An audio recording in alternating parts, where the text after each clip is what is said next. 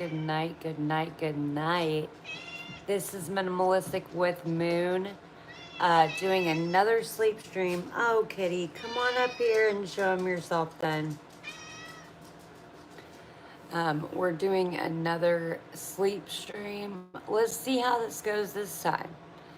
Um, we're gonna have some serial killer history playing in the background, and let's see where this goes. I am going to chill for a minute, and if people start coming in, of course I'll talk to you, but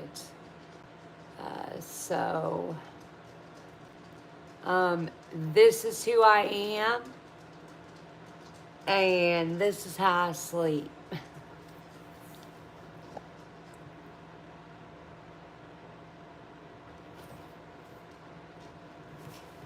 All right.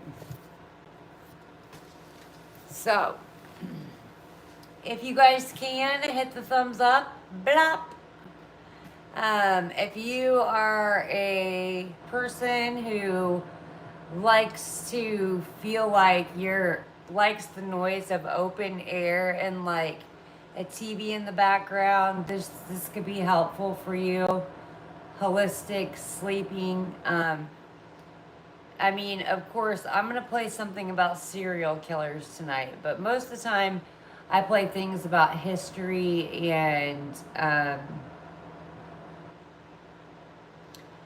and sometimes I'll go into biblical stuff. So basically, we're just starting off. I'm going to chill for a minute. So basically, the idea is that you're watching me be a human just like anybody else,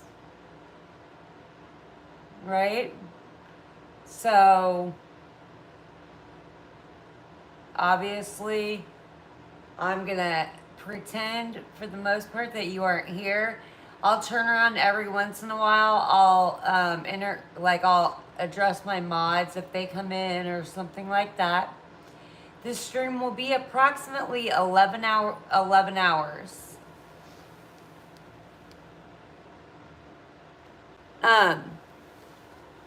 So you will adhere to some of Google's standards and guidelines, their community guidelines, obviously. So if you post something that is out of control, Google will hide it. I have mods running in and out of here all the time. How about you have some... Okay, so I don't care about... You can see my what?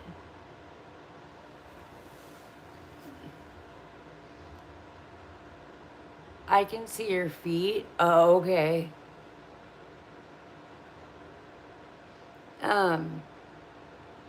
Yep, there's always going to be some weirdos, but hey, just people like this, people like voyeurism. Google don't even try. No, you don't understand what human nature is. You like to look at people on the internet too. You're a voyeur. It's okay. Relax in. We're gonna play, and then we're gonna chill, vibe out. If you like to 420, kick it back. Let's be respectful in the chat. I appreciate it. Bonjour. So first off,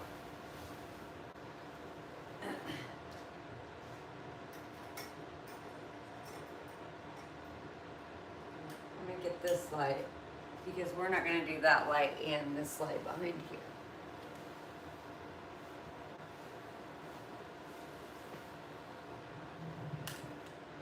Respectability.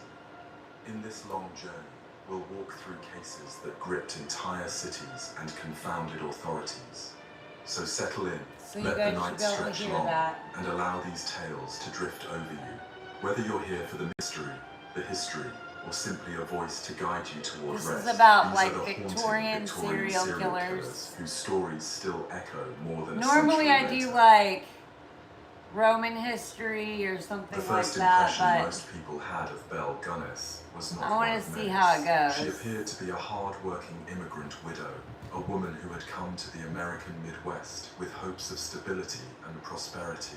Yet beneath that exterior lay a carefully crafted facade, one that concealed a methodical and deeply unsettling pattern of murder. I have a farm dog in and a LaPorte, cat, and you Indiana, will see seemed them on ordinary the to bed glance. Fields of eventually. corn, a Ditto, sturdy come here. farmhouse, and a barn where livestock could be heard lowing at dusk. What no visitor could know was that the soil might around hide for that a while. homestead would become one of the most infamous burial grounds of the late Victorian era.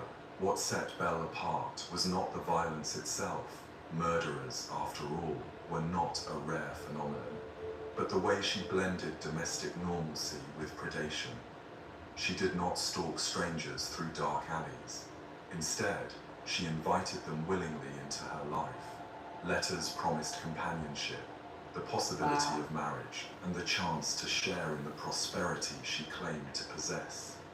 These words carried enough allure that men from across the country packed their belongings and traveled to her farm, often carrying with them savings and heirlooms. If you indulge, I Few suggest ever you returned. indulge now. Belle was born in Norway in the year 1859, 'Cause we baptized as Brynhild Polsdatter We partake The harshness of in the rural chat Scandinavian here at life Minimalistic shaped her with early Moon. years. Cold winters, scarce resources, and the expectation that every member of a family contribute to survival.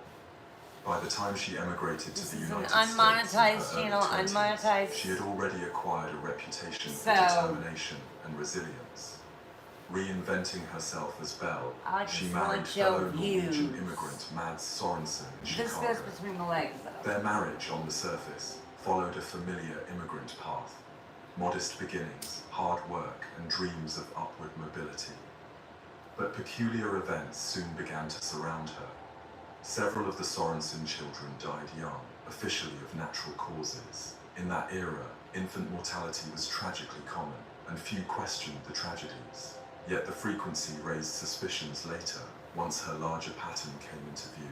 Even more striking was the fate of Mads himself. He died suddenly on the very day two separate life insurance policies overlapped. Physicians attributed his death to heart failure, but it was quietly noted that he had suffered symptoms consistent with poisoning. Belle collected the insurance payout and used it to purchase a farm in LaPorte, establishing the property that would later draw so many men to their deaths. The farm became both stage and trap.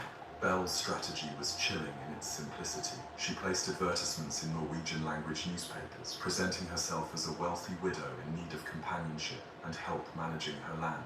Letters poured in, and Belle corresponded with potential suitors, encouraging them to visit, always with a suggestion that they bring their savings to demonstrate their seriousness about marriage. Her correspondence was warm, persuasive, and practical, painting a picture of a woman who wanted not only romance but a reliable partner.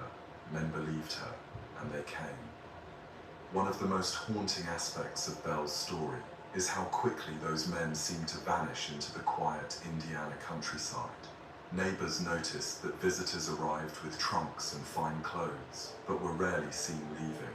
When asked, Belle would offer plausible explanations. The man had returned home suddenly. He had gone off to explore business opportunities, or he had chosen to leave without a word.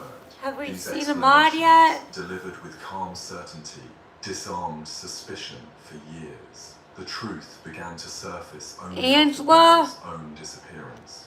In April of 1908, her farmhouse caught fire and burned to the ground. Inside the ruins, Yeah, this is authorities for discovered sleep. the bodies of 3 children. Don't talk and a weird woman. in the chat. woman's My head was missing, mods and will although get many ya. assumed the body belonged to Belle, I doubts am. spread I'm quickly. a Could she grandma. have staged her death to escape justice? How about or that? had she Love you, fallen victim Angela. to someone else's hand?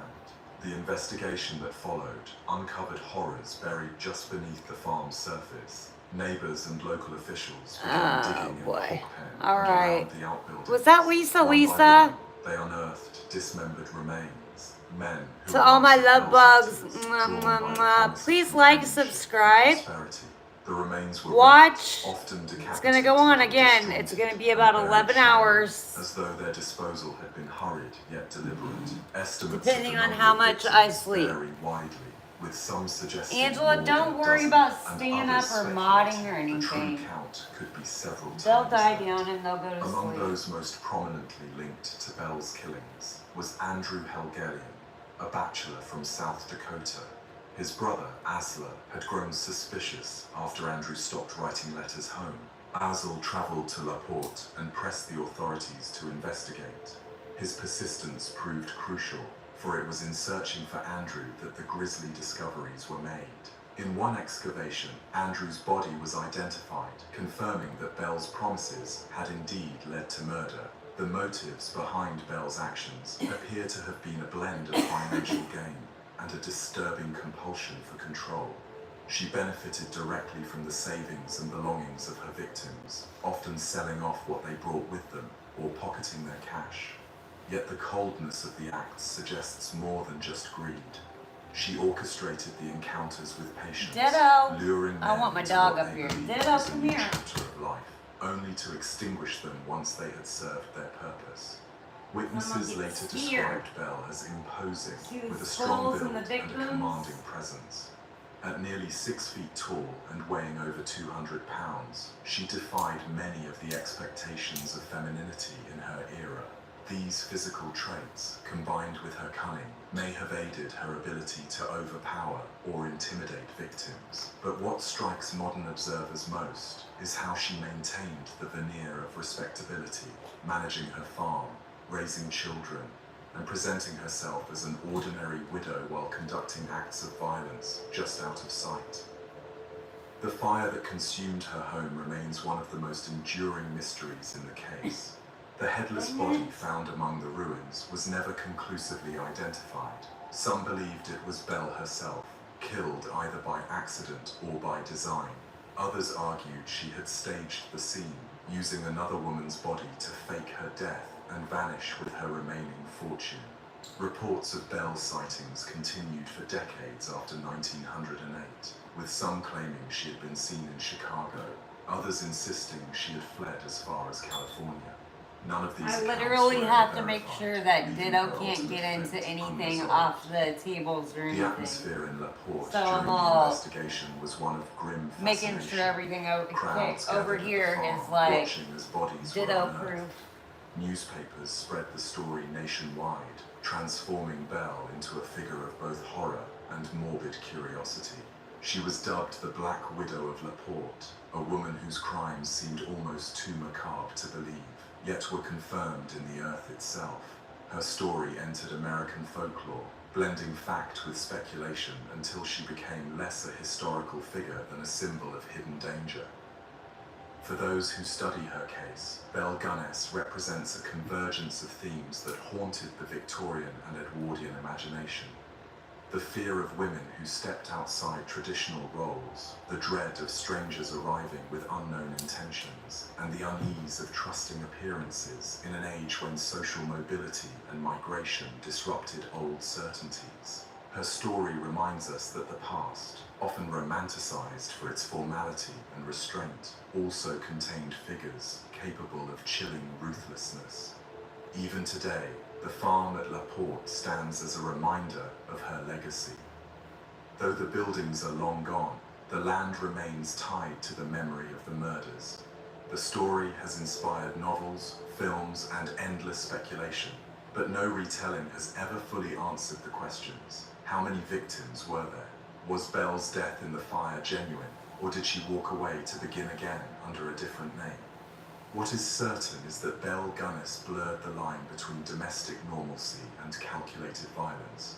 She turned the promise of companionship into a lure, the hope of marriage into a fatal snare. In doing so, she... Sunny days call for Sun Cruiser Vodka Iced Tea. Made with real iced tea and real vodka. Refreshing and goes down smooth. Let the good times cruise with Sun Cruiser. Not really. We're climbing with the highest quality standards from the footrest up. Lazy boy, long live the lazy. The Lumify effect. One drop dramatically Listen, reduces. they get you on these commercials at night. They roll and roll and roll.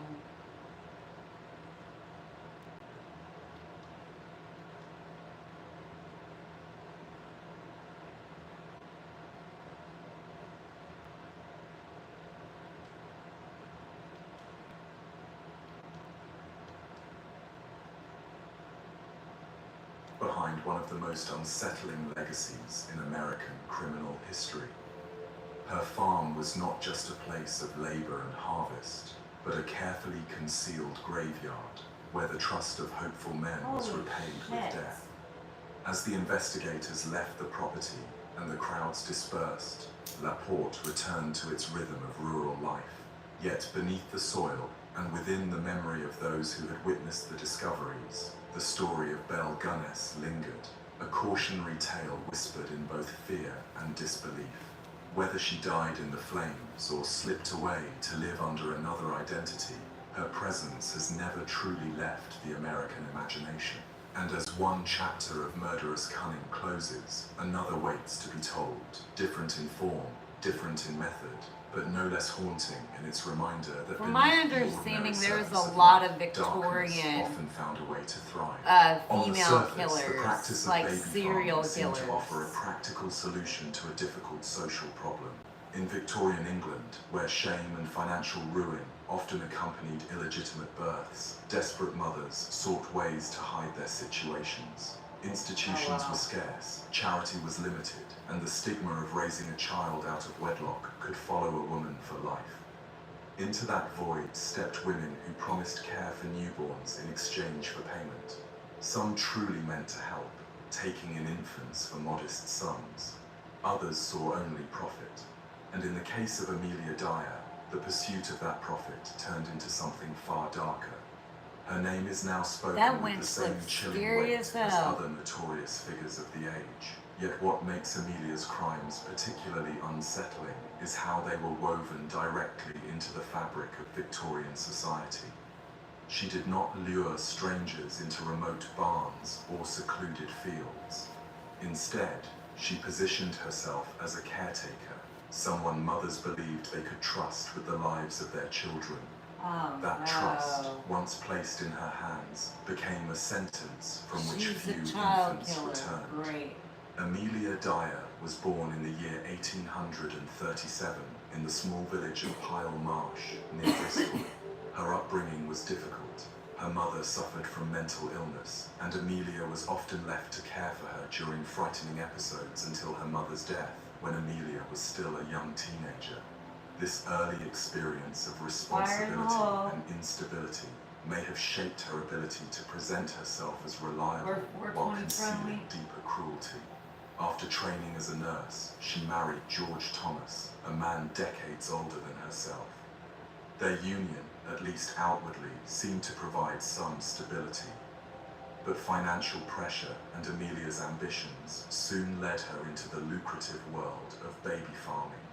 Oh By the my middle of the God. 19th century, baby farming had grown into a shadow industry.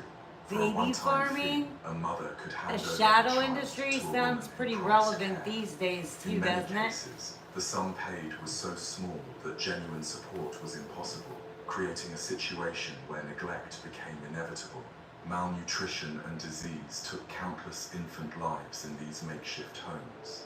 Yet Amelia's approach was more direct, more chilling, and ultimately more deadly than neglect alone. She advertised widely in newspapers, presenting herself as a respectable woman offering adoption services. Mothers would send her letters, desperate for a solution, and Amelia responded with promises of safe homes, loving care, and discretion. In truth, those infants rarely survived beyond their first days in her possession.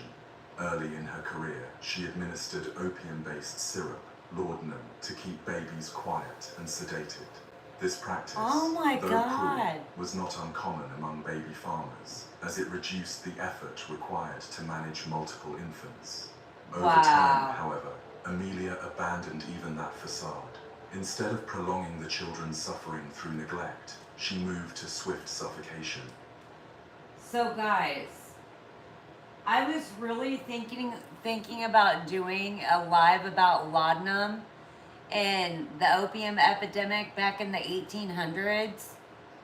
It's really kind of strange that they also talk about laudanum in the opioid epidemic amongst women in the 1800s. So I definitely was going to play that, and maybe that should be for our next sleep stream. Thank you for all the hearts. Hit the thumbs up, hit like. Just hit it once up there. If you want to turn it into a vertical stream, or if you want to turn your vertical stream, this vertical, into a regular stream, all you have to do is go up there and hit the like button. Then go back to your history of likes and click in on that, and then it'll look like a regular YouTube chat if you don't like the way verticals look.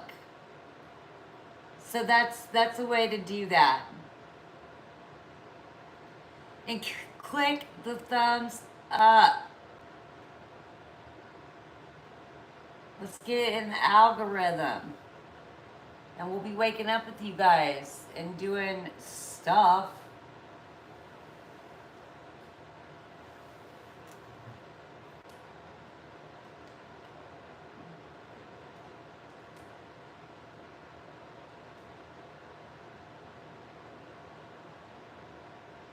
The profits were substantial.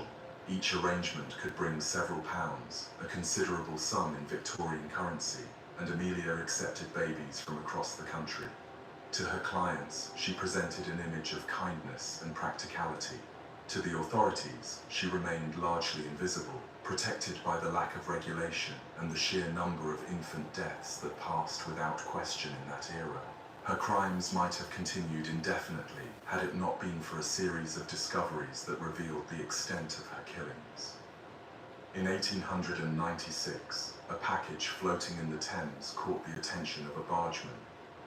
Inside was the body of a baby girl, wrapped and weighed down, but with a label that had not been fully removed. That scrap of evidence led investigators directly back to Amelia Dyer.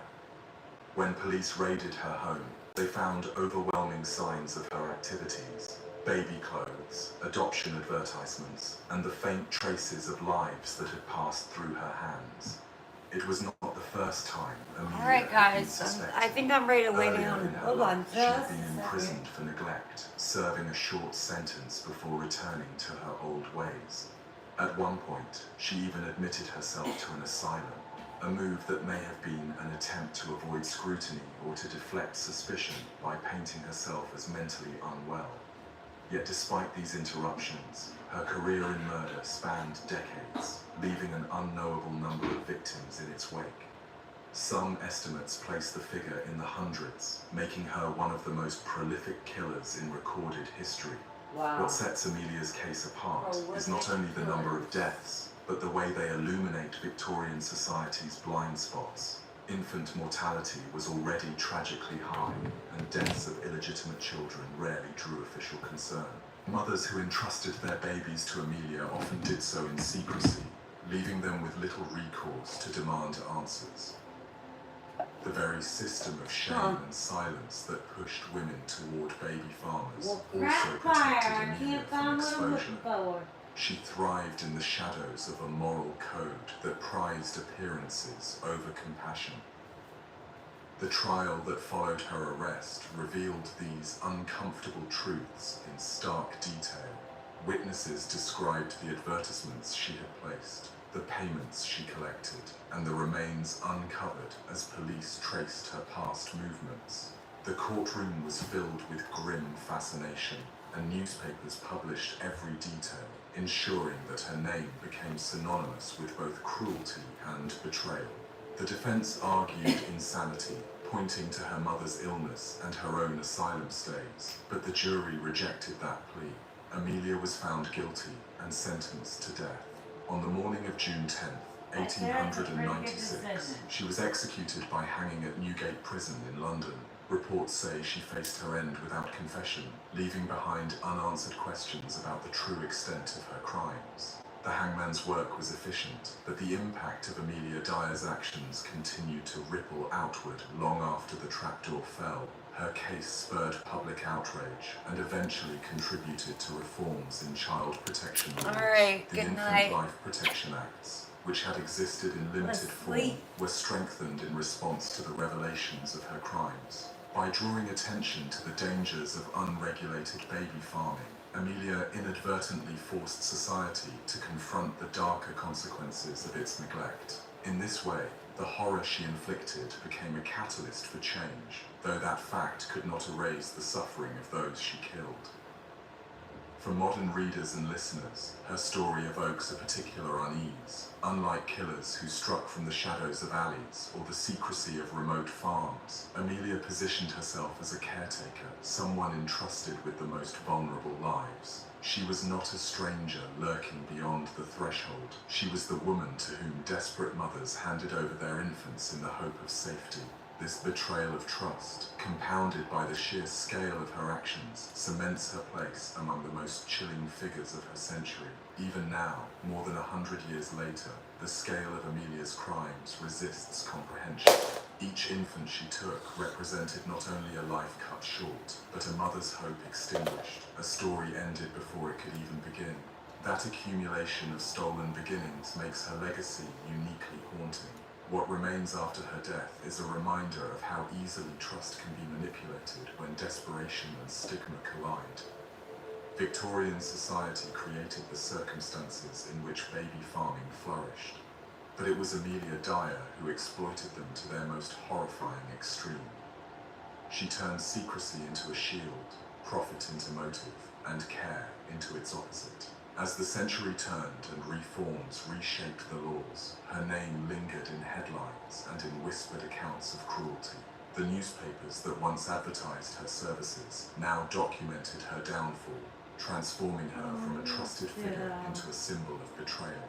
Yet no headline could capture the quiet weight of the lives she ended. That silence, unmarked graves, missing names, forgotten beginnings, remains her true legacy. The executioner's rope may have ended Amelia Dyer's life, but the questions surrounding her never truly faded. How many infants were lost in her care? Could more have been saved if suspicion had been acted upon sooner? And what does it say about a society that left so many mothers with no option but to place their children into the arms of someone like her? How do we pay for all this? It's an only thing. Some stuff just costs more, except airfare. Find cheaper flights this summer on Kayak. Download now.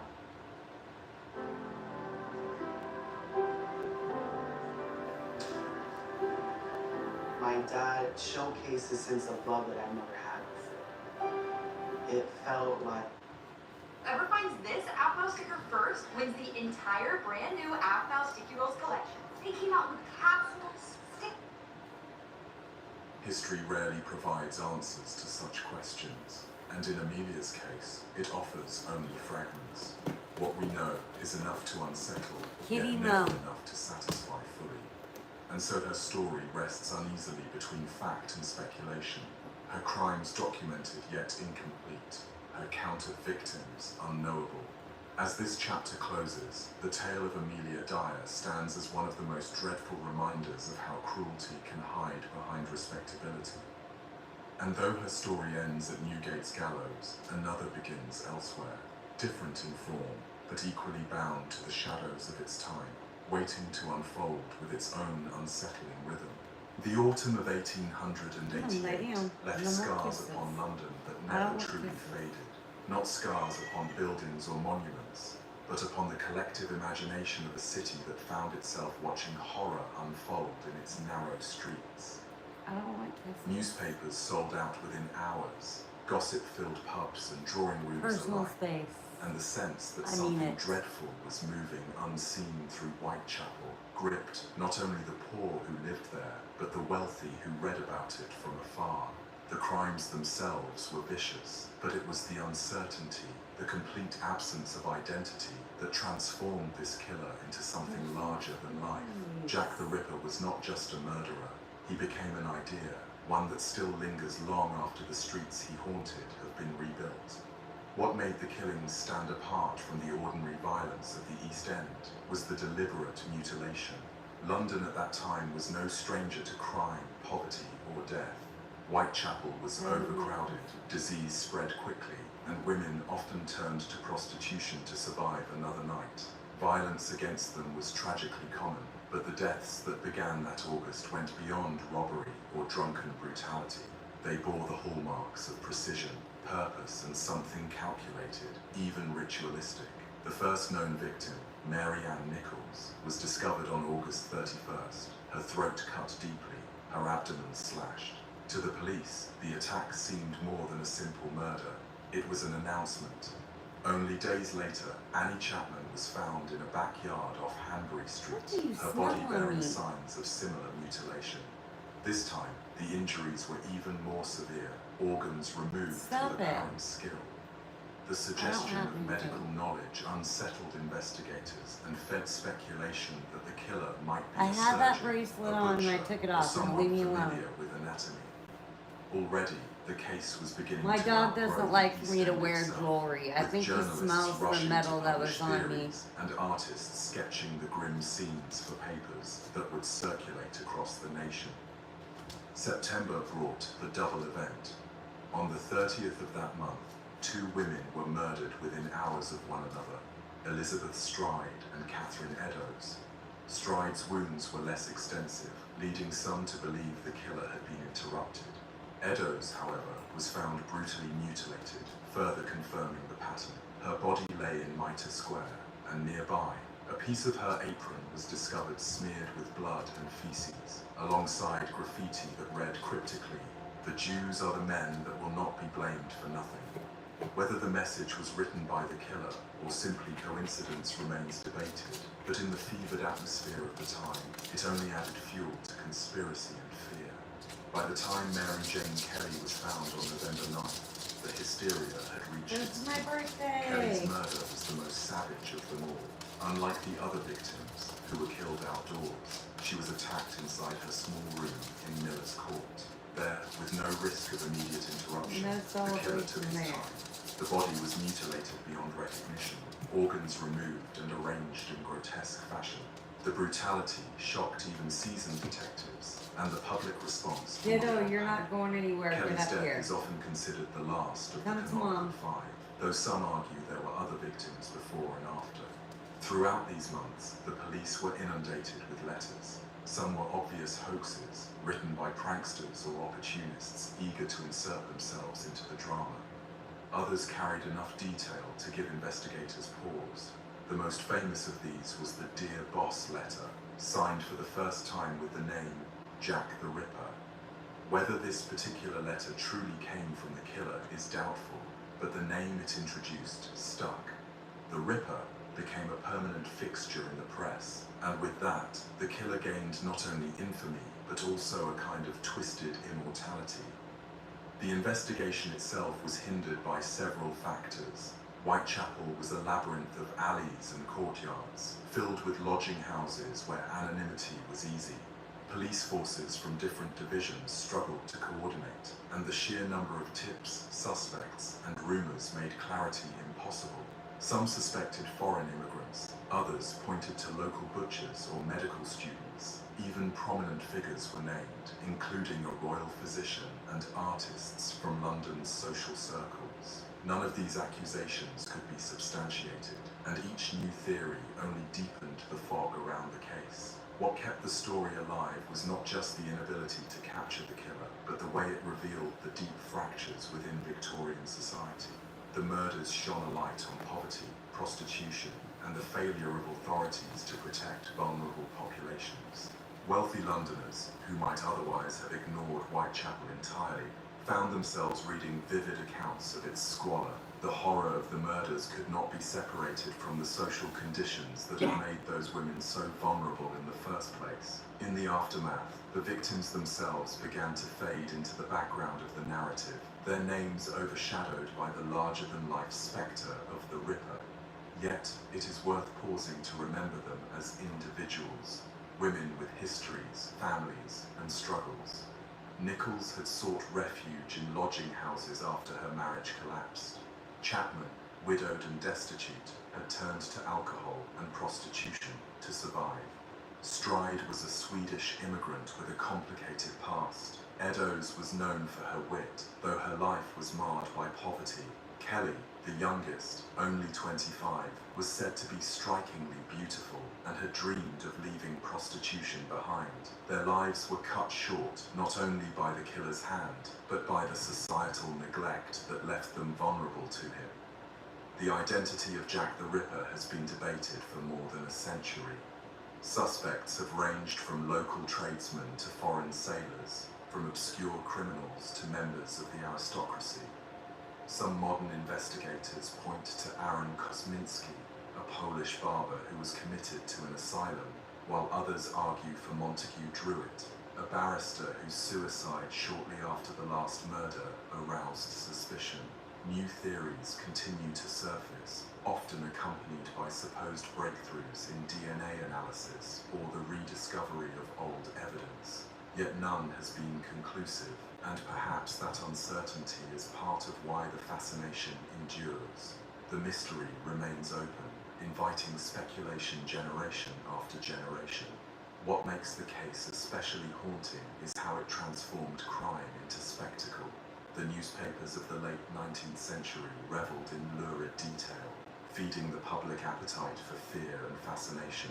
Illustrations of Whitechapel alleys, police standing over bodies, and imagined portraits of the killer filled their pages. The murders became a kind of grim entertainment, consumed far beyond the boundaries of London. In this sense, Jack the Ripper was one of the first modern media sensations, a criminal whose legend grew not only from his deeds, but from the way they were reported. Even as decades passed, the name retained its power. Books, plays, and films reimagined the killer, sometimes as a shadowy figure of pure evil, other times as a tragic or misunderstood soul. Each interpretation says as much about the fears of the age that produced it as about the crimes themselves. Yet through all these retellings, the core truth remains.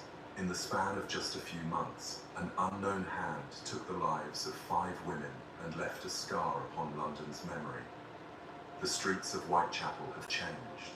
Modern buildings now stand where narrow courts once ran, yet visitors still walk tours retracing the paths of those nights, standing where Nichols fell, or peering into the alleyways where Eddowes was discovered. The city has grown and transformed, but the story persists, binding past and present together through its unanswered questions. Perhaps what lingers most is not the violence itself, but the absence of resolution. Human minds crave closure, yet the case offers none. The identity of the killer remains unconfirmed, his motives unknowable.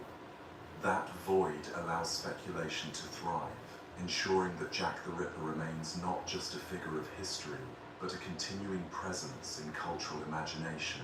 And so the story ends not with an arrest or a confession, but with a question mark that has lasted for over a century. The victims rest in graves marked by time, the investigators long gone, the streets rebuilt. Yet the name survives, carrying with it the weight of mystery. As we leave the fog of Whitechapel behind, another tale awaits, one that unfolds far from London's courts and alleys, but carries its own chilling reminder of how violence can shape both memory and history. When visitors flocked to Chicago for the World's Columbian Exposition in 1893, they came to marvel at progress. Towering buildings rose from the flat Midwestern landscape. Electric lights glittered against the night, and exhibits promised a glimpse of the future. For many, it was a celebration of American ambition at its most dazzling. Yet only a few blocks away, another monument to that ambition was taking shape. One not built to inspire wonder, but to conceal cruelty. This was the building later called the Murder Castle, and behind its brick facade stood one of the most unsettling figures of the American Gilded Age, H. Holmes.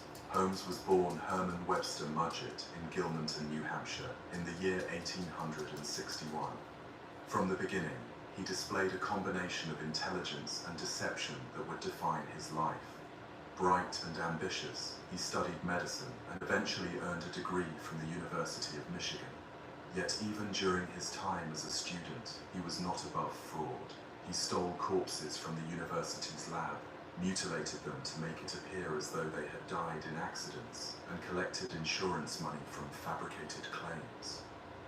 This early mixture of medical knowledge, financial cunning, and disregard for human life foreshadowed the crimes that would make him infamous. By the late 1880s, Holmes had reinvented himself in Chicago. He abandoned his birth name and took on the more polished moniker Dr. H. Holmes, presenting himself as a physician and entrepreneur. He charmed those around him, speaking with confidence and ease, convincing investors and employees alike that he was a man of refinement. It was this charm that allowed him to borrow money, avoid suspicion, and ultimately construct the three-story building that became central to his story. At first glance, the structure seemed ordinary enough, a mixed-use building with shops on the ground floor and rooms for rent above. But its interior design told another story. Corridors turned suddenly and led nowhere, staircases ended abruptly, and hidden chambers were tucked between walls. Holmes personally oversaw the construction, firing workers frequently so that no single person would understand the full layout. Some rooms were soundproofed, others were fitted with gas lines that Holmes could control from outside, allowing him to suffocate victims at will. There were chutes leading directly to the basement, where vats of acid, quicklime, and a furnace waited. It was a building designed not for habitation, but for disposal. The press would later sensationalize it as a castle of horrors, and while not all the legends attached to it can be proven, enough evidence survives to confirm that Holmes used the building as a hunting ground. Victims were often young women, many drawn to Chicago by the promise of work during the World's Fair. Holmes advertised positions for clerks and assistants, offering wages and security in an era when women had few such opportunities. Once inside his carefully controlled environment, they became easy targets. Some were poisoned, others suffocated, and still others disappeared with little trace beyond Holmes's vague explanations to their families. One of the most haunting aspects of Holmes's methods was his manipulation of trust. He convinced women not only to work for him, but, in some cases, to become romantically involved. He proposed marriage more than once, sometimes to multiple women at the same time, and used charm to secure loyalty before betraying it. He also preyed upon business associates, luring them into fraudulent schemes that ended in ruin or death. The sheer scale of the World's Fair provided Holmes with cover. Thousands of people arrived in Chicago, many without family nearby, and many disappeared into the chaos of the city's crowded streets. In such an environment, a few missing faces attracted little notice. But behind the walls of Holmes's building, those disappearances became part of a pattern. One of the most documented cases involved Minnie Williams, a young woman who inherited valuable property in Texas. Holmes charmed her, persuaded her to sign over control of her inheritance, and promised marriage. Her sister Anna came to visit in Chicago, and both women vanished shortly afterward. Letters supposedly written by them were sent to family members, but their authenticity remains doubtful. Investigators later tied their disappearance directly to Holmes, though their remains were never conclusively identified. By 1894, Holmes's schemes began to unravel. He had drawn the attention of authorities not because of the murders, but because of insurance fraud. A plan to fake the death of a man named Benjamin Pittersell, his accomplice, went disastrously wrong. Instead of staging the death, Holmes murdered Pittersell outright, then manipulated Pittersell's wife into believing her husband had fled.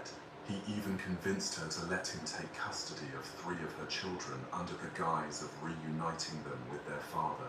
Those children were never seen alive again. Their bodies were discovered later, hidden in houses Holmes had rented under false names. Holmes was finally arrested in Boston in November of 1894. At first, he faced charges of fraud, but as investigators dug deeper, they uncovered connections to multiple disappearances. The sensational press of the day quickly transformed him into a figure of both horror and fascination, dubbing him the Fiend and the Monster of Chicago. His calm demeanor in custody only fueled public intrigue. He confessed to some crimes, denied others, and gave contradictory statements that left the true number of his victims uncertain. Estimates have ranged from as few as 9 to as many as 200, though the higher figures likely owe more to newspaper exaggeration than fact. The trial focused on the murder of Benjamin Pitezel, for which the evidence was clear. Holmes was found guilty and sentenced to death. While awaiting execution, he wrote a series of confessions for newspapers, at times claiming responsibility for 27 murders, at other times retracting or altering his statements. His words were riddled with contradictions, but they sold papers in enormous numbers. The spectacle of his downfall became as much a story of journalism as of crime. On May 7, 1896, Holmes was hanged at Moyamensing Prison in Philadelphia. Witnesses remarked on his composure, noting that he remained calm until the end. In a final act of control, he requested that his body be buried in concrete to prevent grave robbers from dissecting it. The execution closed the legal case, but the fascination with Holmes's story only grew in the decades that followed. What makes his tale uniquely tied to the Gilded Age is the way it reflects both ambition and corruption. Holmes was not a killer in isolation. He was a con man shaped by an era of rapid growth, speculative business, and unchecked greed. Chicago, rising swiftly into a modern metropolis, provided the perfect stage for his deceptions. The very qualities celebrated at the World's Fair, innovation, progress, daring, were twisted by Holmes into instruments of cruelty. His building, his schemes, and his persona were all products of ambition, but ambition without conscience. In the years since, the murder castle has become legend. The building itself was gutted by fire shortly after Holmes's arrest and eventually demolished. Today, nothing remains of its corridors and chambers, yet the idea of it endures, feeding novels, films, and endless speculation. Was it truly the labyrinth of death described in the papers, or has its reality been exaggerated by journalists eager to sell stories? Perhaps the truth lies somewhere between. What cannot be denied is that Holmes killed, deceived, and profited from both death and fraud, leaving behind a legacy that continues to disturb. In reflecting on Holmes, one is struck not just by the brutality of his crimes, but by the ordinariness of his appearance. He was no monstrous figure in the literal sense. He dressed well, spoke politely, and carried himself as a gentleman. It was that mask of respectability that allowed him to thrive, to lure victims, and to avoid suspicion for so long. In this way, he represented a deeper Victorian fear that evil might wear the face of civility, and that beneath the veneer of progress and prosperity lay the potential for cruelty. Holmes's story remains a warning, not only of what one man was capable of, but of the conditions that allowed him to flourish. A city rushing toward modernity, a society dazzled by spectacle, and a press hungry for sensation all played their part. In the end, Holmes built more than a castle of brick and wood. He built a myth that would outlive him, one that continues to haunt the imagination whenever ambition and ruthlessness are spoken of in the same breath. And as his tale concludes with the creak of a gallows, the stage shifts once again. Another figure waits in the wings, another story marked by the tension between outward respectability and inner violence, ready to draw us further into the unsettling world of Victorian crime. The Victorian age was a time of innovation and reform, yet it was also an age when poison remained one of the most effective tools for those who wished to kill without drawing notice. Arsenic, in particular, was so common that it could be purchased at a local chemist with no more effort than buying soap or flour. It was used in rat poison, in dyes, even in wallpapers that brightened parlors with vivid greens. To the untrained eye, deaths caused by arsenic poisoning looked like the natural course of gastric illness: vomiting, abdominal pain, a wasting away that could be attributed to countless ailments. Into this environment stepped Mary Ann Cotton, a woman who would use arsenic with such frequency and success that her name remains tied to the word poisoner more than a century later. Mary Ann was born in Low Moorsley, County Durham, in the year 1832. Her family was working class, her father employed in the harsh conditions of the coal mines. When he died in a mining accident while she was still a child, the family faced hardship. Mary Ann's mother remarried, and Mary Ann herself left school to work as a dressmaker and then as a nursemaid. By all accounts, she was outwardly respectable, neat in appearance, and capable of charming those around her. This outward presentation would become one of her greatest weapons, masking a pattern of deaths that unfolded across decades. Her first marriage, to William Mowbray, began in her late teens. The couple had several children, though most did not survive past infancy. Child mortality was high in the 19th century, and few suspected wrongdoing when one child after another perished of stomach complaints. Yet when William himself died in 1865, after suffering from a lingering gastric illness, questions could have been raised. Instead, Mary Ann collected an insurance payout and moved on with her life. That pattern, marriage, sudden illness, death, and insurance claim, would repeat itself with startling regularity. Within a year of William's death, she married George Ward.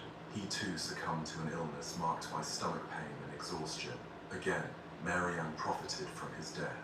Next came James Robinson, a widower with several children. Mary Ann insinuated herself into his household as a housekeeper, and soon they married. Tragedy followed. His children began to die, one after another, and James grew suspicious. He eventually forced her to leave, surviving what may have been her attempt to continue the cycle. Her fourth marriage, to Frederick Cotton, gave her the surname by which she is remembered. Frederick died, as the others had, from a gastric illness, and so did several of his children. At this point, the pattern had become almost too obvious to ignore, yet Mary Ann was still able to deflect suspicion. Physicians explained away the deaths as typhoid or dysentery, common enough ailments in crowded industrial towns. Neighbors whispered, but without concrete proof, the law could not intervene. The turning point came not from her husband's, but from a child. Charles Edward, the young son of a former lover, was placed in her care.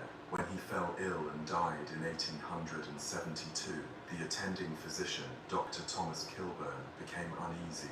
He noted the similarity between Charles's symptoms and those of others who had died around Mary Ann. His doubts led to an investigation, and soon the suspicions that had followed her for years finally crystallized into action. Authorities ordered an autopsy on the child, and the results were unmistakable. Arsenic was present in his body in lethal amounts. Investigators then began to re-examine the string of deaths that surrounded Mary Ann, connecting her to the suspicious illnesses of her husbands, children, and others. It was estimated that she had been involved in as many as 20 deaths, though the exact number will never be known. What was clear was that her method was consistent, her victims often those closest to her, and her motive a blend of financial gain and convenience. Her arrest drew enormous public attention. Newspapers seized upon her story, branding her with headlines that played upon both fascination and horror. To many Victorians, Mary Ann embodied their deepest anxieties: the threat of poison within the home, the betrayal of maternal duty, the danger that could lurk not in the stranger on the street, but in the trusted figure at one's table. The trial took place at Durham Assizes in March of 1873. Prosecutors focused on the death of Charles Edward, as the evidence there was clearest. The testimony of medical experts confirmed arsenic poisoning, and witnesses recounted Mary Ann's cold demeanor and repeated pattern of loss. The defense attempted to argue circumstantial evidence, but the jury was unconvinced. After only 90 minutes of deliberation, she was found guilty. When asked if she had anything to say before sentencing, Mary Ann remained quiet, offering no confession, no explanation. The judge sentenced her to death, and she was hanged at Durham Prison on March 24th, 1873. Reports of the execution describe her as calm, though her composure may have been nothing more than resignation. The crowd that gathered outside reflected the fascination Victorians held with poison cases, particularly those involving women. Mary Ann Cotton's crimes forced society to confront the ease with which arsenic could be obtained and used. In her lifetime, the poison was ubiquitous. Chemists sold it openly, and few regulations existed to track purchases. After her case, calls for stricter controls grew louder, and eventually legislation tightened access to arsenic and similar substances. In this sense, Mary Ann's legacy extended beyond her victims, influencing public policy in a way she never could have intended. The story of Mary Ann Cotton also underscores the difficulties Victorian courts faced in prosecuting poisoners.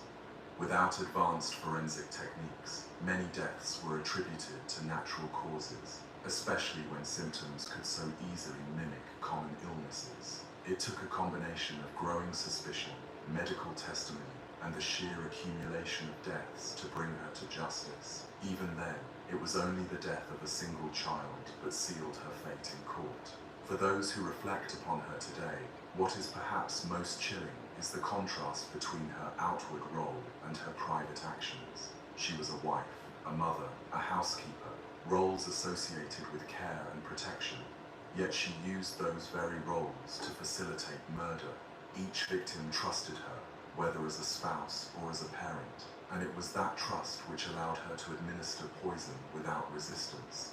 In the broader context of Victorian crime, Mary Ann Cotton represents a different kind of terror from the knife-wielding murderer or the alleyway attacker. Her weapon was domestic, her arena the household, her methods slow and insidious.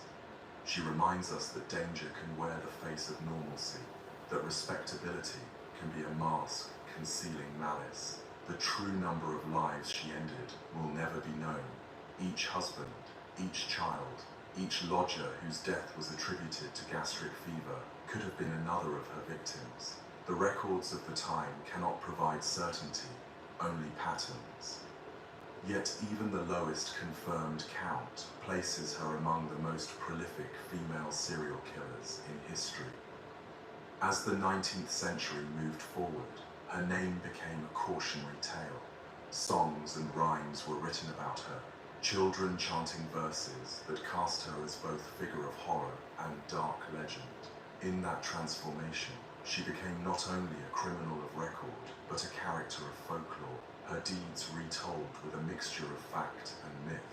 For the families of her victims, however, no folklore could soften the loss. Husbands buried, children gone, households broken, all left scars that no execution could erase. Their stories remind us that beneath the headlines and trials were real lives cut short by a woman who treated arsenic as a solution to inconvenience. And so Mary Ann Cotton's tale closes, not with mystery, but with the grim clarity of conviction and execution. Her crimes, though committed with quiet precision, reverberated loudly through Victorian society, shaping both law and legend. Yet even as her rope tightened on that March morning, other stories of betrayal and violence were already waiting to unfold elsewhere. Stories that would prove once again that the Victorian age was as haunted by cruelty as it was fascinated by progress. In 19th century Edinburgh, medicine was advancing at a remarkable pace. The city had become a centre of anatomical study, drawing students and surgeons from across Europe who wished to learn from its renowned schools. Yet progress came at a cost. Every anatomy lecture required bodies, cadavers to dissect, and the legal supply, drawn from executed criminals, was woefully insufficient. Into that shortage crept a trade both grim and profitable. Here it is. Where's my mother Oh no, is this the episode with the breakup? Reba, we can't agree on the house. Y'all need Realtor.com. With over 500,000 new listings every month, you can find me one today. Yeah, better put a key ring on it. Realtor.com. That's the sound of happy at DQ. Get white meat seasoned chicken strips with fries, Texas toast, and DQ's signature country gravy for just $7.49. For crunch time, it can only be the DQ chicken strip basket. Lumify effect. One drop dramatically reduces redness for brighter, whiter-looking eyes that make you go, wow. Lumify works in 1 minute and lasts up to 8 hours. See what all the hype is about with the one and only Lumify. Even summer needs backup. A pal. A little sidekick in the good kind of chaos. The kind of partner that turns living rooms into playgrounds and reminds us what our bodies and our hearts were made for. Play that moves you. The business of body snatching. Men known as resurrectionists dug up fresh graves in the dead of night, selling corpses to eager medical schools. It was a practice widely condemned, yet tolerated in silence, for without it, the study of medicine would falter. Against this backdrop emerged two men whose names would become synonymous with something far worse than grave robbing. William Burke and William Hare did not merely steal from the dead. They began to create the supply themselves, turning to murder in order to meet the insatiable demand of anatomy. Their crimes would horrify a city, shake the medical establishment, and leave behind a legacy written in both legal reform and folklore. Burke was born in Ireland in the year 1809. He came to Scotland as a labourer, working on the Union Canal, and eventually settled in Edinburgh. Hare, also Irish, had a similar background, finding work as a labourer and lodging house keeper. The two men met in the 1820s, drawn together by circumstance and shared poverty. Both were opportunists, living on the margins of society, quick to seize on any chance for gain. Their descent into murder began almost by accident. In November of 1827, a lodger at Hare's house named Donald died of natural causes, still owing rent. Seeing an opportunity, Hare suggested they sell the body rather than bury it. With Burke's help, he removed the corpse from its coffin, filled the box with bark to simulate weight, and took the body to the medical school. There, they were introduced to Dr. Robert Knox, a respected anatomist who paid handsomely, £7 10 for the cadaver. It was a sum far greater than either man could hope to earn through labour, and it planted the seed of an idea. What followed was a chilling progression. Rather than wait for natural deaths, Burke and Hare decided to produce their own supply. They realized that bodies obtained fresh and intact commanded higher prices, and so began what would later be called the Westport murders. Their method was both simple and brutal. They would intoxicate their victims with whiskey, subdue them, and then smother them by pressing down upon the chest while covering the nose and mouth. This technique left no obvious marks of violence, allowing the bodies to be delivered to Dr. Knox without suspicion. The victims were often vulnerable individuals, vagrants, lodgers, prostitutes, people whose disappearances would not stir immediate alarm. One of the earliest was a miller named Joseph, followed by a woman known as Abigail Simpson. Both were lured with promises of drink and shelter, only to be suffocated and sold. Each body brought them between £8 and £10, a small fortune to men of their station. Over the course of less than a year, Burke and Hare are believed to have murdered 16 people. Their victims included a young boy and girl, as well as an elderly woman whose grandson was also killed to prevent him from revealing what had happened. The most notorious case was that of Margaret Doherty, also known as Daft Jamie. A familiar figure in Edinburgh, she was well known for her disability and cheerful nature. When her body was recognised by students at Knox's lecture, unease spread. How could someone so recently alive and visible in the city suddenly appear on the dissection table? Dr. Knox himself maintained that he had no knowledge of foul play, insisting that his role was limited to purchasing bodies for instruction. Yet rumors circulated that he turned a blind eye, preferring not to ask questions as long as the supply continued. His reputation suffered deeply in the aftermath, and though he was never charged with a crime, his career in Edinburgh was effectively destroyed. The crimes unravelled in October of 1828. Neighbours grew suspicious when they noticed Margaret Docherty enter Burke's lodgings, but never leave. Police were summoned, and in searching the house they discovered her body hidden beneath a bed. Burke and Hare were arrested, along with their partners, Helen MacDougall and Margaret Laird. The city was gripped by the scandal, newspapers filling pages with lurid detail, crowds gathering outside the prison demanding justice. The trial presented challenges. Without reliable witnesses, convicting both men seemed uncertain. To secure a conviction, prosecutors offered Hare immunity in exchange for testimony against Burke. Hare accepted, and his statements sealed Burke's fate. In December of 1828, Burke was found guilty of murder and sentenced to death. On January 28, 1829, William Burke was hanged before a crowd estimated at more than 25,000 people. The public execution was both punishment and spectacle, a moment of closure for a city horrified by the murders. In a grim twist of irony, his body was then delivered to the Anatomy Theatre of the University of Edinburgh, where it was dissected before students. His skeleton remains on display there to this day, a lasting reminder of his crimes. Hare, having turned King's evidence, was released. His fate is less certain. He was smuggled out of Edinburgh to avoid lynching, and accounts of his later life vary. Some claim he died in obscurity in England, others that he was attacked and blinded by a mob. Whatever the truth, his name remained forever stained. The case of Burke and Hare left a profound impact on Britain. It highlighted the desperate need for reform in the supply of cadavers for medical study. In 1832, Parliament passed the Anatomy Act, allowing unclaimed bodies from hospitals and workhouses to be used legally for dissection. This reduced the demand for body snatchers and ended the trade that had enabled Burke and Hare to thrive. Their story resonates not only because of the murders themselves, but because of what they revealed about society. It showed how poverty created vulnerability, how the poor could disappear without consequence, and how the pursuit of scientific advancement sometimes brushed uncomfortably close to complicity in exploitation.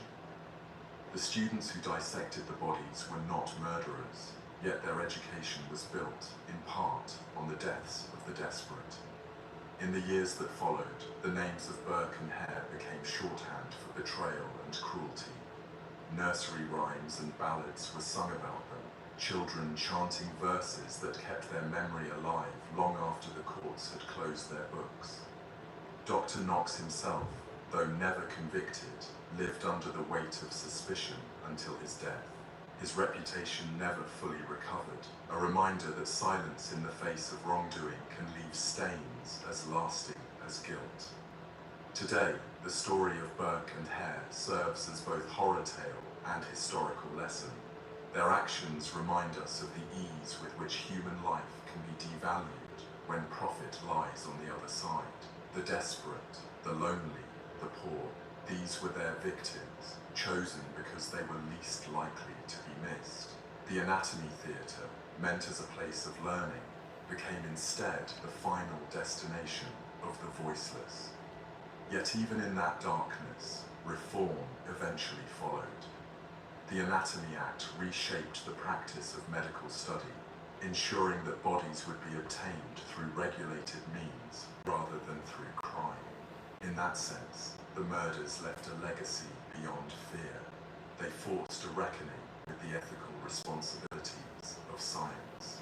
As the crowd dispersed on that cold January day after Burke's execution, the city of Edinburgh returned to its routines, but the memory of the Westport murders lingered, carried in whispered tales, in songs sung by children, and in the uneasy glance of those who passed by Knox's Anatomy Theatre. The story had closed in the courtroom, but its presence remained, shaping law, medicine, and memory.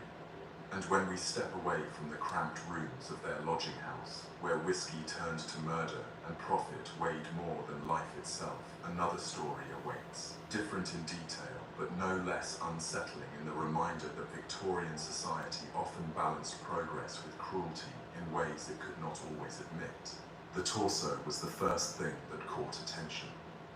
On February 8, 1887, as workers along the Squirrelkill River in Philadelphia went about their routine, they noticed an object lodged against the icy banks. At first, it seemed like driftwood, just another piece of debris carried downstream during winter floods. But as they pulled it onto the shore, the truth became horrifyingly clear. It was a man's torso, head and arms removed, thighs severed cleanly, the skin marked with cuts that suggested deliberate dismemberment. The discovery shocked the city.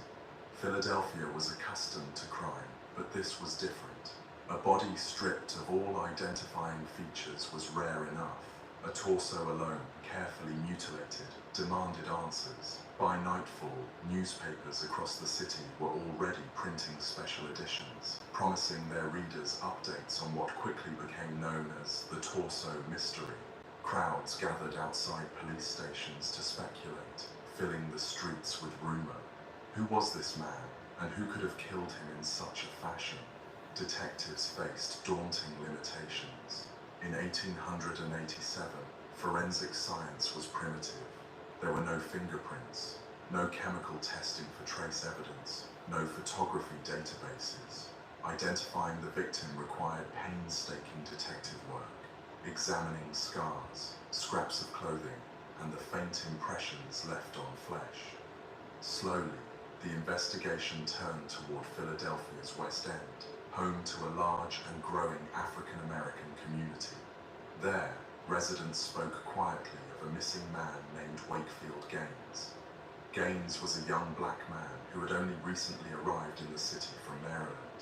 He was known to be charming, ambitious, and fond of company. Crucially, he was also known to spend time with a woman whose reputation in the neighborhood was formidable, Hannah Mary Tabbs. Hannah had been born in Maryland around 1854, a time when slavery still defined the lives of countless African Americans. She survived into freedom as the Civil War and Reconstruction transformed the United States, but the promise of equality was already eroding by the time she reached adulthood. Moving north, she sought opportunity in Philadelphia, an industrial city that attracted both black migrants and deep-seated prejudice. Within her community, she earned a reputation as a woman who could not easily be intimidated. Neighbors recalled her sharp tongue, her imposing presence, and her readiness to defend herself physically if provoked. Her relationship with Gaines was no secret. Though she was married, she carried on an affair with him that was often stormy. Jealousy, money, and pride created frequent quarrels. By the time Gaines vanished in early February, suspicions naturally turned toward her. But Hannah was not alone in this story. Another figure emerged, a younger man named George Wilson. Wilson drifted at the margins of Hannah's household, described by some as impressionable and easily led. When questioned by police, he admitted to helping dispose of Gaines's body. According to Wilson, Hannah had orchestrated everything. She had quarreled with Gaines, killed him in anger, and then demanded Wilson's assistance in carving up the remains and dumping them in the river. Wilson's confession provided investigators with their first coherent narrative, but it was hardly reliable. He was, after all, a man facing the gallows himself, eager to shift blame onto a woman already feared in her neighborhood. Still, the police seized on his story, and soon both he and Hannah were charged. The case was electrifying. A dismembered torso was sensational enough, but the idea of a black woman at the center of such a crime unsettled Victorian expectations in profound ways. Female killers were typically imagined as poisoners, acting through secrecy and manipulation rather than brute force. Hannah's alleged crime was visceral, bloody, and physical. To white observers, it confirmed their worst prejudices about African American communities. To others, it was almost unthinkable, so much so that newspapers dwelled obsessively on her demeanor in court. Reporters described Hannah as calm, composed, and sometimes openly defiant. She did not play the role expected of her. She did not cry, plead, or faint in the witness box. Instead, she held her head high, answering questions directly, occasionally with sarcasm. This attitude fascinated and repelled audiences in equal measure. Some painted her as monstrous, others grudgingly admired her courage. The courtroom itself became a stage, testimony unfolded in fragments, neighbors recalling heated arguments between Hannah and Gaines, police officers describing the grisly recovery of the torso, medical experts outlining the precision of the dismemberment. Wilson's statements loomed large, but even as he confessed his own role, he insisted that Hannah had been the instigator. The defense tried to cast doubt. Perhaps Wilson himself had killed Gaines, and Hannah's only crime was association. Perhaps the police had rushed to judgment because of her reputation and her gender-defying personality, but the public had already decided, and the jury soon followed. In March of 1887, the verdict was read. Hannah Mary Tabbs was convicted not of murder, but of being an accessory. Wilson, whose confession made him appear more culpable, received a harsher penalty. Hannah escaped the gallows, but was sentenced to a lengthy prison term. The outcome provoked debate. Some argued she had escaped with her life only because the evidence was circumstantial. Others believed the court hesitated to execute a woman, even one who defied every Victorian notion of femininity. Still others pointed to race, noting that while African Americans were often punished more harshly than whites, in this case, her gender may have tempered the punishment. What is certain is that the case left an imprint far beyond the verdict. Philadelphia's newspapers had feasted on every detail, presenting Hannah as both villain and curiosity. Pamphlets and sensational stories kept her name alive long after the trial ended.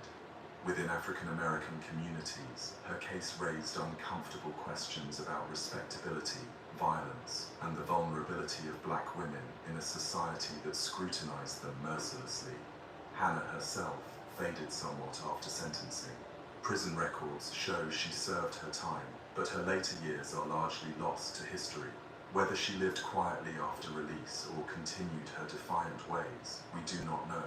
That silence in the record contrasts sharply with the noise of her trial, leaving us to wonder whether obscurity was, in the end, her final sentence. Yet the story of Hannah Mary Tabbs endures for reasons that go beyond one brutal crime. It exposes the complicated intersection of race and gender in post-Reconstruction America. It shows how Victorian society processed female violence, especially when it came from someone doubly marginalized. And it reminds us that every sensational trial carries layers of meaning that reflect the anxieties of its time. The torso in the Schuylkill River was not only the evidence of a murder, it was a mirror, forcing the city to confront its fears about identity, power, and morality. In that sense, Hannah's case was never just about her. It was about Philadelphia itself, about a nation still unsettled 2 decades after the Civil War, about the ways in which communities told stories of violence in order to define who belonged and who did not. For modern readers and listeners, Hannah's case remains haunting because it resists easy categorization. Was she a calculating murderer, or a woman caught in circumstances beyond her control? Was she a manipulator, or a scapegoat for Wilson's violence? The records leave room for interpretation, and in that space, her story continues to provoke reflection. Her defiance remains the most vivid impression. In an age that demanded female submission, she stood tall, refusing to bow her head even as her name was dragged through scandal. That image, a black woman accused of orchestrating a grisly murder, staring down a courtroom full of jurors and journalists, was shocking in 1887. It remains powerful today, and so Part 7 closes not with neat resolution, but with a recognition that history often resists simple endings. The torso was buried, the trial concluded, but the questions linger. Hannah Mary Tabbs became both a cautionary tale and a symbol, her story embedded in the uneasy boundary between crime and and culture. From the Schuylkill River to the prison yard, her path was extraordinary, and her presence remains unmistakable. Yet, as we step away from Philadelphia, another figure waits, different in method, different in setting, but bound to the same Victorian fascination with death, violence, and the darker stories that refuse to fade. On an August morning in 1892, a maid named Bridget Sullivan staggered into the yard of a house on 2nd Street in Fall River, Massachusetts, her breath uneven from the heat and from the horror she had just seen. Inside, on a sofa in the front sitting room, her employer, Andrew Borden, lay sprawled with his face brutally smashed, the wounds so deep that one eye had been split apart. Upstairs, in the guest bedroom, his wife Abby was found lifeless on the floor, her skull crushed beneath repeated blows from a sharp blade. The neat New England home of one of the city's wealthier families had been transformed into the scene of one of America's most infamous crimes. The Bordens were not strangers in Fall River. Andrew Borden had built his fortune in real estate, banking, and manufacturing, and though wealthy, he was notoriously frugal. The house on 2nd Street, modest by the standards of his means, was chosen precisely because he disliked extravagance. His daughter Lizzie, 32 at the time of the murders, lived with him, as did her older sister Emma and their stepmother Abby. Tensions simmered within the household, born of money, inheritance. Our future won't be handed to us. We will build it. But how can we, when the education we need is still just an elective? The power to create with computer science and AI, The skills transforming every industry. and increasing our earnings by 8%. This isn't radical. It's what education is supposed to do. Make computer science and AI a graduation requirement. At Wayfair, ordering in delivers all the style. What are we craving? Something Italian. Oh, you read my mind. Italian will pair great with this cold bread. What are you in the mood for tonight? Taking something light. Couldn't agree more. Oh. It's here. Oh, that was fast. And delivery was free. Wayfair, every style, every home. Inheritance disputes and long-standing resentments. Lizzie in particular harbored a deep dislike for Abby, rarely addressing her as mother and at times referring to her only by her first name. On the morning of August 4th, the house was heavy with summer heat. Andrew left early to attend to business, while Abby instructed Bridget, the maid, to wash the windows despite the rising temperature.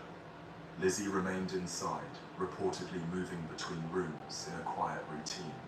When Andrew returned late in the morning, he settled on the sofa. Minutes later, Bridget heard a strange cry and soon discovered his body.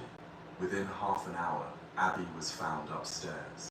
Both had been attacked with what investigators believed was an axe, the blows delivered with chilling force. Suspicion turned quickly toward Lizzie. She had been at home during the murders, and the brutality suggested someone with intimate access to the victims. Neighbors whispered about her strained relationship with Abby, her frustrations over her father's financial decisions, and her quiet but assertive personality. When questioned, Lizzie gave answers that shifted in detail. At one moment, she claimed to have been in the barn searching for sinkers for a fishing trip. At another, she described hearing a groan or a noise in the house. The inconsistencies, combined with the lack of evidence pointing elsewhere, drew the attention of police. The investigation revealed a series of puzzling details. Just a day after the murders, a neighbor testified to seeing Lizzie attempting to burn a dress in the kitchen stove. She explained it had been stained with paint and was of no use, but prosecutors later argued she had destroyed evidence. An axe head was found in the cellar, its handle broken, though it was never definitively linked to the killings. Even the food in the Borden household became part of the inquiry, as the family had suffered stomach troubles in the days before the murders, leading to speculation of poisoning. Yet no clear cause was ever determined. Lizzie was arrested on August 11th, and her trial the following year became one of the first great media spectacles of American crime reporting. Newspapers from Boston, New York, and beyond sent correspondents to Fall River, each eager to describe not only the evidence, but Lizzie's every expression, every movement in court, every choice of dress or gesture. Much of the fascination came from the clash between the crime and Lizzie's image. Here was a woman from a prominent family, active in church charities, who taught Sunday school and carried the bearing of respectability. That such a woman could be accused of wielding an axe in a frenzy of violence defied Victorian ideas about femininity. Female killers were typically imagined as subtle poisoners, not as perpetrators of savage physical attacks. The spectacle of a well-dressed woman on trial for such a crime unsettled jurors and journalists alike. The prosecution emphasized motive, Lizzie's hostility toward her stepmother, her frustration over her father's frugality, her desire for independence. They painted her as a woman whose resentments had reached a breaking point. Witnesses described her cool demeanor immediately after the murders, suggesting an unnatural calm. The infamous incident of the burned dress was presented as proof of guilt. The defense, however, countered with a different portrait. They argued that there was no direct evidence linking Lizzie to the crime. No blood was found on her clothing, no eyewitness saw her commit the murders, and the axe head recovered from the cellar could not be conclusively tied to the wounds. They emphasized her charitable works, her standing in the community, and the sheer improbability in the minds of many Victorians that a woman of refinement could commit such acts. The trial lasted 2 weeks, drawing crowds so large that court officials had to control access. Reporters described Lizzie fainting at the sight of skull fragments presented as evidence, a moment that underscored her supposed delicacy. Her defense team skillfully dismantled much of the prosecution's case, pointing out the absence of a clear murder weapon and the lack of witnesses. On June 20th, 1893, the jury delivered its verdict, not guilty. Lizzie Borden was acquitted on all charges. She left the courtroom a free woman, though far from free of suspicion. The aftermath was complex. Lizzie, now wealthy from her inheritance, purchased a grand home on the hill section of Fall River, naming it Maplecroft. She and her sister Emma lived there for a time, though eventually Emma moved away, perhaps unable to tolerate the continuing scrutiny that followed Lizzie everywhere. Neighbors treated her with a mix of fascination and distance. She was never fully accepted again into the society she had once been part of. Children in the streets sang cruel rhymes, immortalizing her name in a taunt that still survives more than a century later. The murders of Andrew and Abby Borden remain unsolved. Though Lizzie was acquitted, no one else was ever charged. Some theorized Bridget, the maid, might have acted in frustration, though no evidence supported this. Others speculated about intruders, yet the house showed no signs of forced entry. The simplest explanation always returned to Lizzie, but the jury's decision left the case suspended in ambiguity. Historians and criminologists have debated the evidence ever since. Some argue the jury was swayed by the cultural inability to imagine a woman of Lizzie's status committing such crimes. Others suggest the evidence genuinely failed to reach the threshold of proof. Still others explore the psychological pressures Lizzie may have faced in a restrictive household, living as an unmarried daughter into her 30s under the authority of a frugal father and disliked stepmother. The Borden case endures because it embodies contradictions. It is both open and unresolved, both personal and universal. It raises questions about domestic life in the Gilded Age, about the limits of female respectability, about the way society constructs narratives around crime. It also highlights the emerging role of mass media, for the coverage transformed a local murder trial into a national spectacle. Lizzie Borden became not just a defendant, but a cultural figure, her image shaped as much by headlines as by facts. Her later life carried its own peculiar drama. In 1905, Lizzie was accused of shoplifting, though the matter was quietly resolved. She lived until 1927, dying of pneumonia at the age of 66. By then, her story had already passed into legend. The rhyme that children chanted, suggesting she gave her parents 40 whacks, was inaccurate in its details, but immortal in its effect. She became a symbol, half villain, half enigma, forever tied to a crime that no court ever proved she committed. Even today, visitors flock to Fall River to see the Borden House, now operated as a museum and inn. Guests sleep in the rooms where Andrew and Abby met their deaths, hoping to feel a connection to history, or perhaps to confront the unease that lingers in unsolved mysteries. Scholars continue to write books, produce documentaries, and stage plays about the case, each interpretation layering new meaning onto the story. Lizzie Borden's legacy is neither simple nor settled. She was acquitted by law but condemned by folklore, acquitted in fact but convicted in imagination. Her name became shorthand for domestic violence, female aggression, and the darker possibilities hidden behind the facade of respectability. She forces us to consider how stories of crime are told, who controls those narratives, and why some names never fade, while countless others are forgotten. The murders on 2nd Street remind us that history does not always resolve itself neatly. The unanswered questions are part of why this story continues to fascinate. Was Lizzie guilty, or was she an unlucky woman trapped in suspicion she could never escape? The absence of certainty ensures that her story remains alive, an enduring puzzle framed by axes, verdicts, and the delicate line between truth and myth. And so we leave Fall River, the heat of that August morning still lingering, the image of a woman both ordinary and extraordinary fixed in our minds.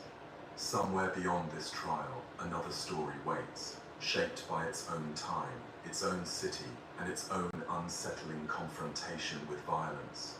The last words of Charles Bravo were never clearly recorded, but witnesses agreed on one detail: he knew he was dying. The 30-year-old barrister, once considered a rising star of the London legal world, collapsed suddenly in his own home in April of 1876. Within hours, his body was convulsing, his breathing shallow, his stomach twisting with unbearable pain. Physicians rushed to his bedside, prescribing remedies, but nothing slowed his decline.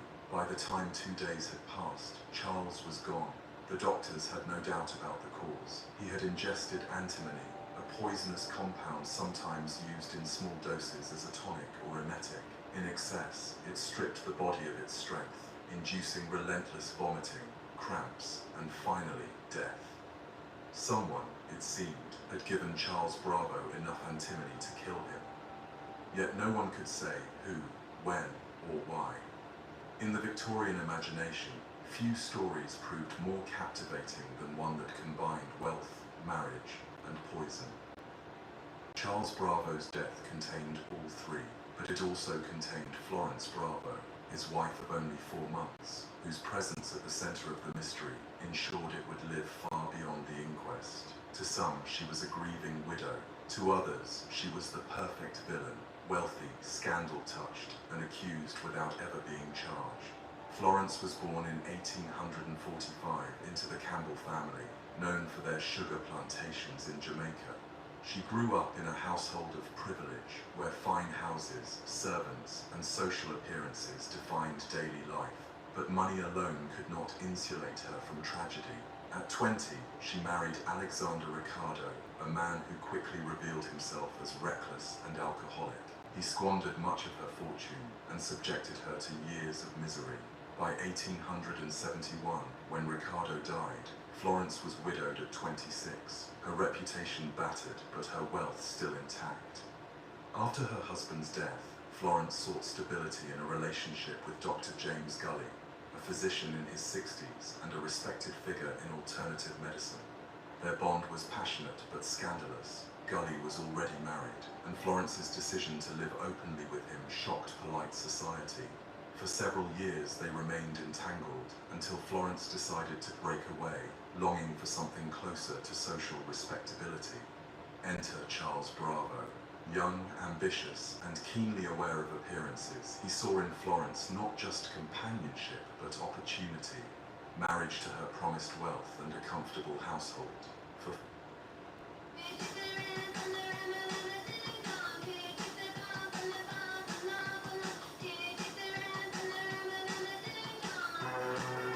Brooklinen, best in bed. Shop brooklinen.com today. See you later. Mr.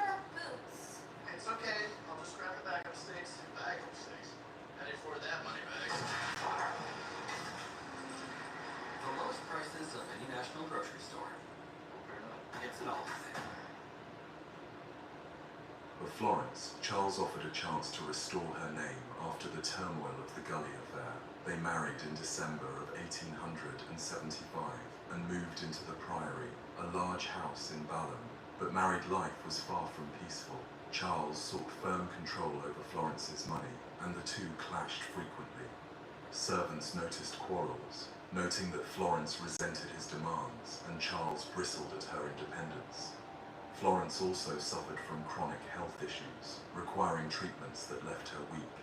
Pressure to produce an heir weighed heavily on her, while Charles's insistence on order within the household alienated staff who had long been loyal to Florence. When Charles collapsed that April evening, suspicion immediately clouded the marriage. He had returned home after a day in chambers, dined with Florence, and later retired to bed.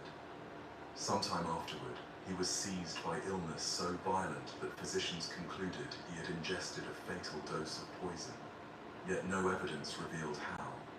Was it hidden in his wine, mixed into water or medicine, or had he taken it himself, whether deliberately or accidentally? The inquest that followed became a national obsession. The newspapers devoted columns to the affair, blending fact with speculation in ways that made it difficult to separate the two.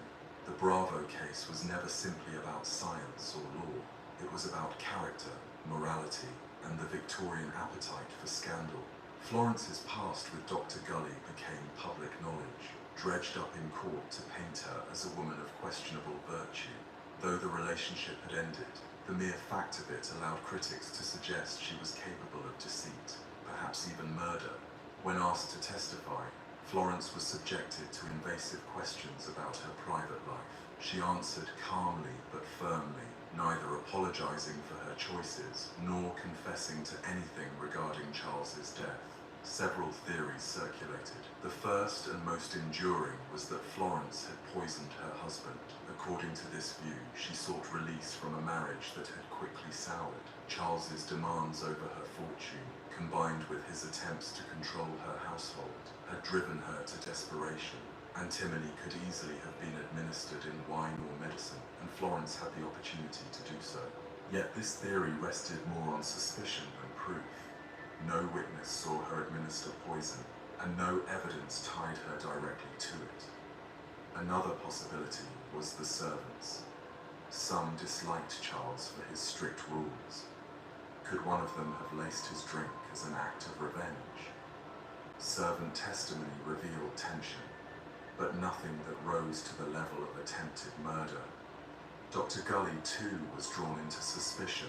A jealous former lover might have sought to intervene in Florence's new marriage.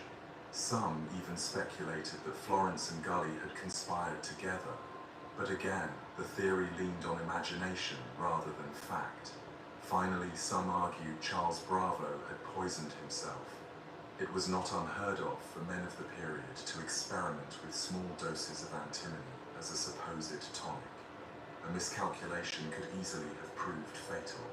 Yet to admit such a possibility would deny the public the scandal it craved, and so the theory was treated with less enthusiasm. The jury at the inquest ultimately returned a vague verdict. Charles Bravo had been poisoned by person or persons unknown. No one was charged.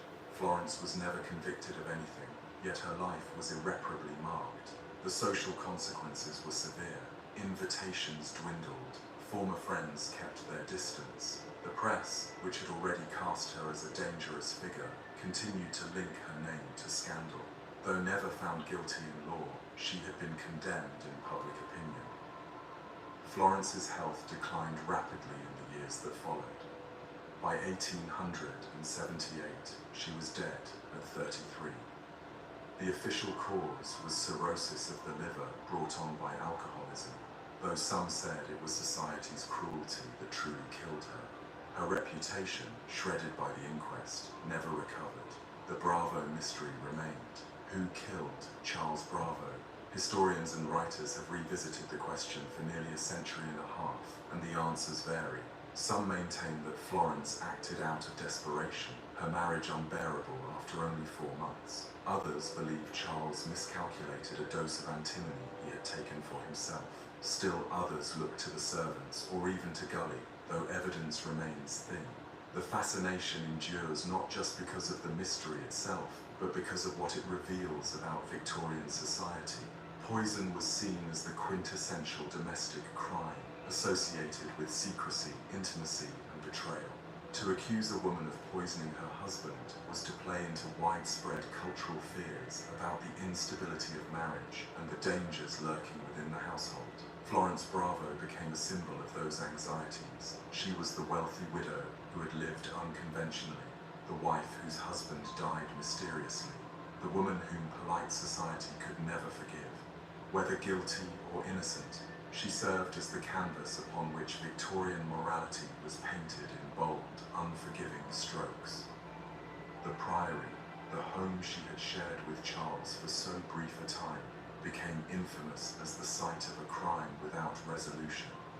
It stood as a reminder of how quickly domestic harmony could unravel, how swiftly reputation could collapse, and how enduring a mystery could be when left unresolved. Today, the case remains one of the most haunting examples of Victorian intrigue. It was never simply a question of who slipped poison into a cup or a bottle. It was about power within marriage, the fragility of women's independence, and the merciless way public opinion could destroy a life. Florence Bravo, whether innocent or guilty, became a casualty of that mercilessness. The story lingers precisely because it has no ending. Each theory leaves something unanswered. Each retelling opens space for speculation. That uncertainty keeps the Bravo case alive, a narrative of privilege, secrecy, and death that refuses to settle into clarity. Florence's name, tied forever to Charles's fate, reminds us how easily truth can be obscured when society craves spectacle more than resolution. And as the inquest closed with its careful words, "Murder, but by unknown hands," the door was left open for endless fascination, a door that has never quite closed. The year was 1843, and Canada was still a young colony under British rule, where sprawling farms, wealthy households, and the servants who sustained them lived in close proximity, yet worlds apart. At one such farm in Richmond Hill, north of Toronto, a shocking discovery unsettled the community. Thomas Kinnear, a prosperous gentleman of Scottish background, was found dead in his home, shot with a firearm.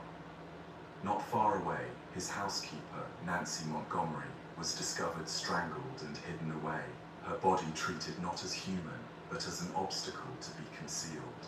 The brutality of the crime was undeniable, yet what truly transfixed the public was the fact that 2 of Kinnear's own servants were implicated. Among them was Grace Marks, a 16-year-old Irish immigrant who had worked in the household for only a short time. Alongside her was James McDermott, a stable hand in his early 20s. Both were arrested within days, their attempt to flee across the border into the United States cut short. McDermott would be executed for the crime. Grace, however, became the object of fascination, debate, and controversy. She was tried, convicted, and sentenced to life imprisonment, yet her true role remained unclear. Was she... It's time for fareway. Fireball. Jiminy Cricket, you don't even have a club in your hat! she a cunning murderess who lured her master and his housekeeper to their deaths? Or was she a frightened girl coerced by a stronger man into complicity she could not resist? Grace's story begins long before the Richmond Hill murders in Ireland. Born in 1828, she grew up in poverty, one of many children in a struggling family. Her father was known for his drinking and cruelty, and her mother bore the weight of hardship with little reprieve. Seeking better prospects, the family joined the wave of Irish immigrants traveling to North America. On the voyage, tragedy struck. Grace's mother died during the crossing, leaving her children bereft as they arrived in a strange new land. Grace, still barely a teenager, was forced to step into service work to survive. Domestic service in 19th century Canada offered steady employment for young immigrant women, yet it also carried vulnerability. Servants lived within the homes of their employers, often isolated from their own families and subject to the authority of those they served. Grace worked in several households before entering the employ of Thomas Kinnear, where she became acquainted with Nancy Montgomery, the housekeeper. Accounts suggest Nancy was both mistress and manager, running the household while also maintaining an intimate relationship with Kinnear. For Grace, the dynamics of that home placed her in a difficult position, caught between deference to her employers and tensions among the staff. James McDermott, the stable hand, quickly emerged as a troubling presence. Witnesses later described him as volatile and resentful, complaining about his treatment in the Kinnear household and harboring open dislike for Nancy Montgomery. Grace's own relationship with McDermott became a central issue in the trial. The prosecution argued that she encouraged him, that together they plotted the murders for gain and escape. Grace, in turn, would insist that McDermott threatened her, that she acted under duress, and that her role was passive rather than active. When Thomas Kinnear was found dead from a gunshot and Nancy Montgomery strangled soon after, suspicion fell immediately upon the servants who had vanished. Their attempt to flee across the border ended swiftly, and both were returned to Toronto to stand trial. McDermott's guilt was undeniable. He confessed to the acts and placed much of the blame on Grace. She, in turn, claimed that he forced her involvement, threatening her life if she disobeyed. The trial was sensational, attracting large crowds and endless newspaper coverage. The press seized on Grace's youth and appearance. Some described her as slight and almost delicate, painting her as incapable of such violence. Others suggested her calm demeanor masked a calculating nature. The courtroom became a stage where gender expectations, class prejudices, and the Victorian appetite for moral judgment all played their parts. McDermott was sentenced to hang, his fate sealed by his own admissions. Grace, however, was spared the gallows, her sentence commuted to life imprisonment. Even in that decision, ambiguity lingered. Was mercy granted because she was seen as young and possibly coerced? Or did officials believe her guilt was real, but lessened by her subordinate role? The question would follow her throughout her decades in confinement. While in prison, Grace's reputation grew beyond the walls. She became an object of curiosity for reformers, clergymen, and journalists. Some saw her as a victim of circumstance, a poor immigrant girl swept into crime by the force of a man's will. Others saw her as a manipulator, skillfully shifting blame to save herself. The longer she lived, the more her story invited interpretation. In 1858, after 15 years in prison, Grace was transferred to an asylum. Reports described her mental state as fragile, though accounts varied wildly. Some observers believed she feigned madness to gain sympathy, while others concluded that the trauma of her life had genuinely shattered her. She remained there for years before being returned to prison. By 1872, after nearly 3 decades of confinement, Grace was granted a pardon. She disappeared from public records soon after, with conflicting accounts of her later life. Some claimed she married and lived quietly under another name. Others insisted she faded into obscurity, her ultimate fate unknown. That lack of closure only deepened the mystery. The Grace Marks case has endured not merely because of the crime itself, but because of what it represents. It speaks to the precarious place of immigrant women in 19th century Canada, the ways in which their lives could be shaped by economic hardship, limited choices, and the expectations of service. It highlights the Victorian tendency to interpret through stark binaries, angelic victim or deceitful temptress. Grace, with her ambiguous testimony and unresolved story, resisted both categories, ensuring that fascination with her would persist. Writers and historians have returned to her again and again. Margaret Atwood's novel, Alias Grace, published in the late 20th century, reimagined her life, blending fact and fiction to explore her possible motives and inner world. In that retelling, Grace becomes a prism through which themes of memory, identity, and truth are refracted. But long before Atwood, the public had already transformed Grace into something larger than herself, a figure who embodied the uncertainties of guilt and innocence, coercion and agency, survival and complicity. The forensic details of the Kinnear and Montgomery murders remain straightforward. 2 people were killed. James McDermott pulled the trigger and tightened the ligature. Yet Grace's role has never been pinned down with the same clarity. Did she lure Nancy Montgomery into vulnerability? Did she help plan the escape? Or was she, as she later claimed, a terrified girl with no power to resist a violent man? The records do not resolve these questions, and perhaps they never can. This ambiguity is what makes the story so haunting. Grace Marks lived more than 70 years, yet most of those years remain obscured. What survives are fragments, trial transcripts, newspaper accounts, the recollections of those who visited her in prison. From these fragments, generations have constructed competing portraits. To some, she is a murderess. To others, she is a tragic figure of her era.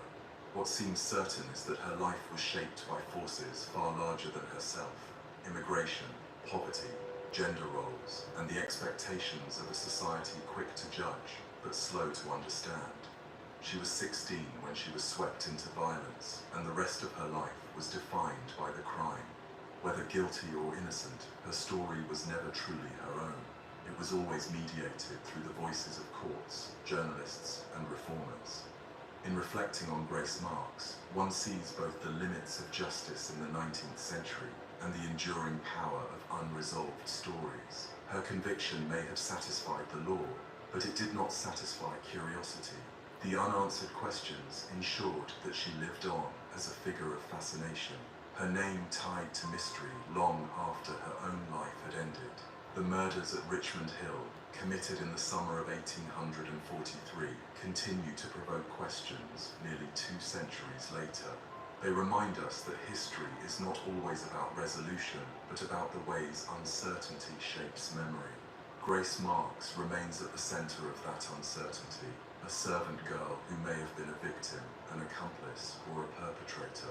What cannot be denied is the hold her story has over imagination. It crosses the boundaries of law and enters the realm of narrative, where the lines between fact and interpretation blur.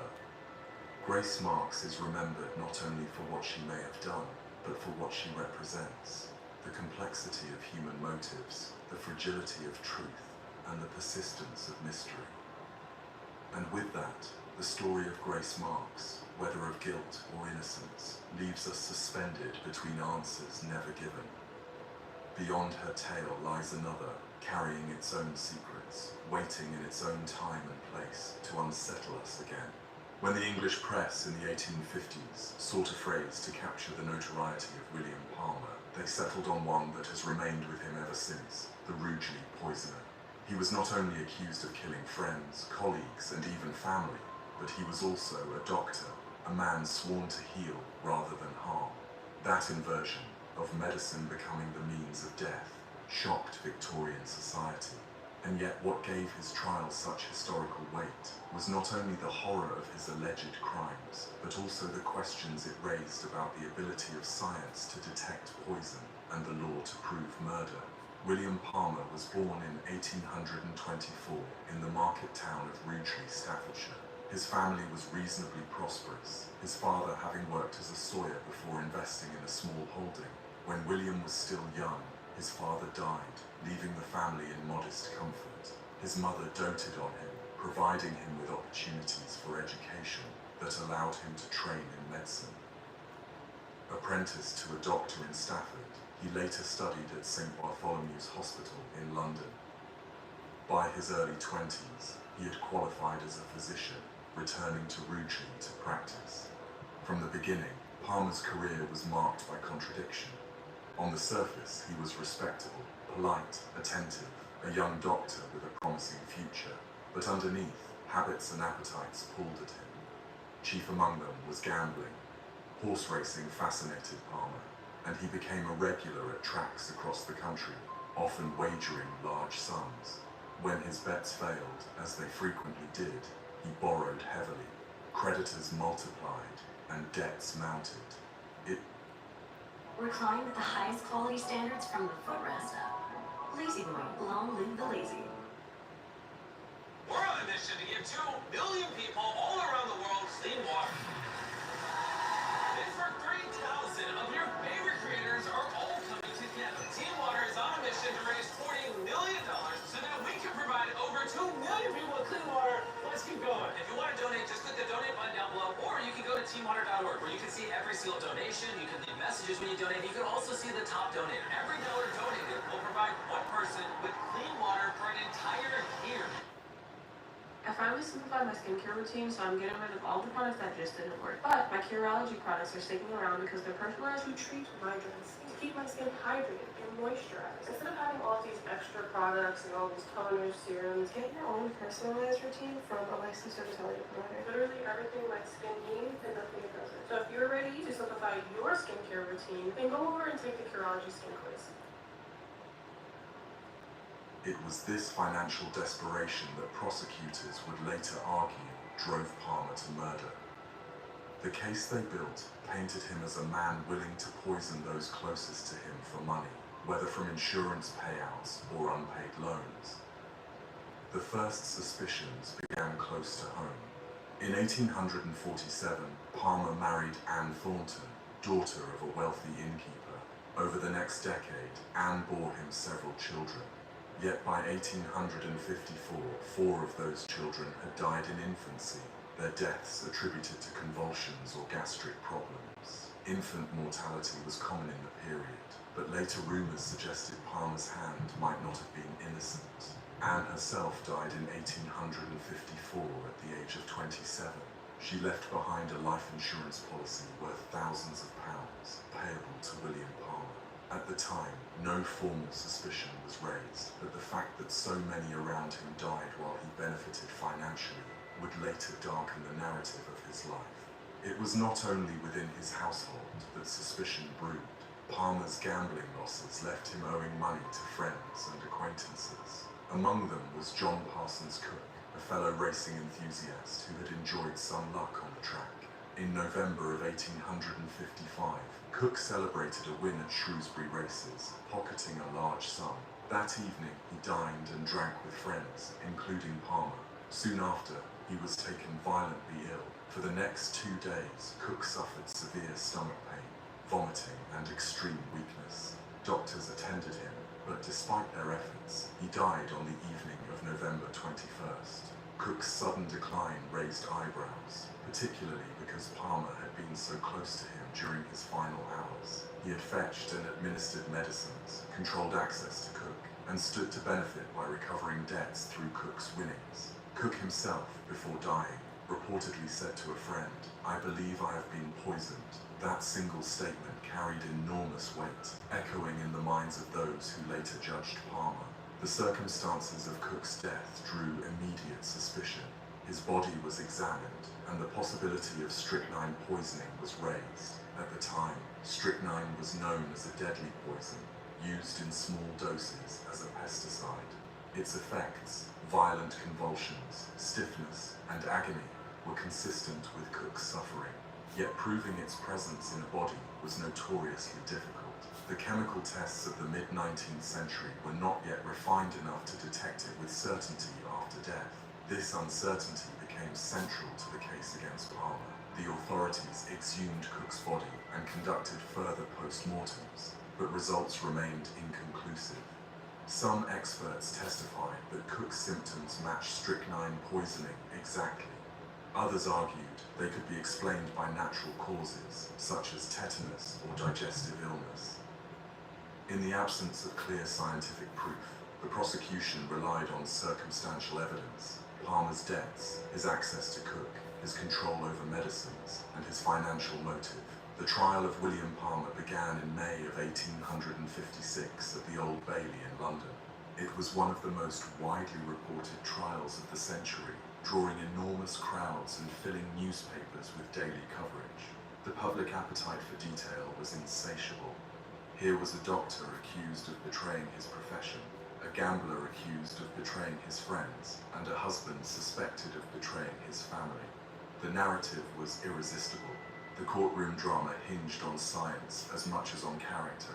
Expert witnesses debated whether strychnine could be reliably detected in a body and whether Cook's symptoms matched its effects. At the time, toxicology was still an emerging field.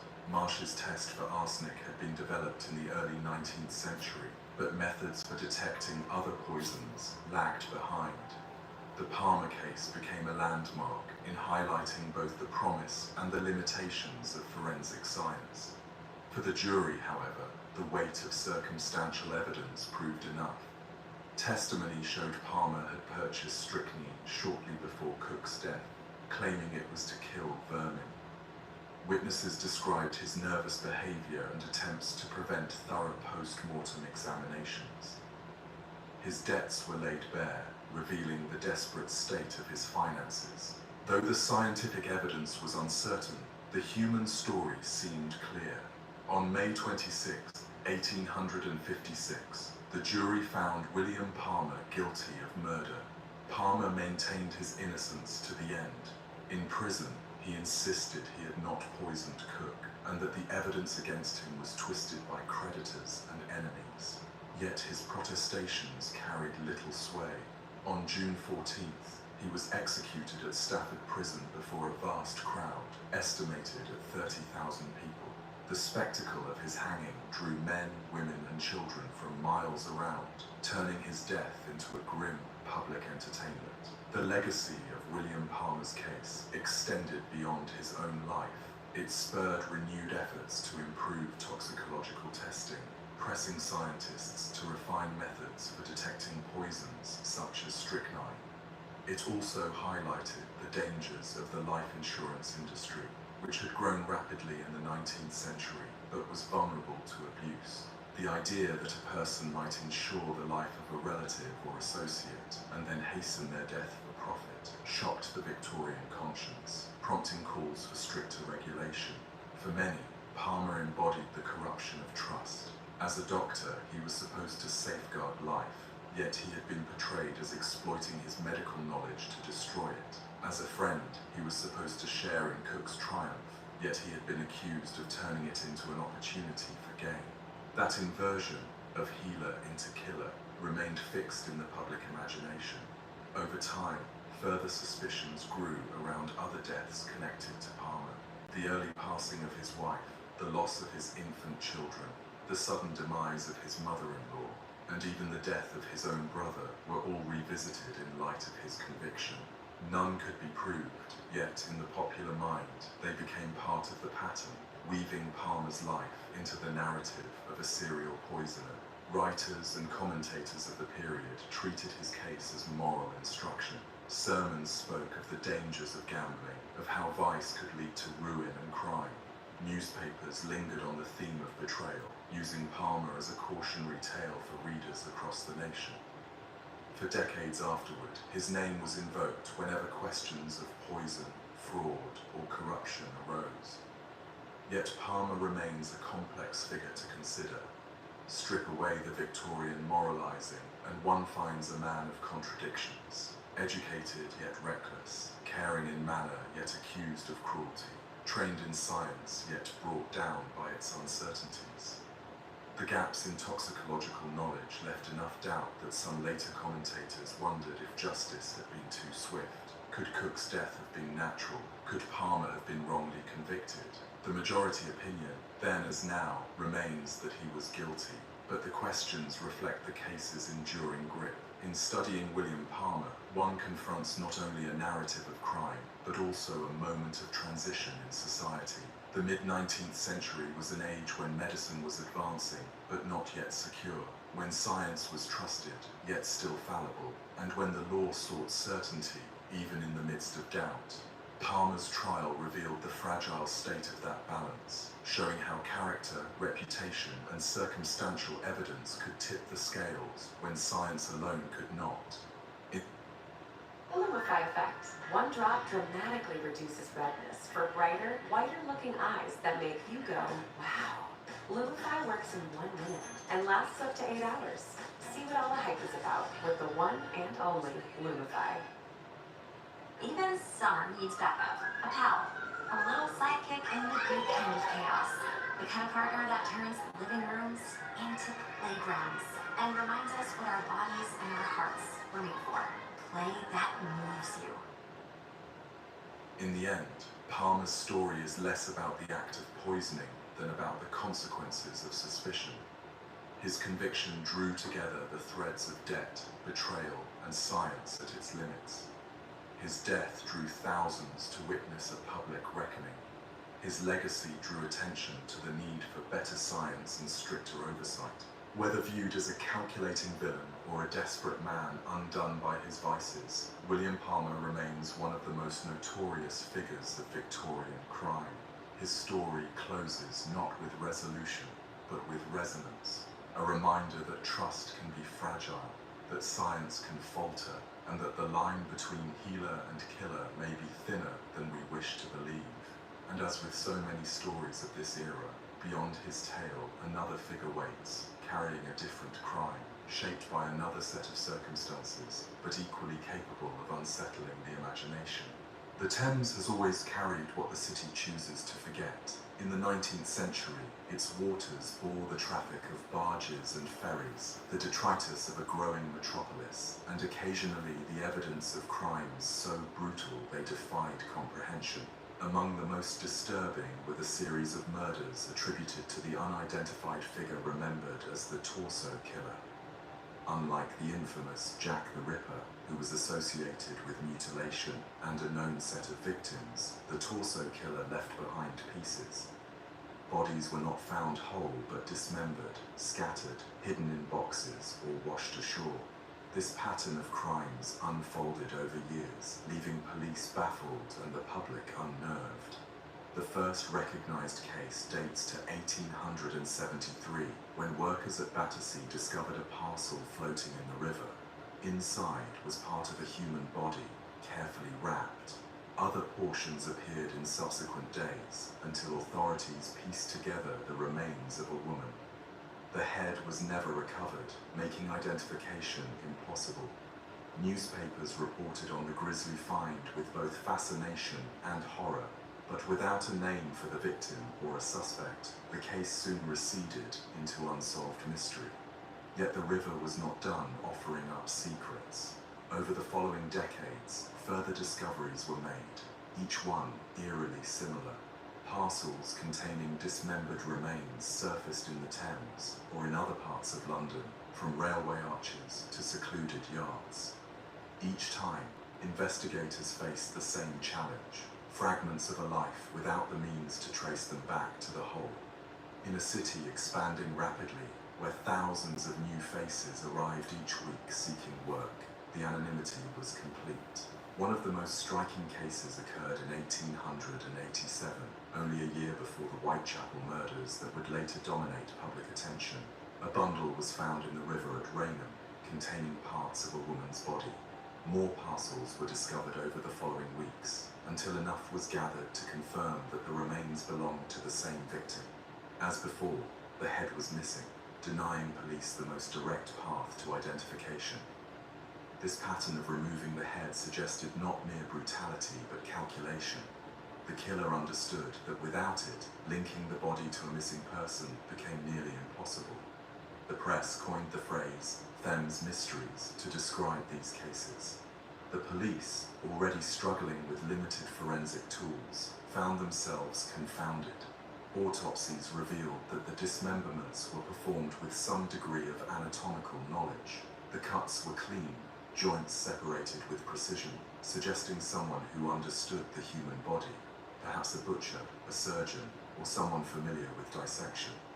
This detail added to the unease, for it hinted at a perpetrator who blended into everyday life, practicing a trade that gave them both the skill and perhaps the opportunity to commit their crimes without immediate suspicion. In 1889, yet another case shocked the capital. This time, the remains were discovered in Battersea Park, placed in a location where they were likely to be found. The victim, again a woman, was never identified. The timing of this case, so close to the Ripper murders in Whitechapel, led to speculation that the same hand might be responsible for both. Yet the differences were striking. The Ripper targeted prostitutes in a confined district, leaving their bodies in public streets. The torso killer, by contrast, dismembered his victims and dispersed the remains, making identification difficult and motive opaque. If the Ripper sought spectacle, the torso killer sought erasure. Perhaps the most infamous of these mysteries was the case of Elizabeth Jackson in 1889. Her dismembered remains were discovered in the Thames, spread across multiple locations. Unlike previous victims, she was eventually identified through clothing and physical features. Elizabeth was a young Irish woman, known to have struggled with poverty and transience in London. That she could be identified gave her story a measure of individuality, but it did not bring the killer to justice. Despite inquiries and suspicions, no one was ever charged. The lack of resolution in these cases underscored the limitations of Victorian policing. Fingerprinting had not yet been adopted in Britain, and forensic science was still in its infancy. Detectives relied heavily on witness statements, circumstantial evidence, and the hope that recognition might come from someone missing a relative or acquaintance. When bodies were dismembered and heads removed, even those fragile avenues were closed. The result was a series of crimes that could be documented but not solved. Public reaction varied between morbid fascination and genuine alarm. Newspapers carried sensational headlines, offering vivid descriptions of the parcels, the body parts, and the bafflement of police. Yet beyond the lurid detail lay a deeper unease. These crimes revealed how easy it had become to disappear in the metropolis. In a city swelling with migrants, servants, and labourers, many lived without stable networks of family or community. A woman could vanish, and unless someone pressed authorities, her absence might never even be noted. The torso killer exploited this anonymity, leaving behind traces, but never a name.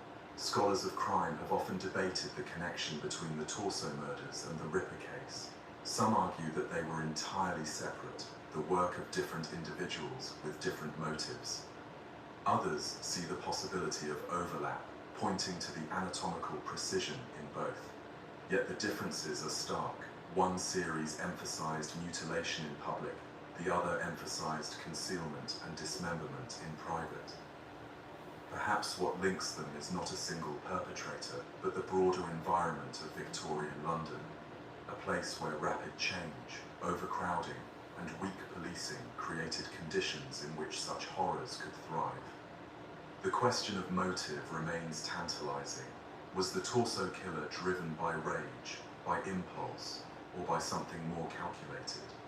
The removal of heads suggests not only a desire to hinder identification, but also an understanding of how investigations worked. It was as if the killer knew precisely which evidence would stall progress and acted to erase it. Some theorists suggest the crimes may have been connected to illegal abortions, with bodies disposed of to hide evidence. Others believe they were acts of domestic violence, the remains cut apart to obscure the relationship between victim and killer. With so little to go on, the truth remains elusive. For the families of victims, the uncertainty was cruel. Without a head, without a name, closure was impossible. Each case left behind not only fragments of a body, but fragments of a story, incomplete and unresolved. And for the city, the series of unsolved torso murders reinforced the sense that beneath the facade of progress and respectability, violence could erupt at any moment, leaving only questions in its wake. The last recognized case occurred in the 1890s, when another set of remains surfaced in the Thames. By then, the press had shifted its focus to other crimes, but the pattern was unmistakable. A killer, or perhaps more than one, had used dismemberment as both method and message, ensuring that victims were never fully known, their deaths never fully explained. Looking back, the torso killer occupies a peculiar place in the history of crime. Unlike Jack the Ripper, whose legend grew from letters, taunts, and a defined set of victims, the torso killer left no clear identity, neither for himself nor for many of those he killed. This anonymity, paradoxically, is what makes the case so haunting. Without names, without trials, without resolution, the crimes resist closure. They remain a series of fragments, like the bodies themselves, incomplete and unsettling. For Victorian society, these cases exposed both the strengths and weaknesses of modernity. The press could spread information rapidly, stoking public interest. Police could organize investigations and attempt systematic searches. Yet without scientific tools, without secure identification methods, they were left grasping at pieces. The torso killer revealed the vulnerability of a city that prided itself on progress, but still struggled to keep pace with the darker realities of its own expansion. In the end, the torso murders remain unsolved, their perpetrator or perpetrators unknown. What survives are reports, inquests, and the memory of parcels dredged from the Thames. They stand as a reminder that even in an age of growing science and order, there were crimes that slipped through the gaps, crimes that left only fragments. The victims, unnamed and unavenged, belong to history not as individuals, but as part of a larger mystery that continues to unsettle anyone who lingers on the details. The Thames has since been cleaned, its banks reshaped, its role in the city transformed. Yet beneath its surface lies the memory of those grisly discoveries, of lives cut short and bodies divided. And as we leave this story, we turn not to answers, but to the persistence of questions, questions that linger, waiting for the next account, the next place, and the next figure who will remind us that mystery is never far from the surface. A bundle of clothing left at a pawnbroker's shop in 1849 was the first small crack in a case that would soon horrify London. Inside the folds were stains no amount of scrubbing could disguise, and the story offered by the man who deposited them did not convince the broker. Those blood-marked garments, so ordinary yet so damning, became the loose thread that unraveled into what became known as the Bermondsey murder. The victim at the center of the case was a young woman named Harriet, pregnant at the time of her death and caring for 2 children. Her circumstances were difficult, but not extraordinary for the neighborhood. Bermondsey was a working district where industry mingled with domestic life and hardship was commonplace. Yet, what set Harriet apart was not her poverty, but her connection to 2 people whose choices would cast her into the pages of criminal history, Frederick and Marie Manning. Frederick Manning had once been employed on the railways, but his ambitions outstripped his income. He was a man eager for advancement, restless and often in debt. His wife Marie, by contrast, had worked as a servant in respectable households. She was described by some as striking in appearance, well-dressed, and determined to maintain the image of a woman who had married above her station. Together, the Mannings cut a figure that both intrigued and unsettled their neighbors, neither wholly respectable nor openly disreputable, but balanced precariously between the 2. Harriet had known the Mannings socially, though accounts vary on the closeness of their relationship. What is certain is that in August of 1849, she was invited to dine at their home. It should have been an ordinary evening meal among acquaintances. Instead, it became the setting of her death. The meal was said to have been prepared with unusual care. Later testimony suggested that Harriet was encouraged to drink freely. the food seasoned heavily. Soon after, she was incapacitated. What followed was murder of a particularly brutal nature. Harriet was killed, her body concealed beneath the kitchen flagstones of the Mannings' home. The act was not only violent but calculated, carried out with the forethought of those who believed they could cover their crime with domestic order.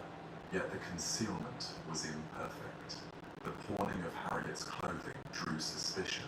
Neighbors reported unusual activity around the Manning household, and soon the grisly discovery was made. Harriet's body buried beneath the floor, her condition confirming not only her pregnancy, but the ruthlessness of her killers. The arrest of Frederick and Marie Manning transformed the crime into a national spectacle. Newspapers seized upon every detail, from the cold deliberation of the burial to the striking figure of Marie, who was portrayed alternately as a femme fatale and as a woman hardened by poverty. The domestic setting of the crime, the dinner table, the kitchen floor, the home that should have been safe, deepened the fascination. This was not violence committed in a dark alley or on a distant battlefield. It was violence within the household, an inversion of Victorian ideals of domestic sanctity. As the trial began, crowds gathered daily. Reporters filled column after column with the testimony, the demeanor of the accused, and the public's reaction. Much attention was given to Marie, whose fashionable dress and composure in court seemed to contradict expectations of a woman accused of murder. She was not meek, not penitent in the way many wanted her to be. Instead, she was sharp, confident, and even contemptuous of those who judged her. This only intensified the image of her as the more dangerous of the pair, a woman who had not only committed violence, but had stepped outside the boundaries of Victorian femininity. Frederick, for his part, attempted to shift blame onto his wife, insisting he had not been present when the fatal act was carried out. Marie returned the accusation in kind. The spectacle of husband and wife turning on one another added a layer of drama that the press eagerly exploited. It was a courtroom theatre of betrayal, greed and cruelty, played out before a public that could not look away. The verdict was guilty for both, and the sentence was death. In November of 1849, the execution of Frederick and Marie Manning drew an enormous crowd. Some estimates place it at 50,000 people. The double hanging was a public event in the truest sense, a convergence of fascination, moral outrage, and morbid curiosity.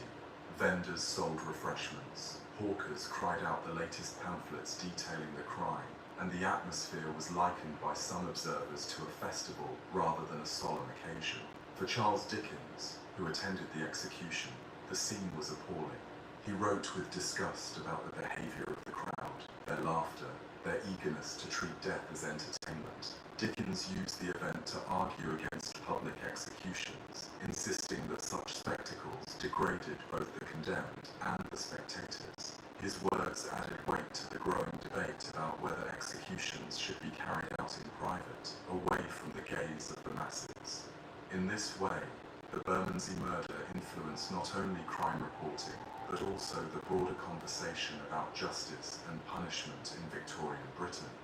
Yet, beyond the spectacle lay the human tragedy. Harriet, the young pregnant woman whose life was taken, was too often reduced in press accounts to her role as victim.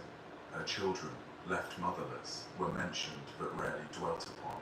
The focus remained on the Mannings, on their betrayal of domestic respectability, and on the thrill of the case. The imbalance reflects the priorities of Victorian reporting: sensation over sympathy, notoriety over nuance. Still, the case offers insight into the anxieties of the time. The Victorian home was idealized as a haven of morality, order, and safety. To see it transformed into the site of murder and concealment struck at the heart of that ideal. Moreover, the participation of a woman as an active agent in the crime unsettled gender expectations. If a wife could kill, and kill with such calculation, what did that mean for the fragile notions of feminine virtue upon which so much of society's self-image rested? The Bermondsey murder also illustrates the peculiar place of domestic crimes in the Victorian imagination. Unlike killings that occurred among strangers or in the criminal underworld, domestic murders forced the public to confront the possibility of betrayal within familiar walls. They blurred the line between the respectable and the dangerous, suggesting that even the most ordinary of homes might conceal dark secrets. In the years that followed, the case remained a touchstone for discussions of crime, morality, and justice. Pamphlets, plays, and ballads retold the story, often with embellishment, ensuring that the Mannings' names lingered long after their execution.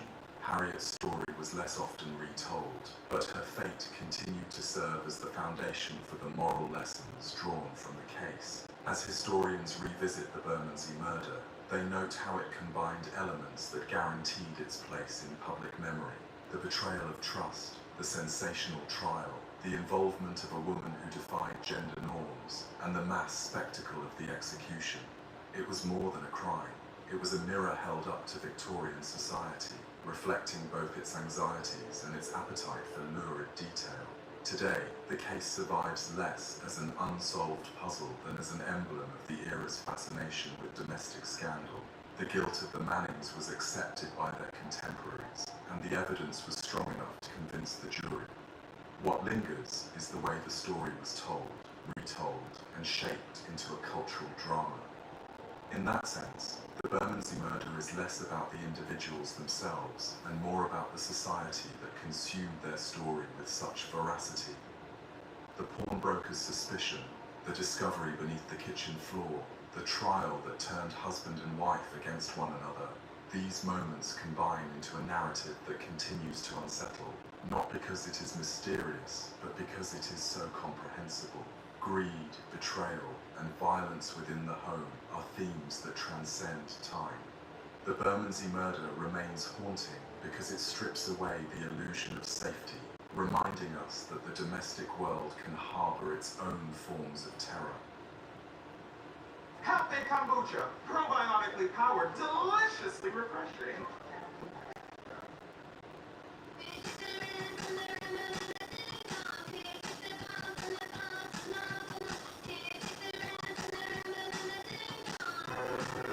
Brooklinen, that's too bad. Shop brooklinen.com today. See you later. Give me 17 cents on Bitcoin. Paying with Cash App card feels pro because you have routers turned on. Get the Cash App card. Hell yeah. As the story closes, what remains is not the noise of the execution crowd or the printed words of Dickens, but the quiet image of a home repurposed as a grave. From that image, the narrative shifts once more, carrying us onward to another life, another set of circumstances, another crime that would capture its own place in the long, unsettling history of Victorian murder. The boy's face unsettled people long before his crimes became known. One eye drifted noticeably, and his expression, even in moments of calm, struck many as cold and watchful. In Boston during the 1870s, Jesse Pomeroy did not look like other children. Neighbors whispered about his odd manner, teachers found him difficult, and other children kept their distance. What no one foresaw, at least not at first, was that this quiet, withdrawn boy would become one of the youngest convicted murderers in American history, forcing an entire city to confront the frightening possibility of a child capable of deliberate cruelty. Jesse was born in 1859 in Charlestown, Massachusetts. His family circumstances were modest, and his father, by most accounts, was harsh and quick-tempered. Some later speculated that Jesse's strange appearance and social isolation left him vulnerable, setting him apart in ways that hardened him early. What began as playground taunts grew into something darker. By the age of 12, Jesse was luring younger boys to secluded areas, places where few eyes could watch. The assaults began with threats and escalated to torture. Victims described being stripped, beaten, and cut with knives. Jesse's violence was not impulsive, but methodical. He devised punishments, lingered over them, and released his victims only after leaving them terrified and bloodied. For the families of these boys, the crimes were shocking not only for their brutality, but because the perpetrator was himself a child. Eventually, Jesse was caught. In 1874, he was sentenced to the State Reform School at Westboro. It might have ended there, a cautionary tale about a troubled youth whose violence was curbed by institutional discipline. Yet within less than 2 years, Jesse was paroled, considered by the authorities to have shown progress. That decision, later judged catastrophic, set the stage for the most horrifying chapter of his story. Only months after his release, Jesse's violence escalated from torture to murder. In March of 1874, the body of 10-year-old Katie Curran was discovered hidden in the basement of a shop. She had been lured away, much like Jesse's earlier victims, but this time she did not return. Soon after, 4-year-old Horace Millen disappeared while playing outside. His body was found on a beach in South Boston, mutilated in ways that left no doubt about the intent of his killer. The city recoiled. The death of a small child was always tragic, but the details of Horace's murder, inflicted with precision and cruelty, were unbearable. That the prime suspect was another boy, barely into his teens, left even hardened policemen shaken. When Jesse was arrested and confronted, his calm demeanor unnerved the officers. He admitted little at first, but evidence mounted, including the testimony of earlier victims who recognized him as their tormentor. At trial, Jesse's youth complicated matters. Could a boy of 14 truly understand the gravity of his actions? Was he insane, or was he evil in a way that demanded punishment regardless of age? The courtroom filled with spectators eager to see for themselves the boy who had committed such crimes. Accounts describe Jesse sitting quietly, sometimes with a faint smile, sometimes expressionless, as if the proceedings were a spectacle staged for someone else. The jury convicted him of first-degree murder. The sentence was death by hanging, a verdict that raised immediate controversy. Massachusetts had never executed someone so young, and public debate raged over whether it was permissible to put a child to death, no matter the severity of the crime. Newspapers carried editorials on both sides, some insisting that justice required his execution, others arguing that to hang a boy was barbaric and would diminish society itself. Governor William Gaston, pressed by petitions and appeals, ultimately commuted Jesse's sentence to life imprisonment with solitary confinement for the first 18 years. The decision balanced the demand for accountability with the recognition of Jesse's age. Yet the punishment remained severe. Solitary confinement for nearly 2 decades would mean that Jesse's adolescence, his young adulthood, would be lived almost entirely within the narrow confines of a prison cell. Life in prison did not soften Jesse. Reports from wardens and guards describe him as sullen, withdrawn, and often hostile. Though he read books and taught himself rudimentary knowledge of law, he showed little remorse. Requests for clemency were periodically made, but each time, the memory of his crimes and the fear of his release ensured denial.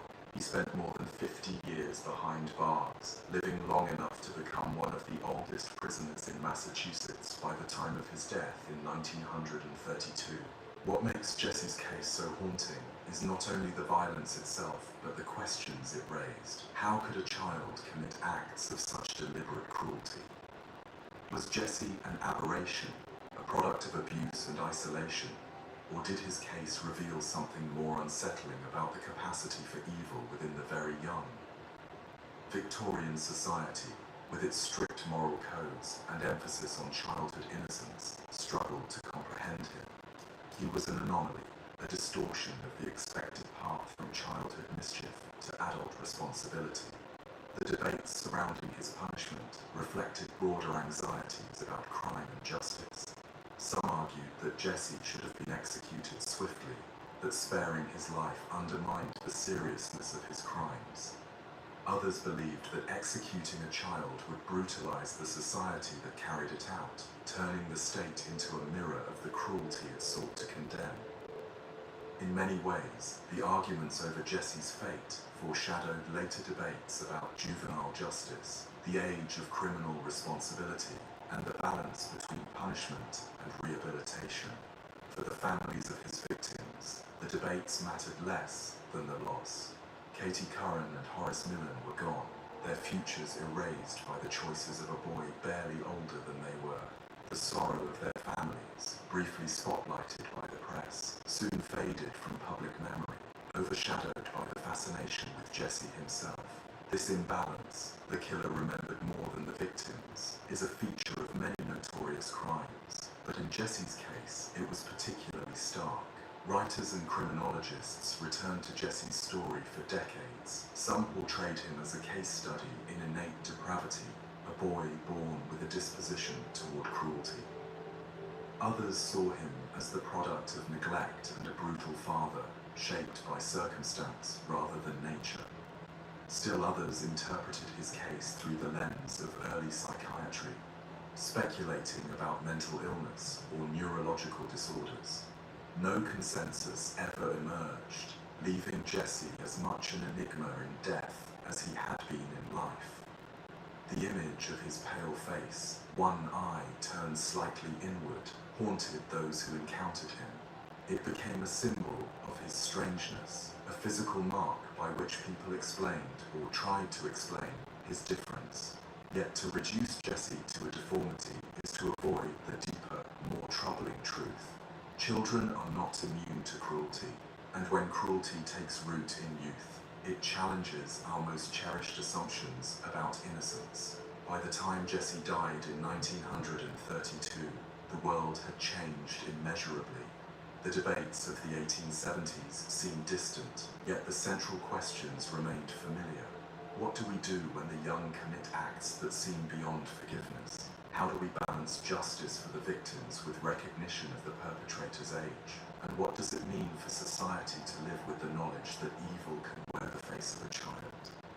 The case of Jesse Pomeroy endures not because it offers answers, but because it denies them.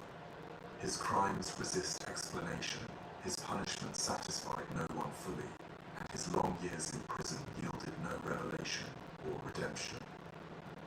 The boy who frightened a city grew into an old man behind stone walls, and still the unease remained.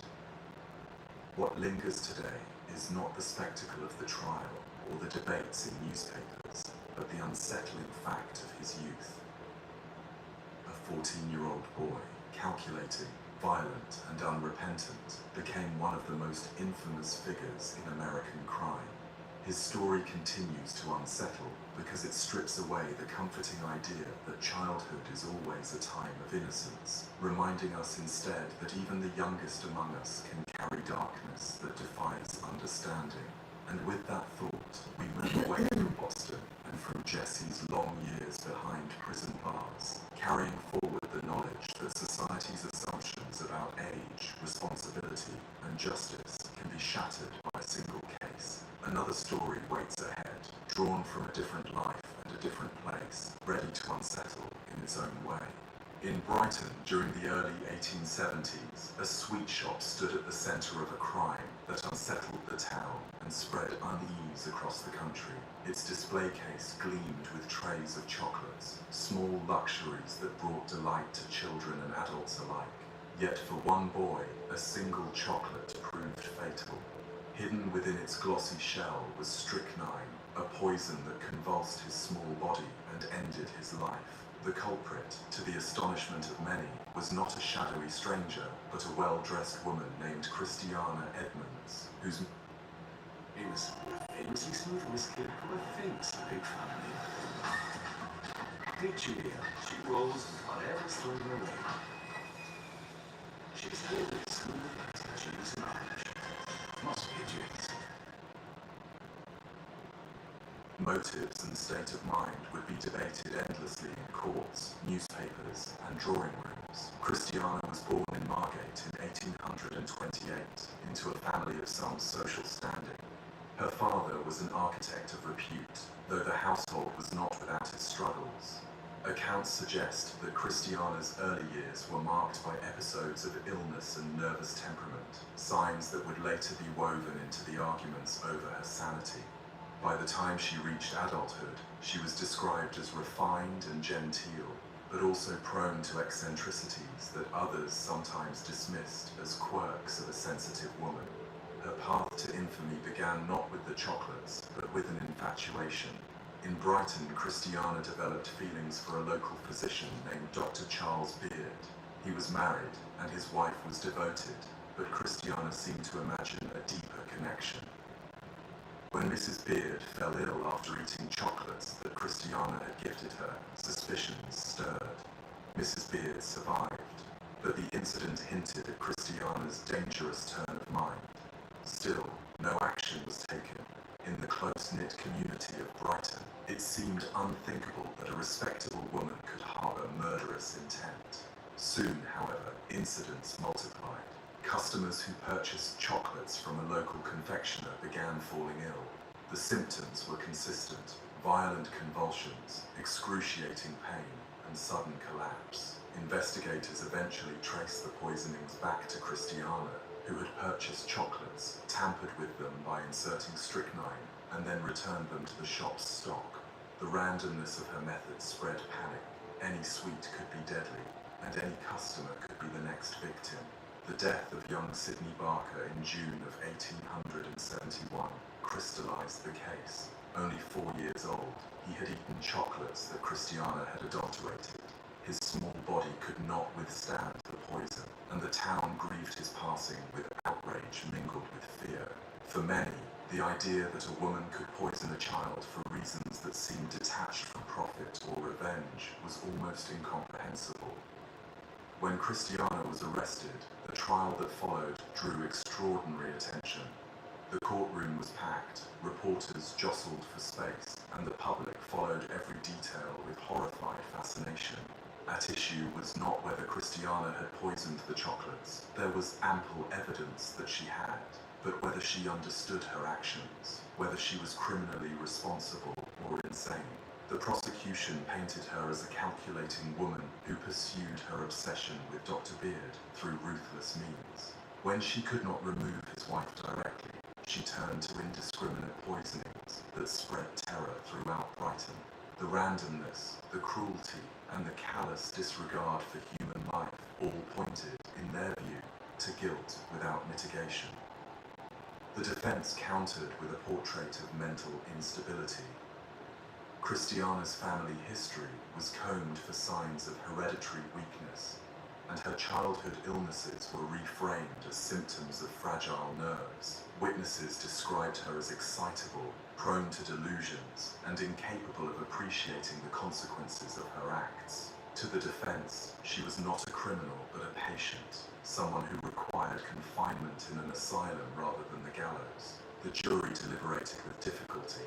Victorian England was still grappling with the legal boundaries of insanity.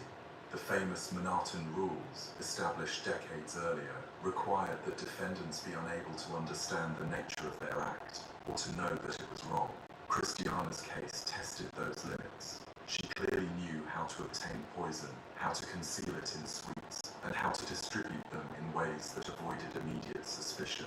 Yet she also displayed erratic behavior, and her obsession with Dr. Beard bordered on delusional fantasy. Ultimately, the jury returned a verdict of guilty but insane. Christiana was sentenced not to death but to confinement at Broadmoor, the high-security asylum that housed some of the most notorious figures of the age. She remained there for decades, outliving many who had judged her, until her death in 1907. The story of Christiana Edmonds lingered because it intersected with so many Victorian anxieties. First was the fear of poison, a method of killing that was both invisible and intimate. Unlike a knife or a gun, poison left no struggle, only the sudden collapse of health.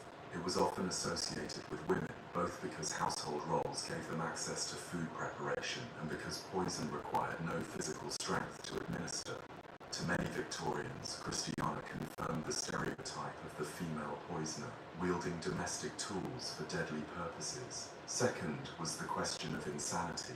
Christiana's case exposed the fragility of the legal framework that tried to distinguish madness from malice. If she were insane, then her actions were tragic but not culpable. If she was sane, then she was a murderer deserving of the harshest punishment. The inability to draw a clear line left the public divided. Some saw her as a manipulative woman who had escaped the hangman by feigning instability. Others believed her confinement was appropriate, recognizing in her behavior the unmistakable signs of disordered thought. Third was the violation of innocence. The poisoning of a child struck at the heart of Victorian sentimentality. Children were idealized as pure, vulnerable, and in need of protection. For a woman, a figure expected to nurture rather than harm, to target a child seemed to invert the natural order. This inversion gave the crime its lasting resonance, elevating it from a local scandal to a national cautionary tale. The press, as always, amplified the drama. Headlines dubbed her the Brighton poisoner, while serialized accounts described her trial in language that blurred fact with melodrama. Pamphlets were printed, and her name became shorthand for the unsettling possibility that beneath genteel manners might lie deadly intent. For historians today, Christiana's case offers a window into the Victorian struggle to reconcile law, medicine, and morality. The medicalization of criminal behavior was still new, and psychiatry was only beginning to influence legal decisions. In Christiana's confinement at Broadmoor, one can see the shift in balance between punishment and treatment, between moral condemnation and medical diagnosis. What remains striking is how ordinary the means of her crime were. Chocolates, bought from a shop counter, wrapped and shared as tokens of pleasure. These became instruments of death. The very banality of the object made the crime terrifying. Anyone could be a victim, and the danger was concealed in something that should have been harmless. Christiana lived for more than 3 decades within the walls of Broadmoor, a patient rather than a prisoner, though the distinction was slim. Reports suggest she maintained composure, living quietly among others whose notoriety rivaled her own. She faded gradually from public memory, her story replaced by newer scandals, but her name endured in the catalogues of criminal history. Looking back, her case prompts as many questions as answers. Was she driven by obsession alone, unable to control impulses distorted by illness? Or was she more calculating than the courts allowed, using the guise of instability to escape execution? The ambiguity ensures that her story continues to invite reflection. For those who follow the long line of Victorian poisoners, Christiana Edmonds occupies a distinct place. She was not motivated by inheritance disputes or financial gain, the common threads of many poisoning cases. Her actions seemed more tangled, part desire, part delusion, part cruelty, without clear purpose. That tangle is what made her both fascinating and frightening. The Brighton streets where children once peered into confectionery windows have long since changed, but the unease lingers in accounts of Christiana's crime. It reminds us that danger can wear familiar faces, that ordinary objects can be twisted into instruments of harm, and that the boundaries of responsibility and madness are never as clear as society might wish. The story of Christiana Edmonds closes with the image of a woman whose life ended not at the gallows, but behind asylum walls, her fate decided as much by debates over sanity as by the deaths she caused. From the sweetness of a chocolate to the bitterness of strychnine, her case remains one of the most disquieting examples of Victorian crime, leaving us to carry its unanswered questions onward to whatever story waits next. The first impression Thomas Neal Crean made was often one of refinement. He carried himself with the assurance of a man educated in medicine, spoke with a confidence that inspired trust, and cultivated an air of respectability that could disarm strangers. Yet beneath that polished surface lay a capacity for cruelty that would eventually rank him among the most unsettling figures of the Victorian age. His story is a reminder that respectability can be a mask, and that the very profession meant to preserve life can, in rare and chilling cases, be twisted into an instrument of death. Born in Glasgow in 1850, Cream emigrated with his family to Canada as a child. His father, a successful businessman, provided him with the means for a comfortable upbringing. The young Thomas was intelligent and ambitious, and his family ensured that he received a good education. Medicine soon emerged as his chosen field. He studied at McGill University in Montreal, where he wrote a thesis on chloroform poisoning, a choice of subject that, in hindsight, carries a certain grim irony. He was fascinated by the effects of toxins, not only on the body, but on the broader questions of morality, detection, and control. After completing his medical degree in 1876, Cream sought further training in London and later in Edinburgh, sharpening his skills and expanding his knowledge. To his peers, he seemed a man with a promising future in medicine, yet his personal life already bore signs of recklessness and danger. Affairs, scandal, and questionable behavior trailed behind him, hinting that his respectable appearance concealed darker impulses. The first known crime linked to Cream occurred in Canada. In 1879, a young woman named Kate Hutchinson, with whom Cream had been romantically involved, died after taking medicine that he had prescribed. Though her death raised suspicion, nothing came of it legally. The pattern would repeat in the years ahead, a sudden, inexplicable death, suspicion circling around Cream, but the lack of firm evidence preventing immediate consequence. It was in Chicago, however, that Cream's murderous career became undeniable. By the early 1880s, he had established himself in the city and involved himself in providing abortions, an illegal but in-demand service. Several women connected to him died under suspicious circumstances. In one particularly notorious case, the husband of a patient who had died confronted Cream, only to die soon after from strychnine poisoning. The coincidence was too great to ignore. Investigators eventually gathered enough evidence to convict Cream of that murder, and in 1881 he was sentenced to life imprisonment in Illinois. For many, this seemed the end of his story. A doctor turned poisoner, locked away where he could no longer harm others. Yet fate, or rather influence, intervened.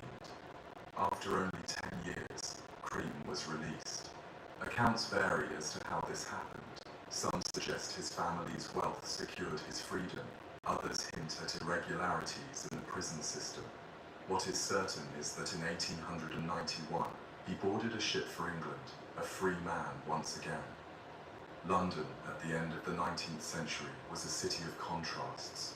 Wealth and poverty stood side by side, science and superstition mingled, and the legacy of Jack the Ripper still haunted the public imagination.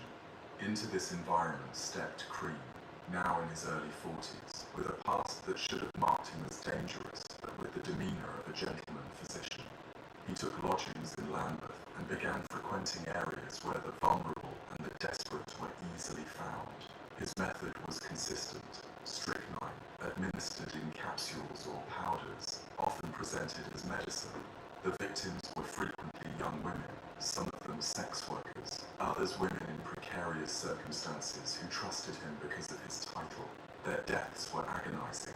Strychnine caused violent convulsions, locking the body in rigid spasms while leaving the mind aware until the end.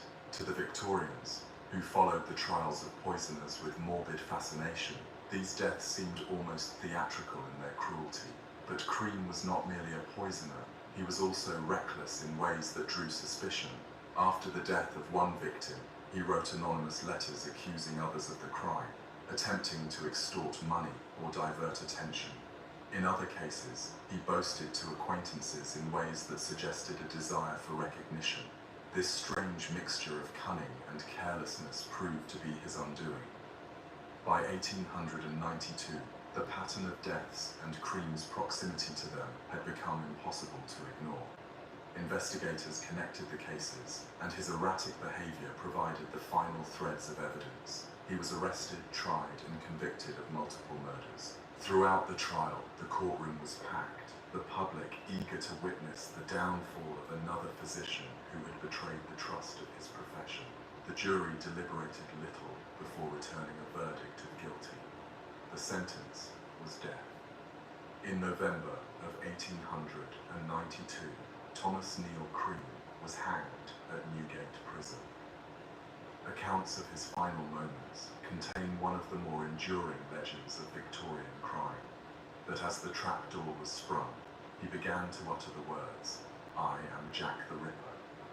Whether true or apocryphal, the claim cemented his place in the macabre folklore of the age.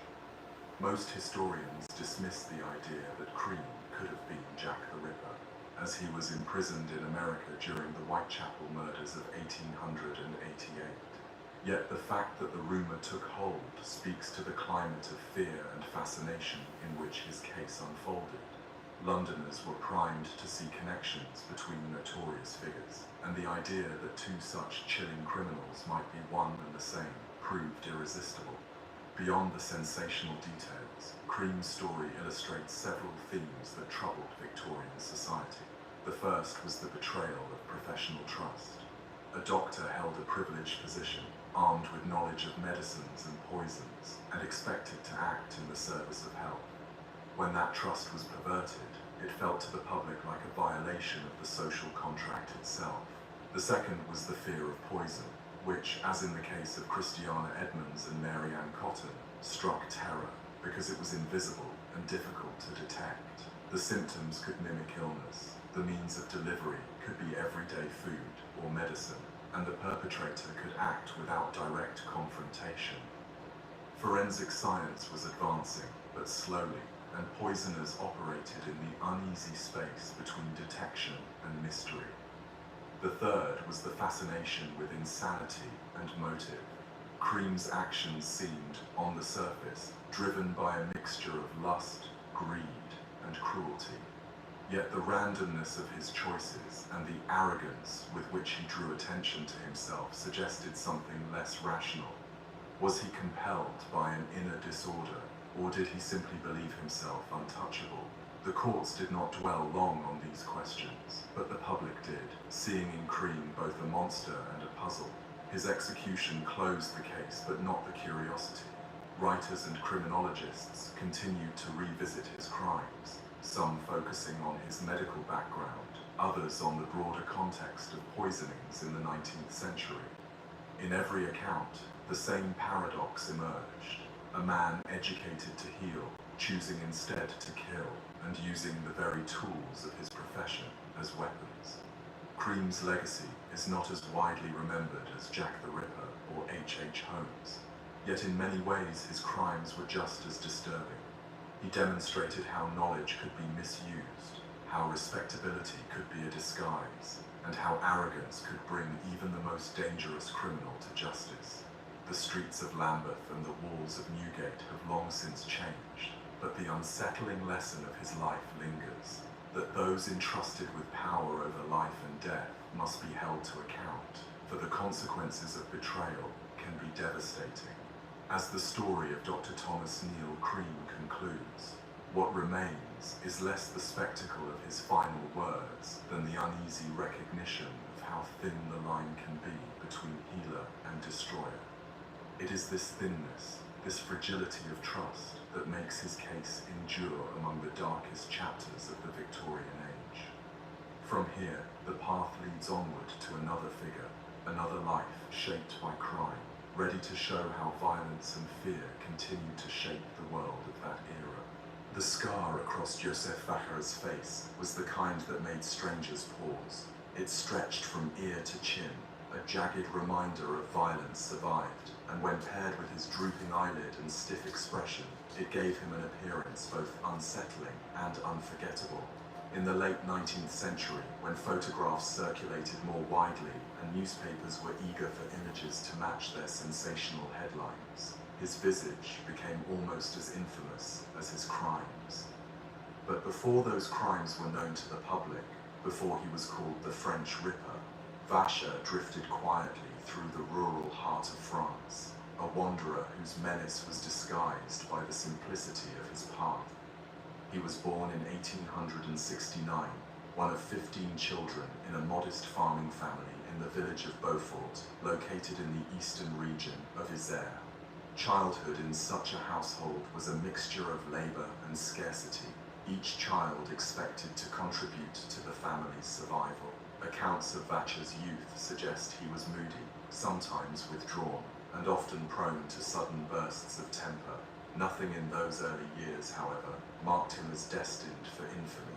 As a teenager, he entered military service, which at the time was considered both a duty and an opportunity. For some, the army offered stability and a chance to rise above poverty. For Vacher, it became the setting for his first dramatic outburst. He fell in love with a young woman, but when she rejected him, he attempted to kill her before turning the gun on himself. He survived, but the self-inflicted shot disfigured his face and left him partially paralyzed. Instead of serving as a sobering lesson, the experience deepened his resentment and instability. Following his discharge from the military, Vacher adopted the lifestyle of a vagabond. He roamed the countryside, moving from village to village, dressed in a tattered soldier's uniform, carrying a staff and keeping a pack slung over his shoulder. At a time when industrialization was drawing more people into cities, the figure of the wandering beggar or ex-soldier retained both a place in society and an element of unease. Rural communities were often suspicious of strangers, yet they extended food or shelter out of custom and necessity. Vacher took advantage of this, presenting himself as a weary traveler while masking the violence that simmered beneath his calm exterior. Between 1894 and 1897, his pattern of violence unfolded across the French countryside. Young shepherds, often teenagers tending flocks in isolated pastures, were among his victims. Farm girls walking alone, laborers resting by roadsides, and solitary travelers also fell prey. Vacher would approach under the guise of friendliness, then attack with sudden ferocity, using knives or strangulation, and often assaulting his victims before or after death. The rural setting of these crimes presented difficulties for authorities. Each murder occurred miles from the next, separated by geography and jurisdiction. France in the late 19th century still relied heavily on local gendarmes, and communication between villages and departments was slow. A death in one region might be considered tragic but isolated. By the time news of another similar killing reached officials in a neighboring district, weeks or months might have passed. Vacher exploited this fragmentation, moving constantly, never lingering long enough to draw concentrated suspicion. Yet rumors spread. Farmers spoke of a dangerous wanderer, and newspapers, increasingly eager to seize upon sensational crime, began linking the murders under a single figure. Comparisons to Jack the Ripper emerged, not only because of the brutality of the crimes, but because both cases stirred the same uneasy question. What kind of person could kill with such cruelty and then vanish into the anonymity of crowded cities or remote hillsides? The turning point came in August of 1897, when Vacher attacked a young woman named Jeanne-Marie. She fought fiercely, and though she was gravely injured, her survival gave investigators a vital description. Combined with sightings of a man whose scarred face matched the account, authorities began to close in. Later that year, Vacher was arrested after another attempted assault, and this time there was no escape. His capture revealed the breadth of his crimes. During interrogation, he confessed to more than a dozen murders, though he often spoke of them with strange detachment, sometimes even pride. He described his wanderings, his sudden impulses, and the way he selected victims who were young, vulnerable, and isolated. Some statements contradicted one another, and investigators suspected he might have claimed responsibility for more crimes than he had actually committed. But even the minimum number attributed to him placed him among the most prolific killers of his age. The trial of Joseph Vacher in 1898 became a spectacle. Reporters filled the courtroom, sketching his appearance, noting his every gesture, and relaying the arguments of prosecution and defense. At the heart of the proceedings was the question of sanity. His attorneys argued that his attempted suicide, his erratic behavior, and his lack of remorse pointed to mental illness. They suggested that he was not fully in control of his actions, that his impulses drove him beyond the boundaries of reason.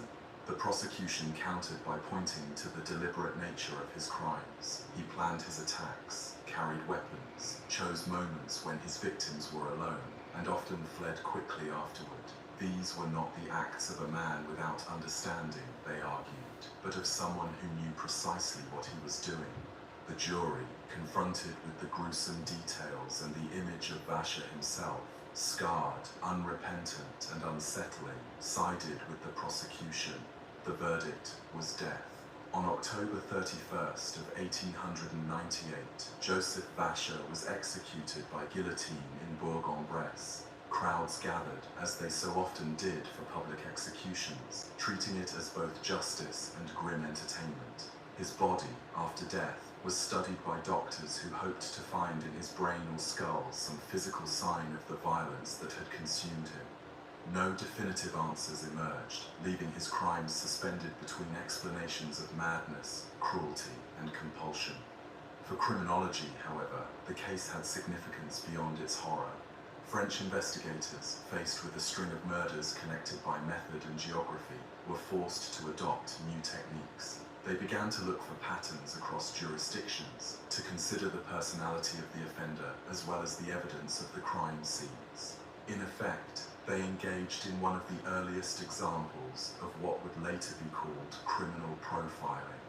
Vacher's case highlighted the need for broader coordination and for the study of psychological factors in crime, fields that would expand greatly in the 20th century. The memory of Joseph Vacher lingered in rural France long after his execution. Shepherds and travelers told stories of the scarred wanderer. Parents warned children of the dangers of talking to strangers, and his name joined the darker side of folklore. For the press and for historians, he became a figure of fascination, an example of how violence could spring not from cities alone, but from the quiet lanes and open fields of the countryside. The unease that his crimes stirred was not limited to fear of death, but extended to fear of the unknown.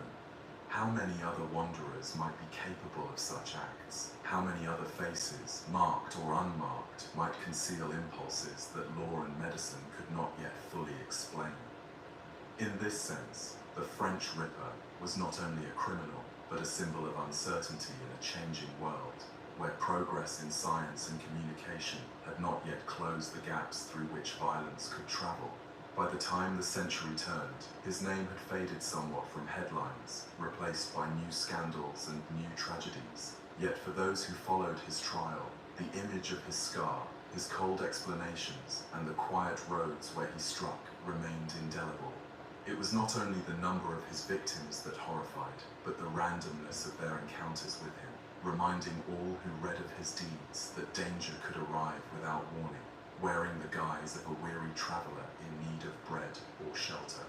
In the end, Joseph Vacher's life and death illustrated both the vulnerabilities of rural life and the slow emergence of modern criminology.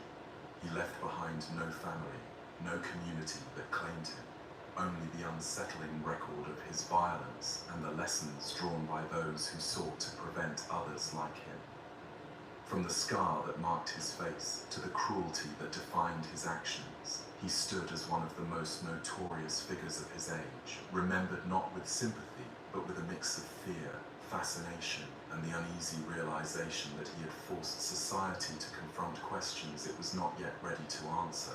Morning routines often reveal little dramas, but on June 30th, 1860, the household at Road Hill House in Wiltshire awoke to one of the most unsettling discoveries of Victorian Britain.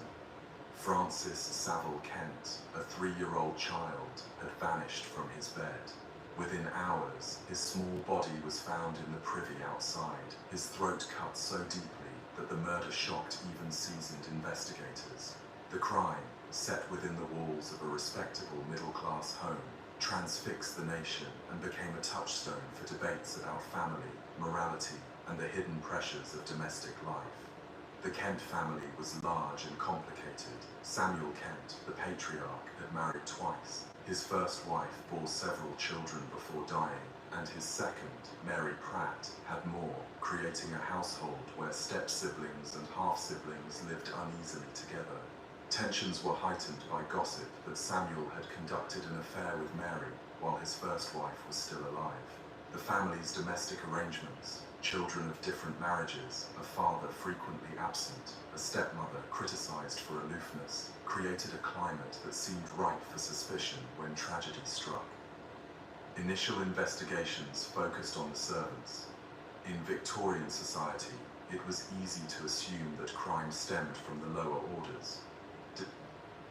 Recline with the highest quality standards from the footrest up. Lazy Boy, long live the lazy. Okay, good.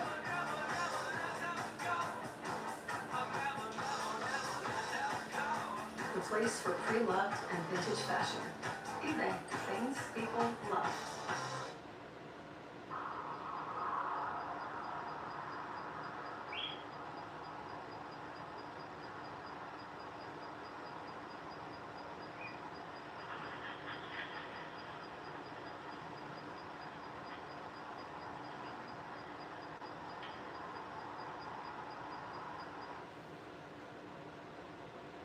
Detectives questioned maids and nursemaids, speculating whether resentment or negligence had led to the murder. Yet no conclusive evidence emerged. Public attention then shifted to the family itself, an unsettling prospect. Newspapers eagerly dissected each detail, and the crime scene turned into a stage on which anxieties about class, morality, and the sanctity of the home played out. Among the children, 15-year-old Constance Kent soon drew suspicion. She had a reputation for being withdrawn, perhaps resentful of her stepmother's children, who seemed to receive more attention and affection than she did. Her relationship with her father was strained, and neighbors speculated about rivalries within the household. Yet, despite whispers and conjecture, investigators lacked firm proof. Constance denied involvement, and the case stalled. The investigation's stagnation brought public frustration. Writers, including Charles Dickens, commented on the case, weaving it into broader critiques of Victorian domestic life. Dickens suggested that the murder revealed hidden cracks within the supposedly stable family unit. His remarks echoed widespread concerns. If such horrors could occur within a respectable household, what did that mean for the very ideals of home and hearth that Victorians cherished? Years passed without resolution. Then, in 1865, an unexpected development reignited interest. Constance, now in her early 20s, confessed to the crime. She claimed that she alone had killed her young half-brother, motivated by jealousy and resentment toward her stepmother. The confession stunned observers. Many wondered whether she sought to unburden herself spiritually, she had been influenced by a clergyman, or whether deeper psychological struggles lay behind her admission. The trial that followed was brief. With her confession, the legal process had little difficulty in establishing guilt. Constance was sentenced to death, though her youth and gender stirred debate. Ultimately, her sentence was commuted to life imprisonment, reflecting both a measure of leniency and a reluctance to make her a public martyr. Even with a confession, doubts lingered. Some believed Constance had exaggerated her role, perhaps to protect another family member. Others speculated that her confession was coerced or born of religious guilt rather than fact. The absence of physical evidence and the strange dynamics of the household left room for endless interpretation. Constance served 2 decades in prison before being released in 1885. She emigrated to Australia, living quietly under another name until her death in 1944, having reached the remarkable age of 100. The longevity of her life, stretching far beyond the Victorian period, gave the case an almost mythic quality. A woman who had once stood at the centre of national scandal lived to see a century transformed, yet never offered further clarity about her role in the crime. The Road Hill House murder, as it became known, did more than unsettle contemporaries. It shaped the development of detective work in Britain. Scotland Yard's detective branch, relatively new at the time, was tested by the case. Inspector Jonathan Witcher, who suspected Constance early on, faced ridicule when his suspicions could not be proven. His damaged reputation revealed the challenges detectives faced in an era when forensic science was limited and public opinion easily swayed. Later, when Constance confessed, Witcher's initial instincts were vindicated, but too late to restore his career fully. Witcher's involvement and the broader drama of the case inspired literary treatments. Wilkie Collins's novel, The Moonstone, often considered the first great English detective novel, drew upon the atmosphere of suspicion and family secrecy so vividly displayed in the Kent affair.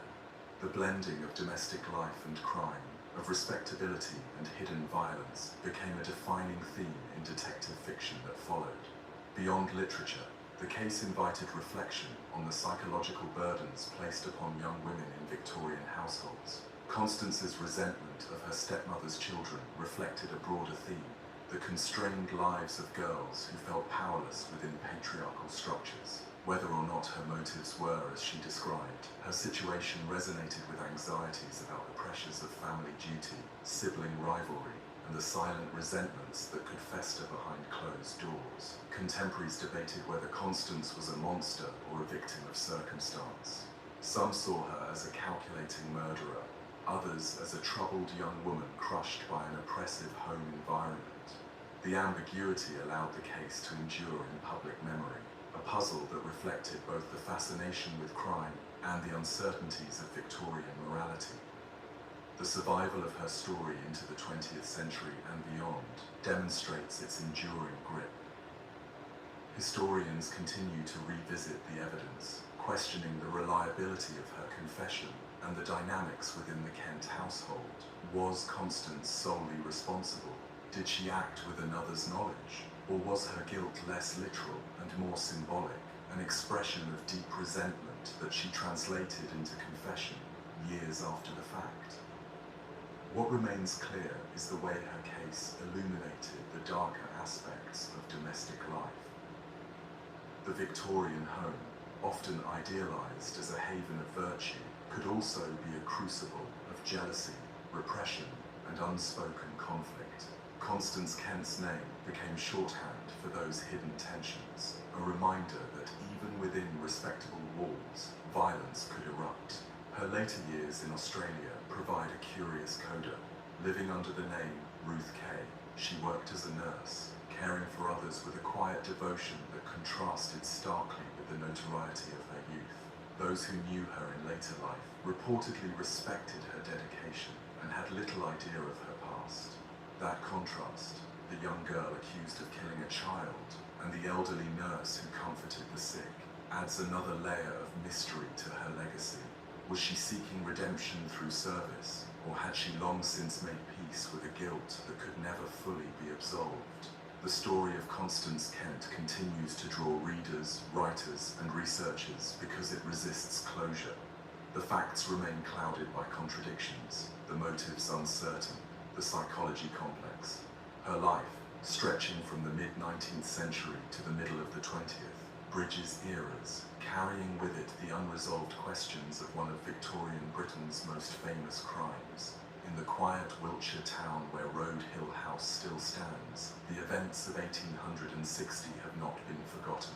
The house itself has changed hands and appearances, yet its association with the murder remains part of its identity. For those who pass by, The knowledge that such a shocking event unfolded within its walls lingers, an echo of the Victorian obsession with the hidden dramas of family life. Constance's tale invites reflection not only on crime, but on the human need to understand motives, to find explanations for actions that defy easy comprehension. Whether she was a cold-blooded killer, a scapegoat, or a troubled young woman seeking release through confession, her story continues to challenge assumptions about innocence, guilt, and the fragile bonds that tie families together. As the 19th century moved forward, other scandals and murders captured public attention, but the Roadhill case remained distinctive for the way it combined domestic intimacy with national spectacle. Its details seeped into literature, journalism, and even the evolving practices of policing, leaving a legacy that far outlasted the immediate shock of the crime itself. In the end, Constance Kent remains less a solved riddle than an enduring enigma, a figure whose actions and motives cannot be fully disentangled from the circumstances that shaped her. Her life after prison suggests resilience, perhaps even transformation, but her youthful confession leaves a mark that history cannot erase. That unresolved quality ensures that her story continues to be told, inviting each generation to weigh the evidence, consider the motives, and confront the unsettling possibility that the truth will always remain just out of reach. Letters can sometimes hold more danger than weapons. In the case of Madeleine Smith, a stack of private notes became the central evidence in one of Scotland's most sensational murder trials. Written with the passion of a young woman swept up in romance, the words that once promised devotion would later be read aloud in court as evidence of motive, deceit, and possibly even murder. Their revelation not only destroyed reputations, but also placed the Scottish legal system itself under the scrutiny of the entire nation. Madeleine was born in 1835 into a prosperous Glasgow family. Her father, a well-known architect and builder, ensured that his household was respected and comfortably placed within the city's upwardly mobile middle class. Madeleine's upbringing reflected the strict moral codes of Victorian society, where daughters of good families were expected to maintain propriety, marry respectably, and avoid scandal at all costs. Yet beneath the surface of her carefully managed life, another story was unfolding, one that would entangle her in a relationship that defied conventions and ultimately led to her standing trial for murder. The man who drew her into that hidden world was Émile Langelier, a clerk of French origin. Unlike the suitors her parents might have envisioned for her, Émile lacked wealth, status, and connections.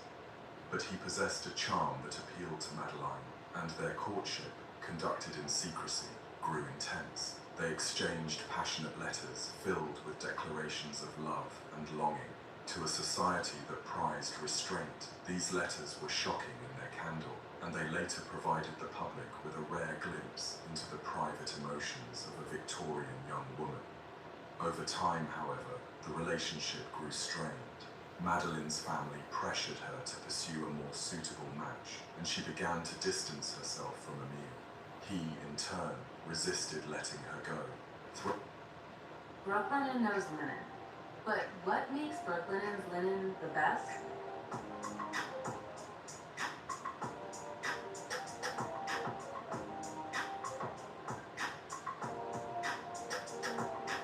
Sustainably sourced and sewn in Portugal.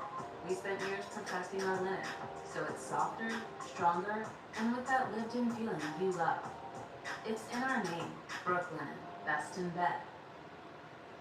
Our favorite things, we used to have National Pancake Day. We give out free short stacks for a cause. We'll give out close to 3,000 short stacks sometimes. So short stacks, 3 pancakes. So you're talking about 9,000 pancakes getting cooked. We have some really good pancakes.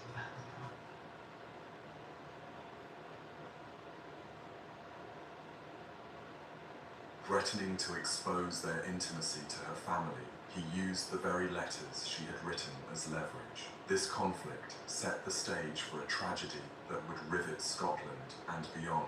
In March of 1857, Émile Langelier fell gravely ill after consuming cocoa. He recovered briefly, only to suffer another bout of agonizing sickness days later. On March 22nd, he died. The symptoms suggested poisoning, and suspicions quickly turned toward Madeline. Investigators discovered that she had recently purchased arsenic from local chemists. Though she claimed it was for cosmetic use, arsenic was widely known both as a beauty aid and a lethal substance. The coincidence proved too compelling to ignore. When authorities searched Emil's belongings, they uncovered the cache of letters from Madeline. These private writings became the centerpiece of the case. Read aloud in court, they shocked Victorian sensibilities with their intensity.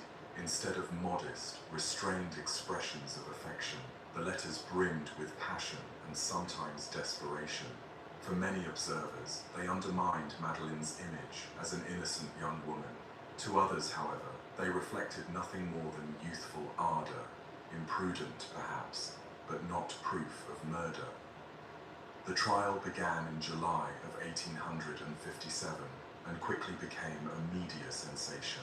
Crowds packed the courtroom, eager to witness the drama of a respectable young woman accused of poisoning her lover. Newspapers across Britain printed detailed reports, transforming the trial into a national spectacle. The combination of romance, betrayal, poison, and a woman in the dock proved irresistible to the public imagination. Prosecutors argued that Madeline, eager to free herself from Emil's hold and fearing the exposure of their relationship, had poisoned him with arsenic. They pointed to her purchases of the substance and the timing of Emil's illnesses. The defense countered that the evidence was circumstantial. They emphasized the lack of direct proof that Madeline administered the poison, suggesting that Emil could have taken it himself, either by accident or intentionally. A crucial complication lay in the uncertainty of Victorian forensic science. While arsenic could be detected in the body, the precise method of its ingestion often remained unclear. Without eyewitnesses or a direct link, the case rested heavily on inference. The defense skillfully exploited these gaps, casting doubt on the prosecution's narrative. The verdict, delivered after days of deliberation, was not proven. Unique to Scottish law, this verdict allowed the jury to acknowledge that suspicion existed, but that guilt had not been conclusively established.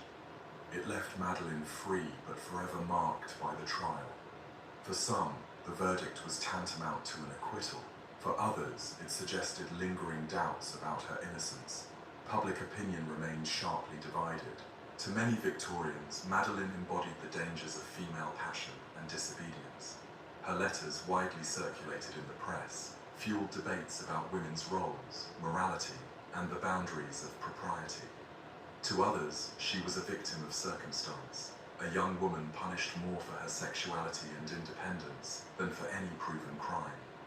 The trial became less about one individual and more about the anxieties of an entire society grappling with changing norms.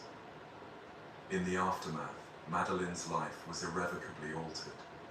The notoriety of the trial made it impossible for her to remain in Glasgow, and she eventually moved abroad. She later married and lived a quieter life, though the shadow of her past never fully disappeared.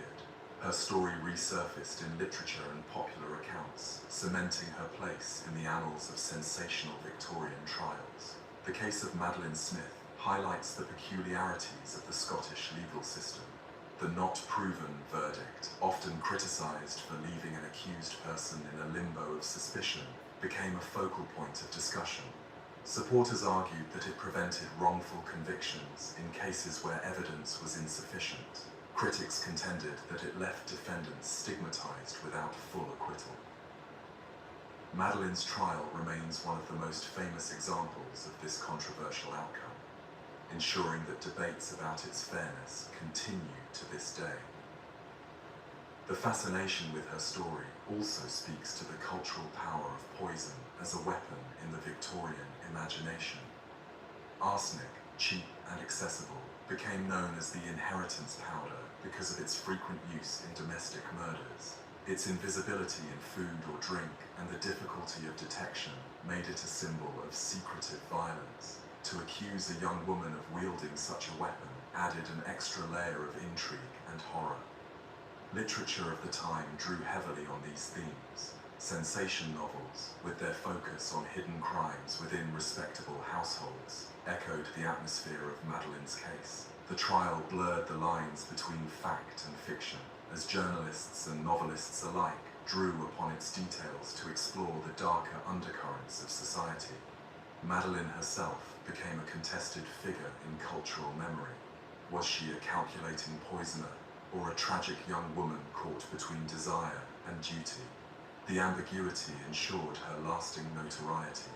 Each retelling of the case reflects the preoccupations of its era, with some emphasizing her supposed guilt, others portraying her as a victim of social hypocrisy.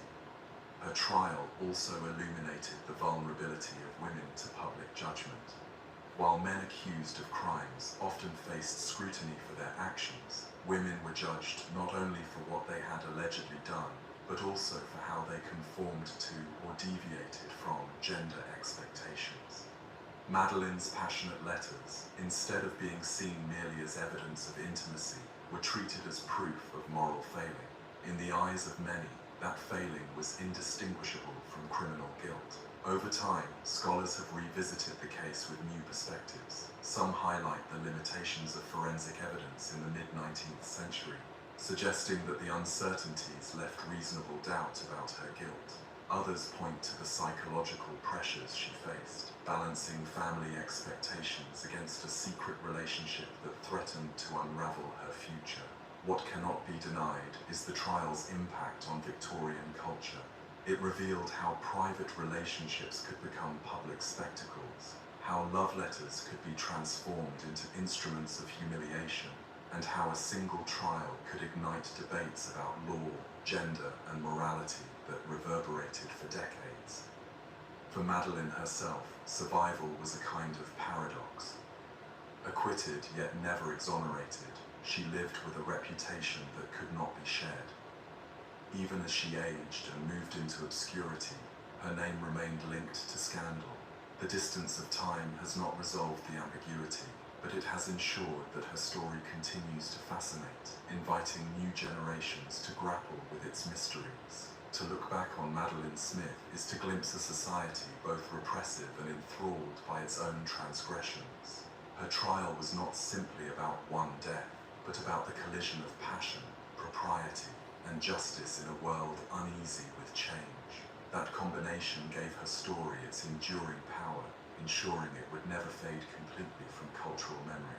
Children's delight in brightly coloured sweets has rarely been considered dangerous, yet in 1858, the very treats meant to bring joy carried death in their sugar coating.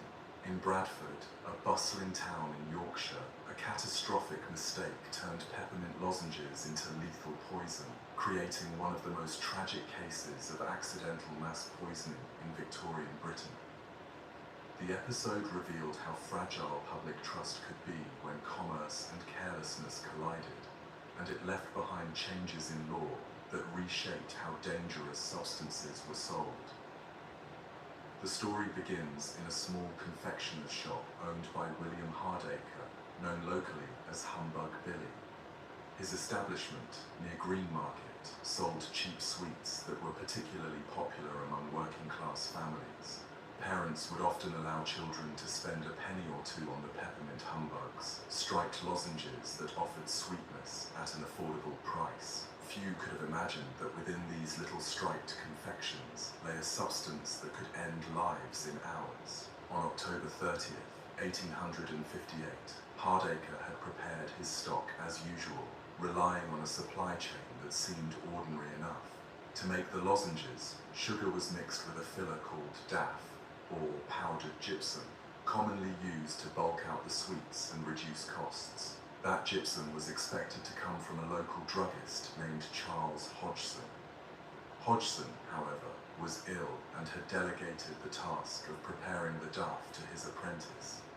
In a fateful error, the apprentice collected not gypsum, but a white crystalline powder that looked similar: arsenic trioxide.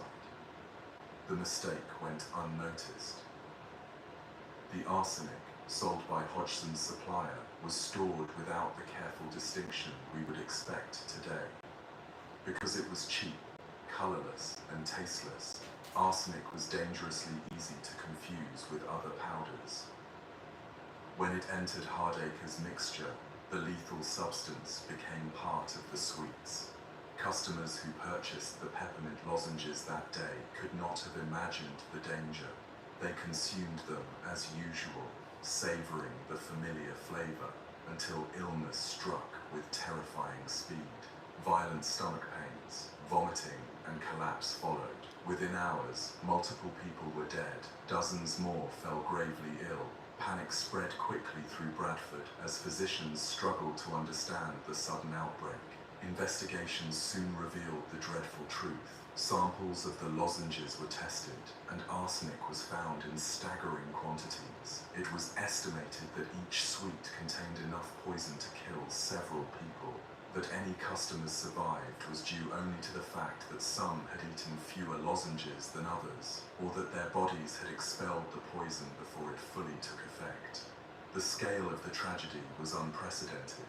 21 people died, and more than 200 were seriously ill. The victims were not limited to children, though their deaths struck the hardest blow to public sentiment. Adults who had eaten the sweets, whether out of habit or indulgence, also suffered. The idea that something as innocent as a peppermint lozenge could devastate families shocked the nation. Public anger sought out those responsible. Hardacre, the shopkeeper, came under immediate suspicion, but it soon became clear that he had not knowingly sold poisoned sweets. Attention turned instead to the chain of supply. Hodgson, the druggist, was blamed for failing to supervise his apprentice and for the careless storage of arsenic. The apprentice himself had no intention of harm, but had made the deadly substitution without understanding the consequences. What became evident was that no single individual bore sole responsibility. Instead, the tragedy revealed a cascade of negligence. The accessibility of arsenic, the lack of clear labeling, the casual handling of dangerous chemicals, all combined to create conditions in which disaster was almost inevitable. At the inquest, the details horrified the public. Witnesses described how the powder had been mistaken, how the sweets were prepared, and how the victims suffered. The court concluded that the deaths were the result of accidental poisoning, though it was a verdict that satisfied few. Many demanded stricter regulation of poisons to prevent such calamities in the future. The case left its mark on legislation. In 1851, the Arsenic Act had already attempted to regulate the sale of the substance by requiring records and labeling. Yet the Bradford disaster showed how insufficient those measures were. Calls for reform grew louder, leading eventually to more comprehensive controls over the sale of poisons and drugs. Chemists and druggists would henceforth be required to store dangerous substances separately, label them clearly, and restrict their sale. The Bradford tragedy also revealed the precarious state of consumer protection in Victorian Britain. Industrialization had created new goods, new markets, and new risks. Food adulteration was widespread. Cheaper fillers were often added to products without regulation. The deaths in Bradford forced society to reckon with the consequences of unchecked practices. It was not merely a case of one apprentice's mistake, but part of a larger system in which profit often outweighed safety. For the families who lost loved ones, legislation offered little comfort. Accounts of the victims lingered in the press. A mother who lost multiple children, neighbors who watched entire households fall sick, physicians powerless to halt the spread of death. These stories personalized the tragedy and ensured it remained fixed in the public imagination. The incident also carried symbolic weight. Sweets associated with childhood innocence had been transformed into instruments of death. The betrayal of trust, of something so simple, bought with a child's pocket money, cut deeply. The phrase Bradford Sweets poisoner took hold, though the culprit was not a deliberate killer, but rather a chain of negligence and error. Still, in the public mind, the words connected the comfort of sweets with the horror of poison, an association difficult to erase. Writers and commentators of the period seized upon the case as evidence of broader societal failings. Some emphasized the dangers of unregulated industry, while others saw in it a moral lesson about carelessness and greed. The tragedy was held up as a warning against complacency, demonstrating how ordinary commerce could conceal hidden dangers. For Hardacre, the confectioner, the disaster effectively ended his livelihood. Though not convicted of a crime, his reputation was irreparably damaged. Few could trust sweets sold from his shop again. For Hodgson, the druggist, the burden of blame lingered as well, despite the recognition that he had not intended harm. Their names became part of a cautionary tale, remembered less as individuals than as symbols of a wider catastrophe. Over time, the case faded from immediate headlines, but lived on in the memory of reformers and legislators. It became a touchstone in debates about food safety and the responsibilities of those who sold potentially harmful substances. Later acts of Parliament built upon its lessons, gradually shaping a framework of consumer protection that we take for granted today. What endures most strongly, however, is the sense of fragility it revealed. A simple mistake, born of inattention, transformed an everyday pleasure into widespread mourning. The victims were ordinary people, many of them children, whose deaths exposed the gap between the promises of industrial progress and the protections society had yet to build. In retelling the story of the Bradford sweets poisoner, we are reminded that crime is not always born of malice. Sometimes it emerges from neglect, from the failure to recognize risk, from the complacency that assumes ordinary life can never suddenly tip into disaster. The peppermint lozenges of 1858 became more than a local tragedy. They became a national lesson, one written in grief and reform. Though more than a century and a half has passed, the case remains vivid because it asks unsettling questions about trust, responsibility, and the hidden perils of the everyday. The streets of Bradford have long since changed, and the shops where the poisoned sweets were sold are gone. Yet the memory of that autumn day when a child's treat turned into a nation's sorrow has never fully disappeared. A bank book can sometimes reveal more about a crime than a weapon. In the case of Frederick Seddon, it was the movement of money, entries in ledgers, signatures on forms, and sudden transfers of wealth that first raised suspicion. Unlike murderers who relied on brute force or dramatic acts, Seddon's weapon of choice was invisible, arsenic. His crime unfolded quietly within the ordinary walls of a London boarding house until forensic science pulled his secrets into daylight and transformed him into one of the most infamous poisoners of the early 20th century. Frederick Henry Seddon was born in 1872 into modest circumstances, but through diligence, he built a reputation as a skilled accountant and insurance agent. He later became manager of a suburban post office, a position of trust that required precision and respectability. Outwardly, Seddon embodied the careful virtues of a man who understood numbers and obligations. Yet beneath the surface, he harbored a hunger for wealth and security that would drive him toward a terrible decision. His household in Finsbury, North London, was both family home and lodging house. By taking in paying residents, he supplemented his income and cultivated an appearance of generosity. Among the lodgers was Eliza Mary Barrow, often called Miss Barrow, a 60-year-old spinster of independent means. She had accumulated savings and investments, enough to support herself comfortably. When she moved into Seddon's household in 1910, she brought not only her possessions, but also the promise of steady rent.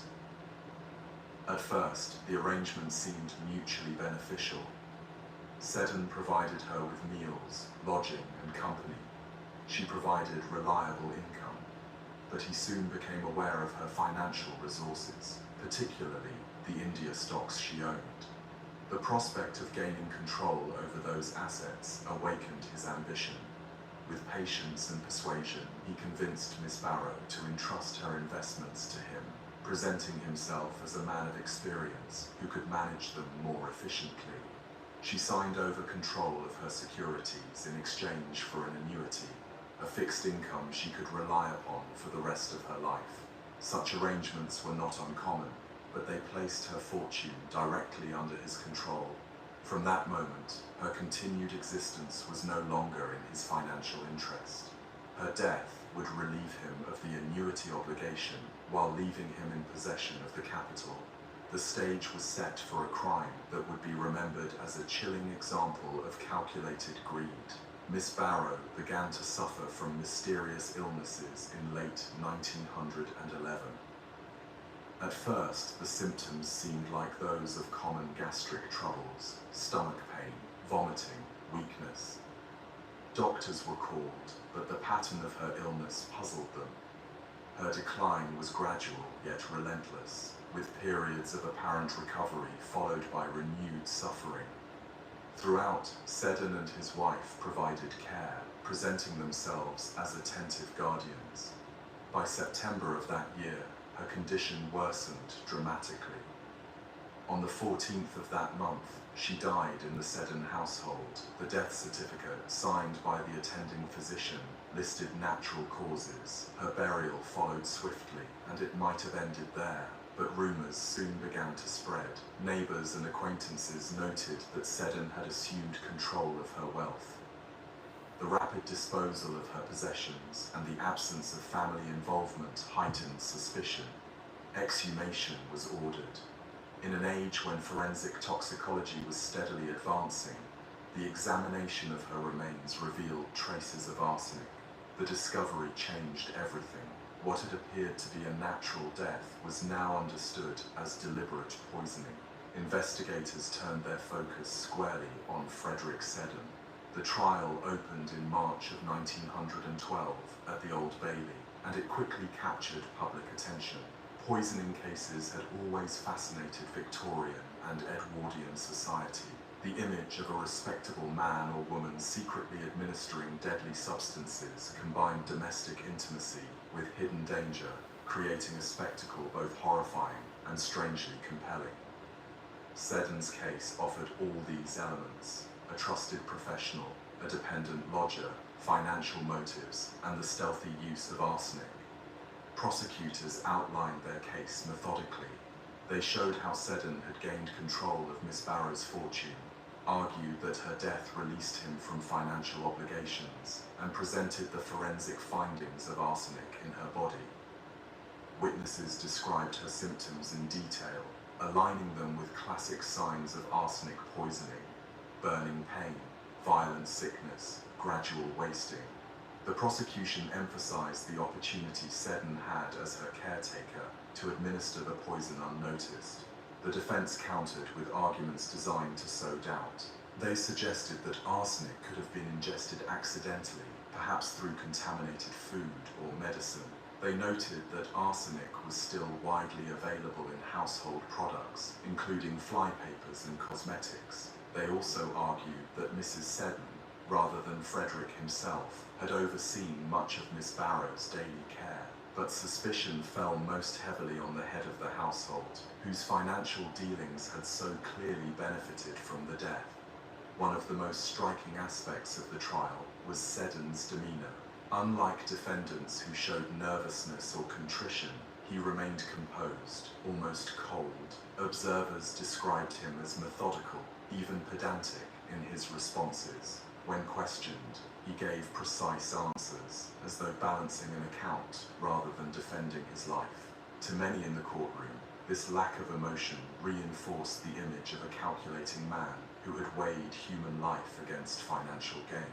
The jury deliberated for just under an hour before returning a verdict of guilty. The swiftness of their decision reflected the strength of the prosecution's case and the impression Seddon had made. He was sentenced to death, and appeals failed to alter the outcome. On April 18, 1912, Frederick Seddon was executed by hanging at Pentonville Prison. The case left behind powerful lessons. Forensic toxicology had played a decisive role, demonstrating how science could uncover truths invisible to the eye. Without the exhumation and chemical analysis, Seddon might have escaped justice, his crime hidden behind the guise of natural illness. Instead, the presence of arsenic in Miss Barrow's body spoke more loudly than his carefully chosen words. The trial also reinforced public fascination with poisoners. Unlike crimes of passion, poisoning suggested deliberation, patience, and deceit. It turned ordinary meals and medicines into instruments of murder, creating unease about the most routine aspects of domestic life. To many Victorians and Edwardians, poison epitomized hidden evil, especially when administered by someone outwardly respectable. Seddon's crime also became a parable about greed. His ambition had transformed a trusted relationship into exploitation and betrayal. By presenting himself as a reliable manager of Miss Barrow's wealth, he gained her confidence. By turning that trust into a death sentence, he revealed how far financial desire could corrode conscience. Public reaction to his execution was intense. Crowds gathered outside Pentonville to await news, and newspapers carried vivid accounts of his final hours. Some condemned him as a cold-blooded murderer. Others saw him as a cautionary example of unchecked ambition. His name joined the ranks of notorious poisoners remembered not only for their crimes, but also for what those crimes revealed about society. In the years that followed, the Seddon case continued to be cited in discussions of forensic science and criminal justice. It illustrated both the progress of toxicology and the dangers of over-reliance on circumstantial evidence.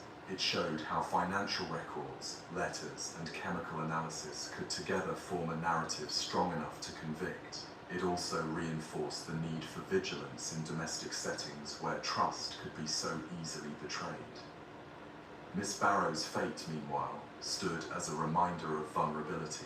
She was not murdered in a dark alley or through a sudden attack, but within the home where she should have been safest.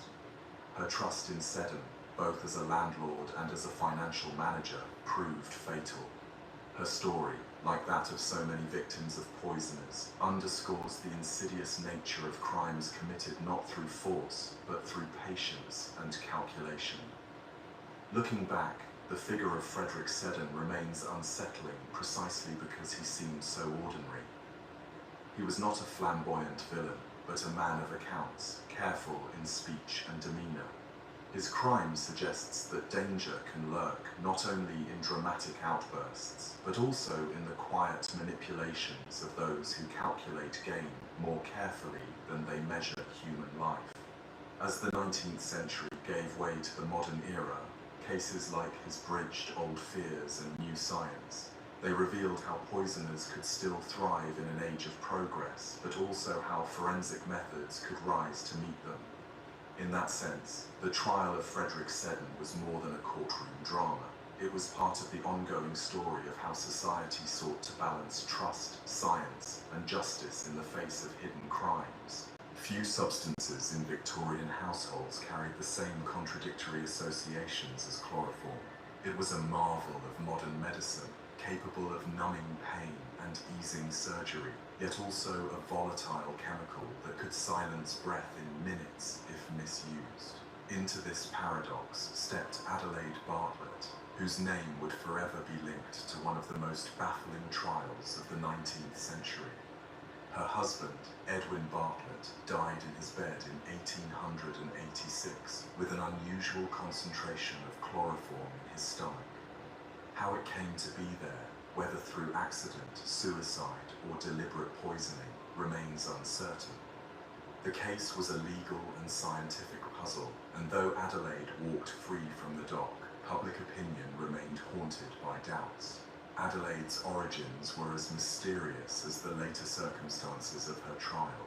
Born in France in 1855, she was the daughter of a French woman and an English father who died during her childhood. She was raised largely abroad, then educated in England under the guardianship of relatives. When she married Edwin Bartlett in 1875, the match seemed respectable enough.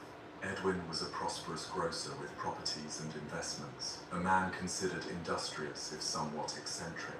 Their marriage, however, quickly revealed oddities that later observers would dissect with fascination. The Bartletts' relationship appeared formal, distant and curiously arranged.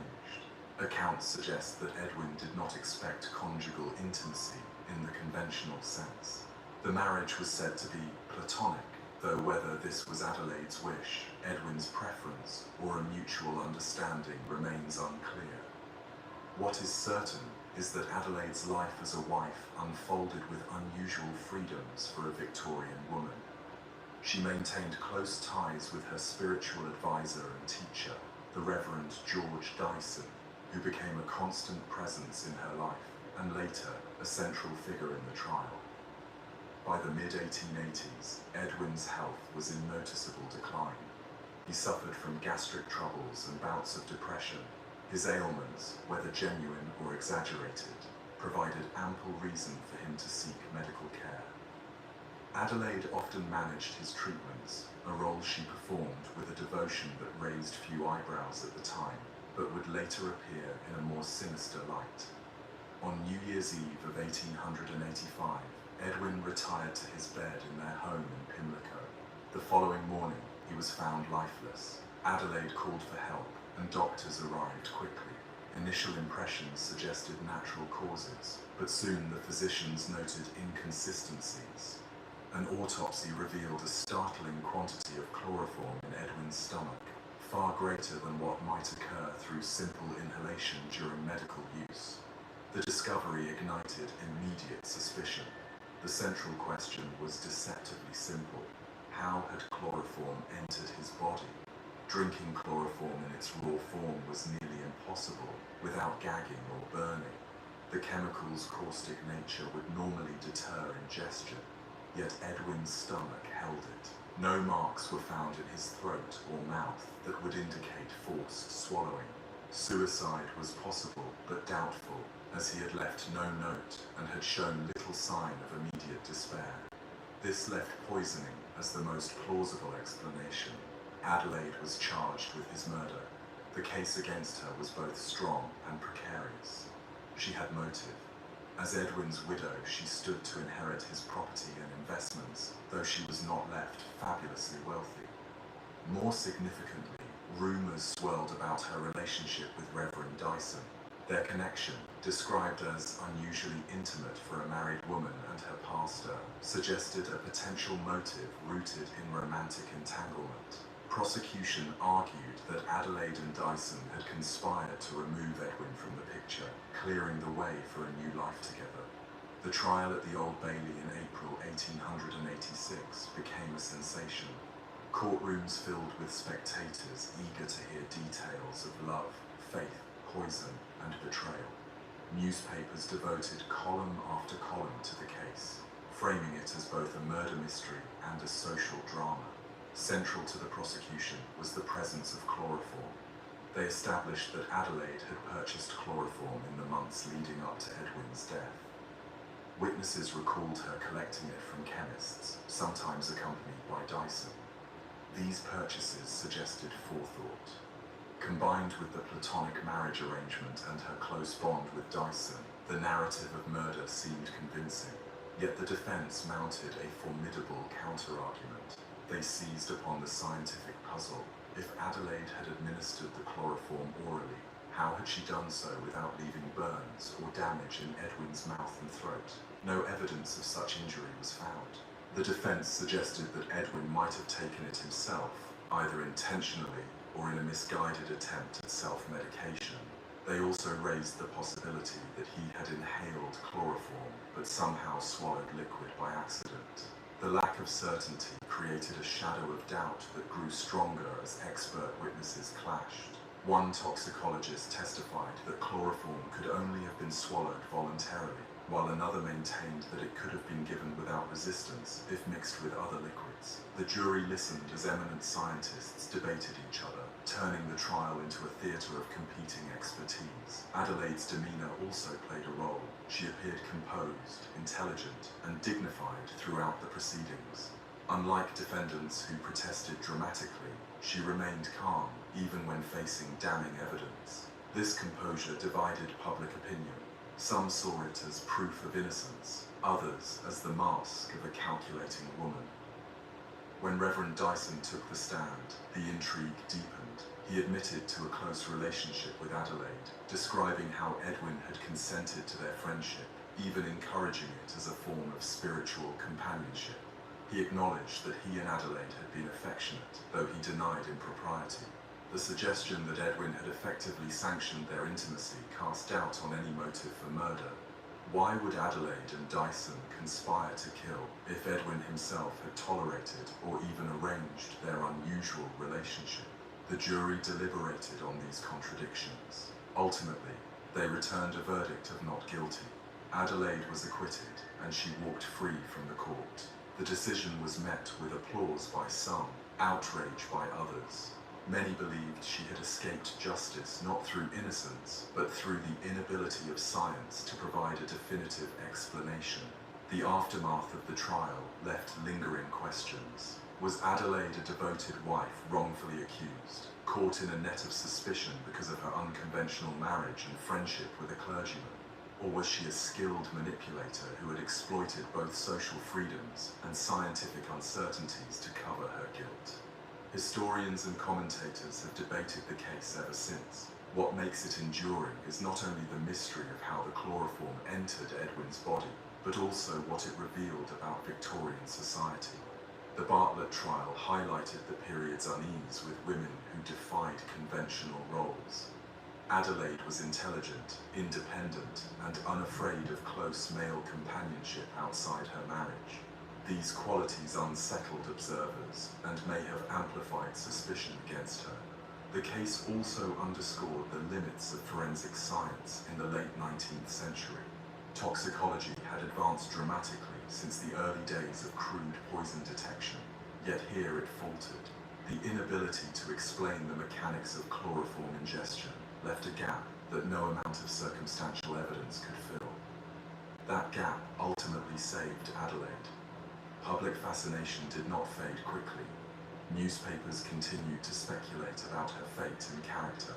Some portrayed her as a cunning femme fatale, others as a wronged woman. Reverend Dyson, too, lived under the cloud of suspicion, his reputation permanently tarnished despite the absence of proof against him. Adelaide herself largely disappeared from public life after the trial. She remarried years later, adopting a quieter existence far from the glare of scandal. Yet her name remained linked to the unresolved question: could she have poisoned her husband without leaving a trace? The puzzle fascinated criminologists, lawyers, and novelists alike. It entered the lore of unsolved Victorian mysteries, cited alongside other notorious poison cases as an example of how justice can hinge on the smallest uncertainties. At its core, the story of Adelaide Bartlett is not only about crime, but also about ambiguity. It reminds us that trials are not solely about facts, but also about interpretation, about how juries weigh science, demeanor, and suspicion. Adelaide was found not guilty, yet in the public mind, her acquittal did not equal innocence. She occupied a liminal space, neither condemned nor exonerated in the court of opinion. Her trial also illuminates the Victorian tension between progress and doubt. Science had promised clarity, yet here it faltered at the most crucial moment. Marriage was supposed to embody stability, yet the Bartlett's arrangement revealed strangeness beneath respectability. Religion was meant to provide moral guidance, yet Reverend Dyson's closeness to Adelaide blurred those lines. Each institution, science, marriage, faith, emerged from the trial less certain, less reliable. For those drifting into rest while listening, the unresolved quality of the case carries its own strange calm. Instead of a sharp conclusion, there is a lingering question mark, a puzzle without a final solution. Adelaide Bartlett's story ends not with the clang of a prison door or the drop of a gallows trap, but with the hush of uncertainty. Her life beyond the courtroom may have been quiet, but her name continued to stir curiosity, carrying with it the uneasy realization that sometimes even the most scrutinized mysteries resist closure.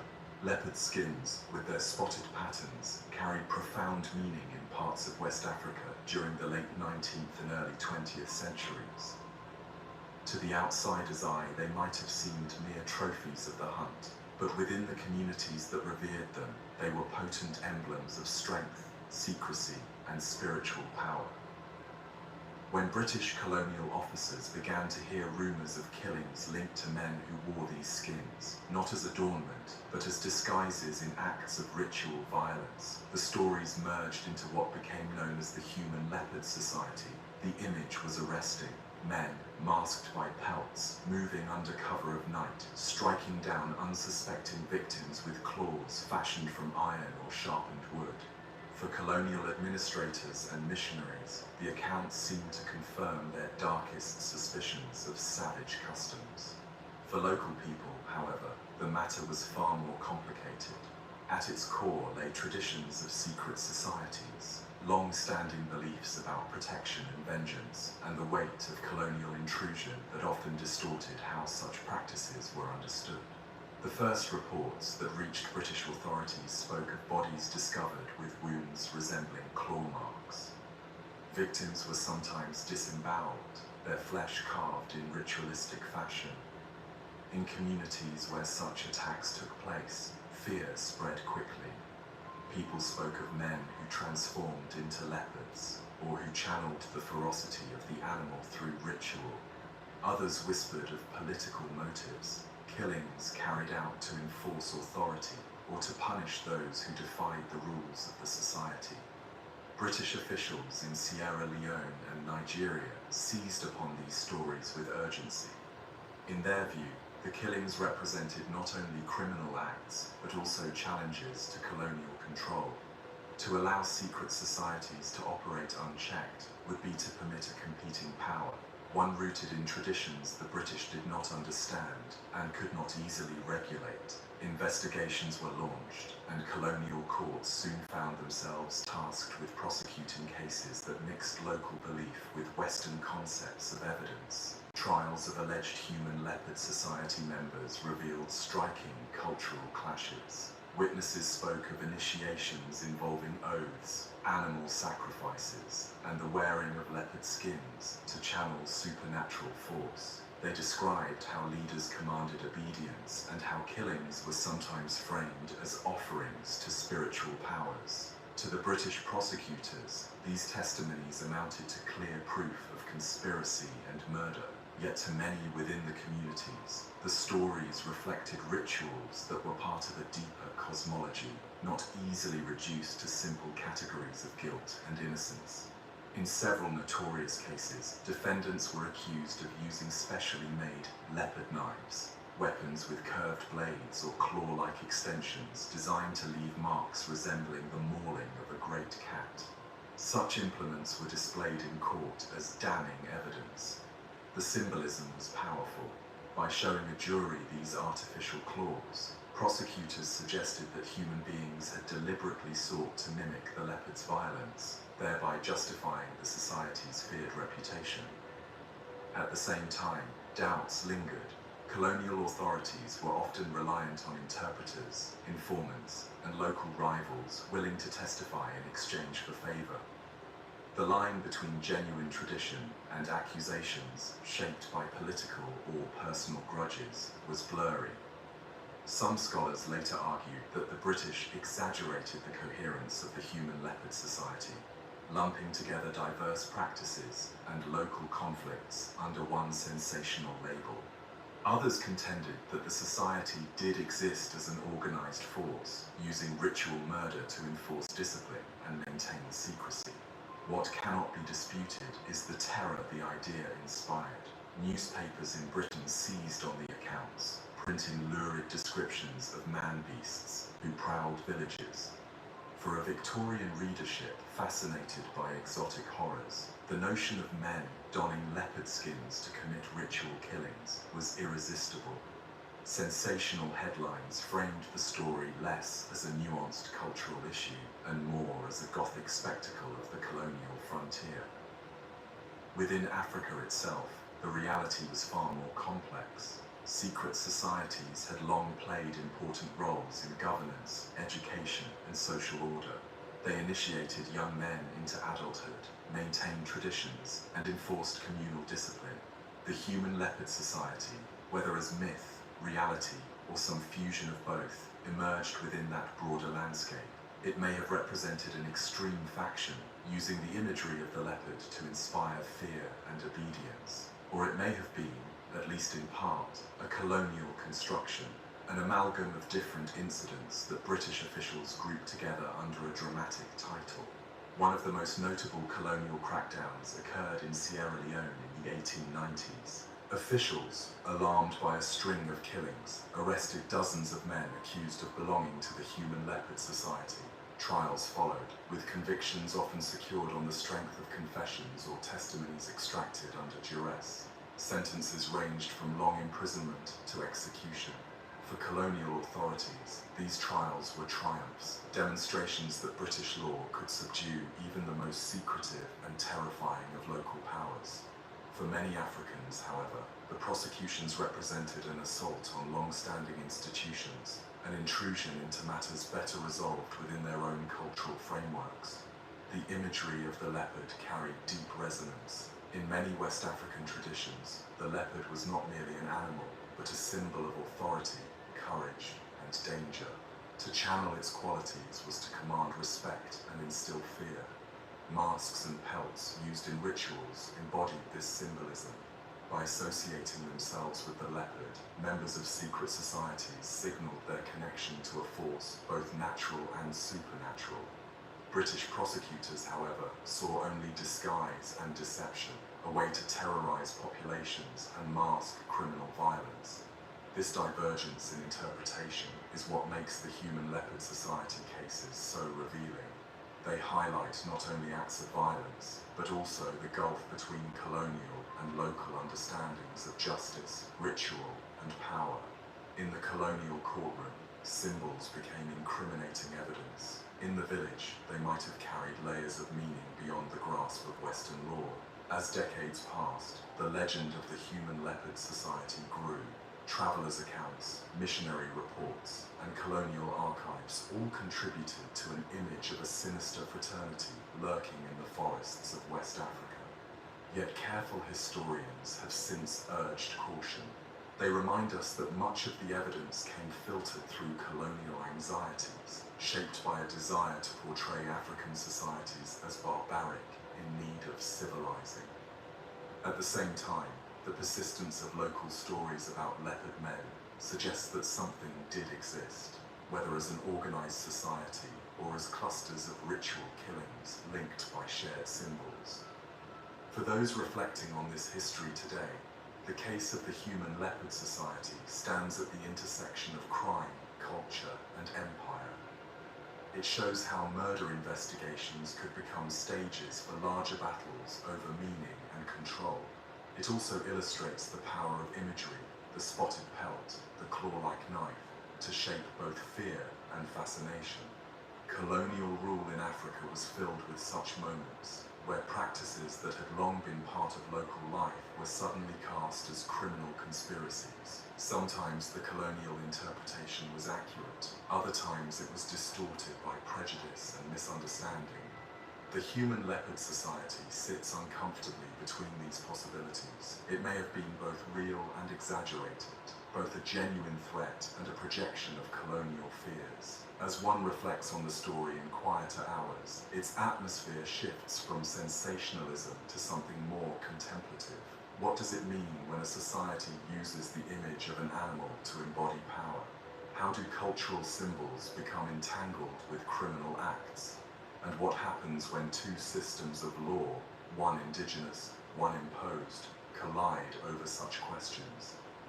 The Human Leopard Society left behind not only victims and trials, but also an enduring puzzle. It resists simple classification as either myth or reality. Instead, it occupies a space where ritual and crime intersect, where culture and colonialism clash, and where history offers no final certainty. For listeners settling into rest, the very ambiguity of the story becomes its most striking feature. There is no neat conclusion, no definitive answer, only the lingering impression of leopard spots, half seen in the dark, carrying their meaning across time. It is often said that some crimes capture a nation not because of their mystery, but because of the sheer theatre surrounding them. In the autumn of 1823, that theatre unfolded along a quiet road in Hertfordshire, and its stage was set not in a grand hall, but in a carriage rattling through the countryside. A solicitor named William Weir, a man of sharp dealings and a reputation for gambling, took what must have seemed to him an ordinary ride. Seated with him was John Thurtell, outwardly convivial, but inwardly resolved that the journey would be Ware's last. By the time the carriage reached the outskirts of Radlett, the affair had shifted from an evening's outing to an event that would dominate English conversation, inspire plays and ballads, and draw throngs of spectators eager to stand where blood had been spilled. John Thurtell was a figure who straddled two worlds. He had been born into respectability, son of a Norwich alderman, and for a time carried the polish of education and promise. Yet beneath that veneer was a restlessness. His ventures into business ended in failure. His brief service in the Royal Marines left little mark, and his tavern in London fell victim to his poor management and compulsive gambling. He had charisma, and with it a knack for drawing others into his orbit, but his judgment faltered when pride and chance were involved. For him, the gambling dens of London were not only an amusement, but a battleground, where reputation was wagered as much as money. It was in these dens that he collided with William Ware. Ware was no innocent victim. Though a solicitor by trade, his true income flowed from the card tables, from the wagers placed and collected with meticulous caution. He was not beloved by those who dealt with him, for he was rumoured to be ruthless and occasionally dishonest, yet he was feared enough that debts to him carried weight. Thurtell, who had lost heavily, became convinced that Weir had cheated him. Whether this was fact or invention mattered less than the bruised pride that lodged within him. He began to speak not of repayment, but of revenge.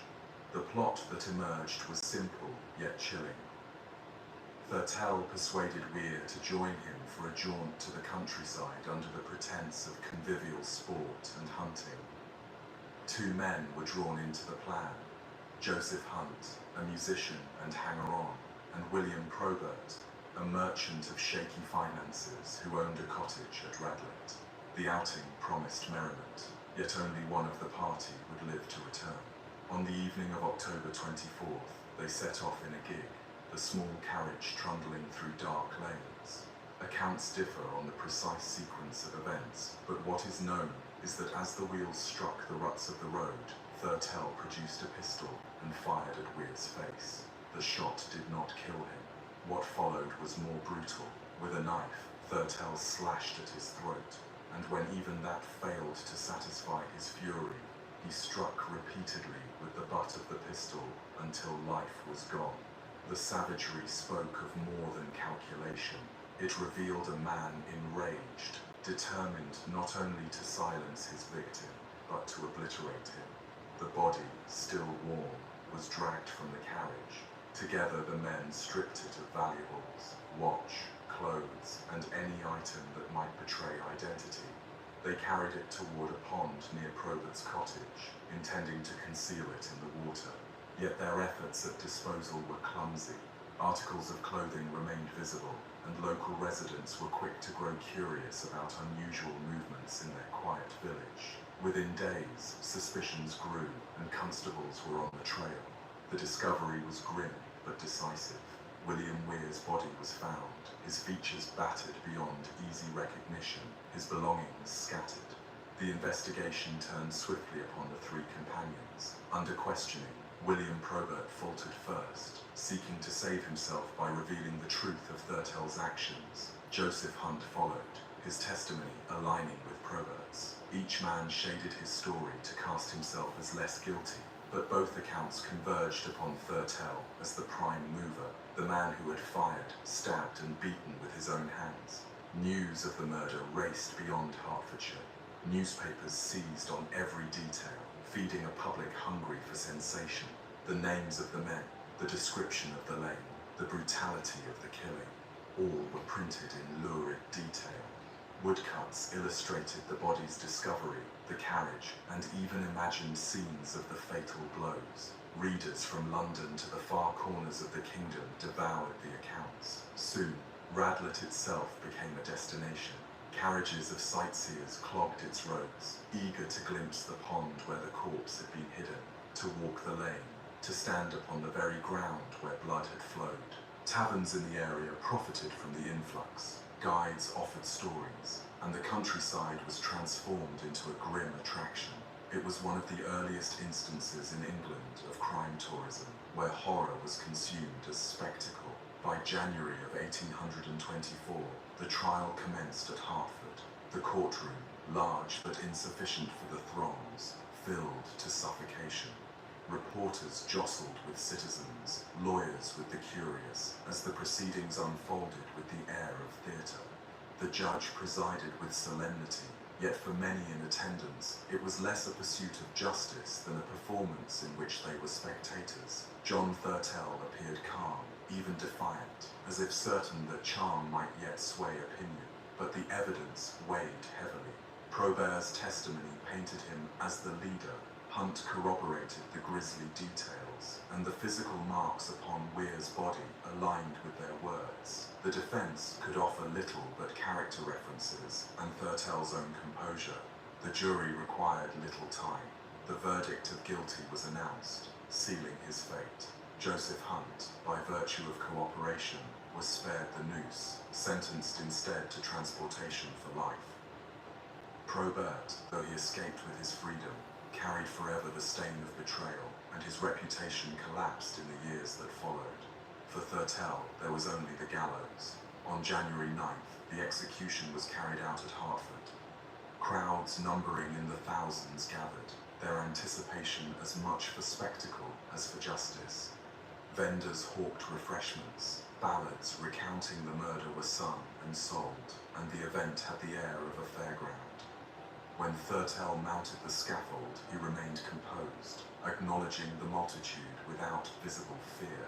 The rope was placed, the drop fell, and his body swung before the assembled nation. Yet the story did not end with his death. Pamphlets chronicling the affair were printed in countless editions. Plays dramatized the events upon London stages, some sympathetic, others lurid. Broadsides circulated with rhymed verses recounting the crime and punishment. Ordinary citizens carried away not merely facts but entertainment, and in parlours and taverns the tale was retold with relish. It was a transformation of crime into commodity, a pattern that would recur through the century in cases from Maria Manning to Jack the Ripper. Writers, too, absorbed the lessons of Radlett. The blending of fact with melodrama, the emphasis upon character as much as deed, the invitation for audiences to both shudder and delight, all became features of crime literature. The murder of William Ware was not only a killing, but a seed from which grew a genre. For those directly involved, the aftermath was less theatrical.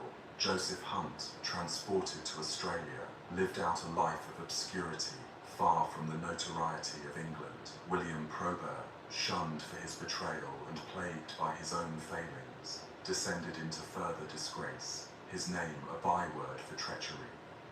Weir himself, interred without ceremony, was remembered less for any virtues than for his role as victim, his reputation for gambling and trickery, ensuring that public sympathy remained limited. What lingered most was not the morality of the men, but the appetite of the public. The Radlett murder revealed how swiftly a crime could be transformed into a national obsession, how quickly tragedy could become entertainment. It demonstrated the power of the press to shape perception and the eagerness of society to consume even the darkest narratives. In this, it was a turning point, laying groundwork for an age in which every notorious crime would be both a matter of law and a matter of spectacle. As the years passed, Radlett remained etched in memory, its quiet lanes forever associated with that night in 1823. The fascination with gambling, with betrayal, with sudden violence was not forgotten, and the image of John Thurtell, gambler and murderer, meeting his end before thousands, became emblematic of a new era in which crime and theatre had become inseparable. The tale closes not with resolution, but with recognition that the Radlett murder was more than a matter of guilt and punishment. It was a mirror held to society, reflecting its hunger for sensation, its mingling of horror with amusement, and its willingness to turn even the gravest acts into stories for public consumption. From the carriage ride that began in apparent companionship to the scaffold that ended in death, it was a drama both sordid and enduring, one that set the stage for every sensational case that would follow. As we come to the close of this long journey through haunting stories, I hope the quiet rhythm of these histories has brought you both fascination and rest. The lives and crimes we've explored are unsettling, yet their telling can carry us into a softer space where curiosity settles into calm. If you found comfort or interest in drifting through these narratives, I invite you to stay connected for more. Subscribing ensures you won't miss the next chapter whenever you're ready to return. For now, let your mind release the details, let the stories recede into the distance, and allow yourself to rest fully. Thank you for listening, and until we meet again, may peace carry you into sleep.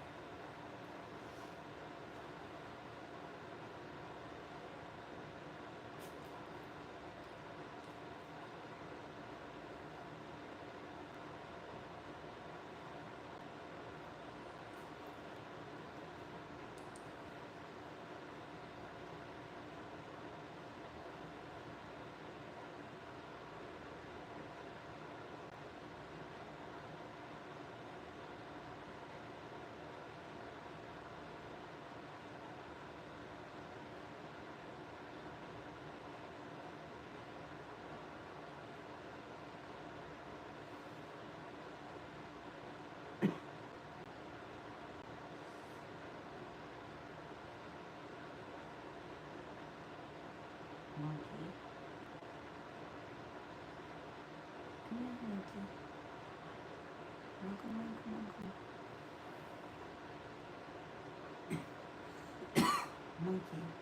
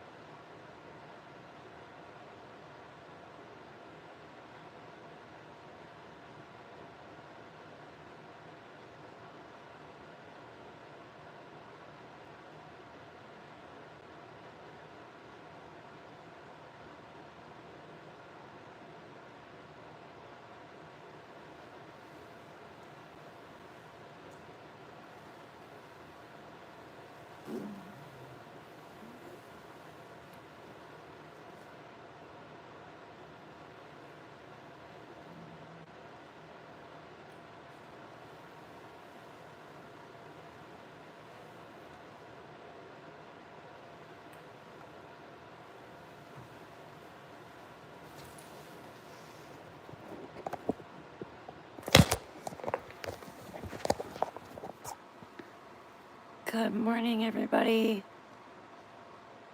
Let's have a great Tuesday. I'll see you back here in a couple days. Bye.